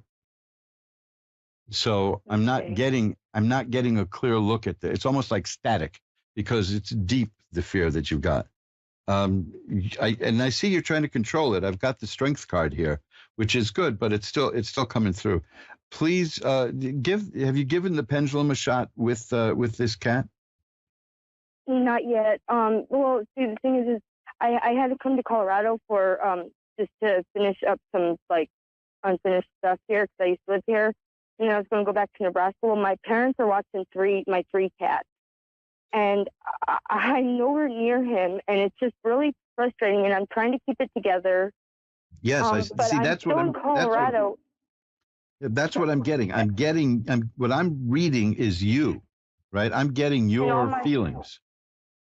Yeah, and all my pendulums are in Nebraska, so I haven't tried it. Okay, well, I'm if you hoping want to go back this weekend. Okay, but if you don't and you want to do something, check to see what you've got, what I have at the page of my website. And if I don't have things there to download, I know I have something about the weather to download, but that's not going to help you. Then just drop me a line at the contact page, and I'll send you something, email it to you to print out. And then you just, put some thread through a ring or something that you wear and do it, okay? Okay, I have my husband's ashes that I wear around my neck. That might work, because that means a lot to me. Okay, give that a shot. Thank you. And okay, and so do that and contact me, and I will send you something. All right. And it's Magic Works. Magic-works.com. MAGIC-works.com. Okay. Okay. Okay. Thanks a lot. Thanks for calling. Thank you. Best of luck to you. Let's get in Katie in Modesto. Hi, you're on with Reverend Elliot. Hi. What can I look Hello. at for you tonight? Yeah, hi. What can I look at for you tonight? Well, I'd like to know about a love reading. Somebody that I met a couple of years ago, and it's just been kind of like ongoing, but I never really seemed to open up to this person. I'm going to see this person again next month through business, and I just don't have the answers, and Okay, I so you want to take know a little bit more. Okay, I've got a couple of minutes here. Let's see if we can take a look at that relationship. And, well, okay, the first card I have is the Eight of Swords, which is a card of feeling restricted and like something isn't moving or going anywhere. And Two of Cups is good because that's about the beginning of a good relationship. So that's very good. That's powerful. Is this a kind of thing where you're thinking of moving and relocating? Well, it's kind of funny. I've had that in my mind. I didn't think I would even contemplate moving, and then a few months ago, I started thinking about moving. Because I see a card here that represents moving. If it's not, I'm not saying you do it or don't do it. I'm just saying I see that that's what has been on your mind. Right. And the Ace of Cups is here, and that's a good thing for a relationship. Now, the Six of Cups is here, and that's about, you said you knew this person before a long time ago? I met him a couple of years ago. Okay. And through business, and then we had to keep meeting for business, and he showed interest in me, but I was like, I just kept holding back, and I haven't seen him in a year, and I'll see him again next month through business. Okay, well, because what I have here is the Six of Cups, and that is a card of memories from the past and happy memories, nostalgic memories, and also that's why. Because usually when I get that, it's like somebody that that you knew, and even go back into childhood, but it's not that far back. That sounds like the ex that Okay. I left about 3 years ago. He always seems to pop up. She just doesn't Yeah. care. You mean like the proverbial bad penny popping up, right? Yeah. Yeah, well, I'm seeing potential here. I'm seeing Four of Rods is a happy home. Page of Cups is a new relationship that is just beginning, so it can be kind of unsteady. The Ace of Cups is also about a new relationship. It's more theoretical than the Page of Cups. The Page of Cups is actually, it's more concrete. It's very concrete. So that's the potential for this really developing. From the Ace of Cups to the Page of Cups is a big leap of development. So there is potential here. There's possibilities here. Mm-hmm. Yeah, I was just curious about that. I didn't, I was like, am I just making this up in my mind, or a little confirmation is helpful. Well, that's what I'm seeing here. Is that these cup cards are very important because they are about romance, and the heart and emotions and feelings. So yeah, I'm getting a good number of happy cards, like the 10 of Cups. That is the quintessential happy cards. You got the Ace and the 10. That's like the whole suit. The Page of Cups, the 6 of Cups. These are very happy cards in terms of, let me put it this way. You're not getting the 5 of Cups, which is not happy. That's good. The 4 of Rods. That's a happy home. So there's, yes, what I'm reading is there's potential here. The thing is that first card that I got, which is the 8 of Swords, which seems to indicate that you feel like nothing is happening, that it isn't moving anywhere. Exactly. Because that's a person who feels restricted. The person in the card, she's tied up and she's blindfolded and isn't moving. But the thing is that she can get out anytime she wants to. It has felt that way. But what I've noticed since I've met this person, I have grown so much. And it's like, like I said, I didn't open up to him, and I haven't really seen him other than for business. But it's like caused me to like really grow. Well, that's interesting because as you said that, the card I got is the Ace of Swords. The Ace of Cups is the heart. The cups are the heart and emotions. The swords, the intellect. The Ace of Swords is about a new way of thinking and a new way of seeing things, and it is about a person growing intellectually. So that's looking pretty good. I've got to get out of here. I've got like a minute to go. Okay. But the answer here is that I'm seeing great potential. 3 of Cups is here too. That's good too. So thank you so much. I think that it's worth pursuing. Oh, great. Thank you. Thank you for your advice and your reading. My pleasure. And taking the time out to call. Thank you. Bye-bye now. And that's it. We've come to the end of another session of Reverend Elliot's Magical Window, where we ask the magical question, will we be hearing from him sooner than 17 months from now? But yes, you will certainly be hearing from me much sooner. Hopefully you'll be hearing from me next Wednesday, which will be the first Wednesday in September. And I'll have my back to school special, although I am so glad. I would imagine not a day goes by in my life that I don't feel so happy that I don't have to get up and go to school. Oh, boy. Sometimes I have nightmares about, I'll have nightmares about punching a time clock that doesn't work, and I'll have nightmares about having a schedule for my classes that I can't understand. So, listen, I'll see you here next week, and we'll take another look. Don't forget to go to magic-works.com, magic-works.com, mojoacademy.org. And remember, time flies. It's up to you to be the navigator. Bye-bye now.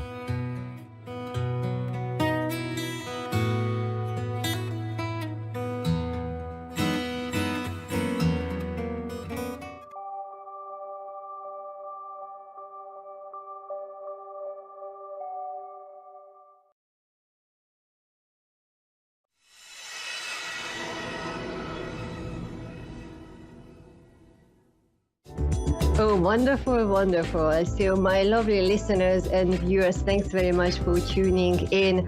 And you are live with me here on the Asphalt Radio Network, A1R Psychic Radio and Moonstruck TV. And I know at the background, Mr. Producer Dave is either dancing or singing. But did Mr. Dave said Elvis Presley? Well, he's doing something at the background there. So here we go. So I am going to be here. I am here with you, and I'm desperately trying to think of a song by Elvis Presley. Surely I can think of something. But I tell you what, in the meantime, while I figure it out, I've got a lot of pencils, coloring pencils and crayons and various pieces of paper in front of me. I've got oracle cards, I've got tarot cards, I've got a glass of water, I've got some little notes here, because today I'd like to give you a few tips. So if this is the very first time you are joining me, yes, it's going to be a little bit arty, it's going to be artistic, it's going to be creative, but by all means, by any means, it's a psychic mediumship show. And I'm your host, Susanna Medium, and this is our show, Susanna Medium. But then you see, I said this month we are going to be arty, and then just finishing that chain of thought. Burning Love is the one probably I'm going to sing to you at the end of the show if I have a little time. So thanks to Mr. Dave here. So here we go. So a few exercises and a few empowering techniques and a few ideas for you, because yes, we can use our cards. You know, we can have our cards, we can do all the various things, the crystals, working with the crystals, working with the colors, working with the angels, and so on and so on. But then you see, I am breathing here. I'd like you to join me in this little exploration of creative ideas. And why? Because if you remember, do you remember when you were a child, and then you had your colors and you had your coloring notepad and your favorite coloring book, and you did not want anybody to color any picture, and then you expected everybody to admire everything what you were coloring and drawing, and you could spend hours and hours just coloring the princesses, the cards, the planets, and all the various things, or just from memory or from imagination, using your imagination, you drawing everything, or everything what you were really drawn to.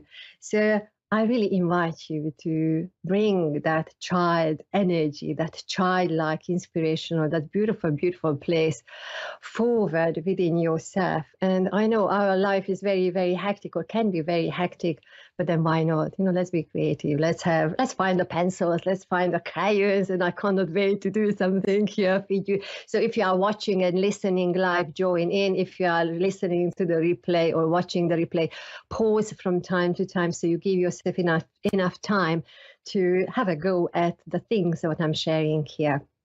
And then if you really would like to come on board, sign up for my newsletter on my webpage, susannamedium.com, and you scroll down to the bottom where you can sign up, because this month I'm sharing ideas, some of these ones, some of the new ones.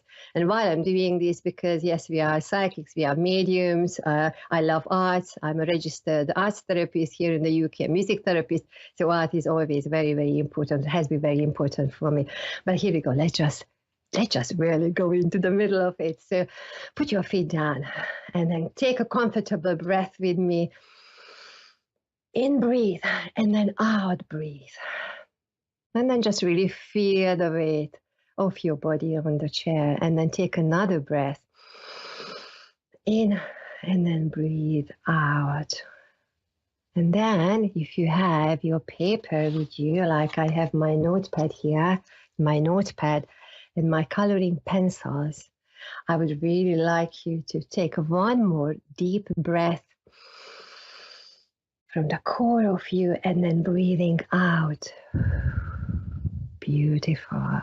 Now the very, very first exercise or little play I invite you here is sharing a dot. So join in. Have your paper, have a napkin or whatever you have in hand, and amongst the many, many colors you might find, or even if you have only a few colors ready, you choose one of them, and I'm going to choose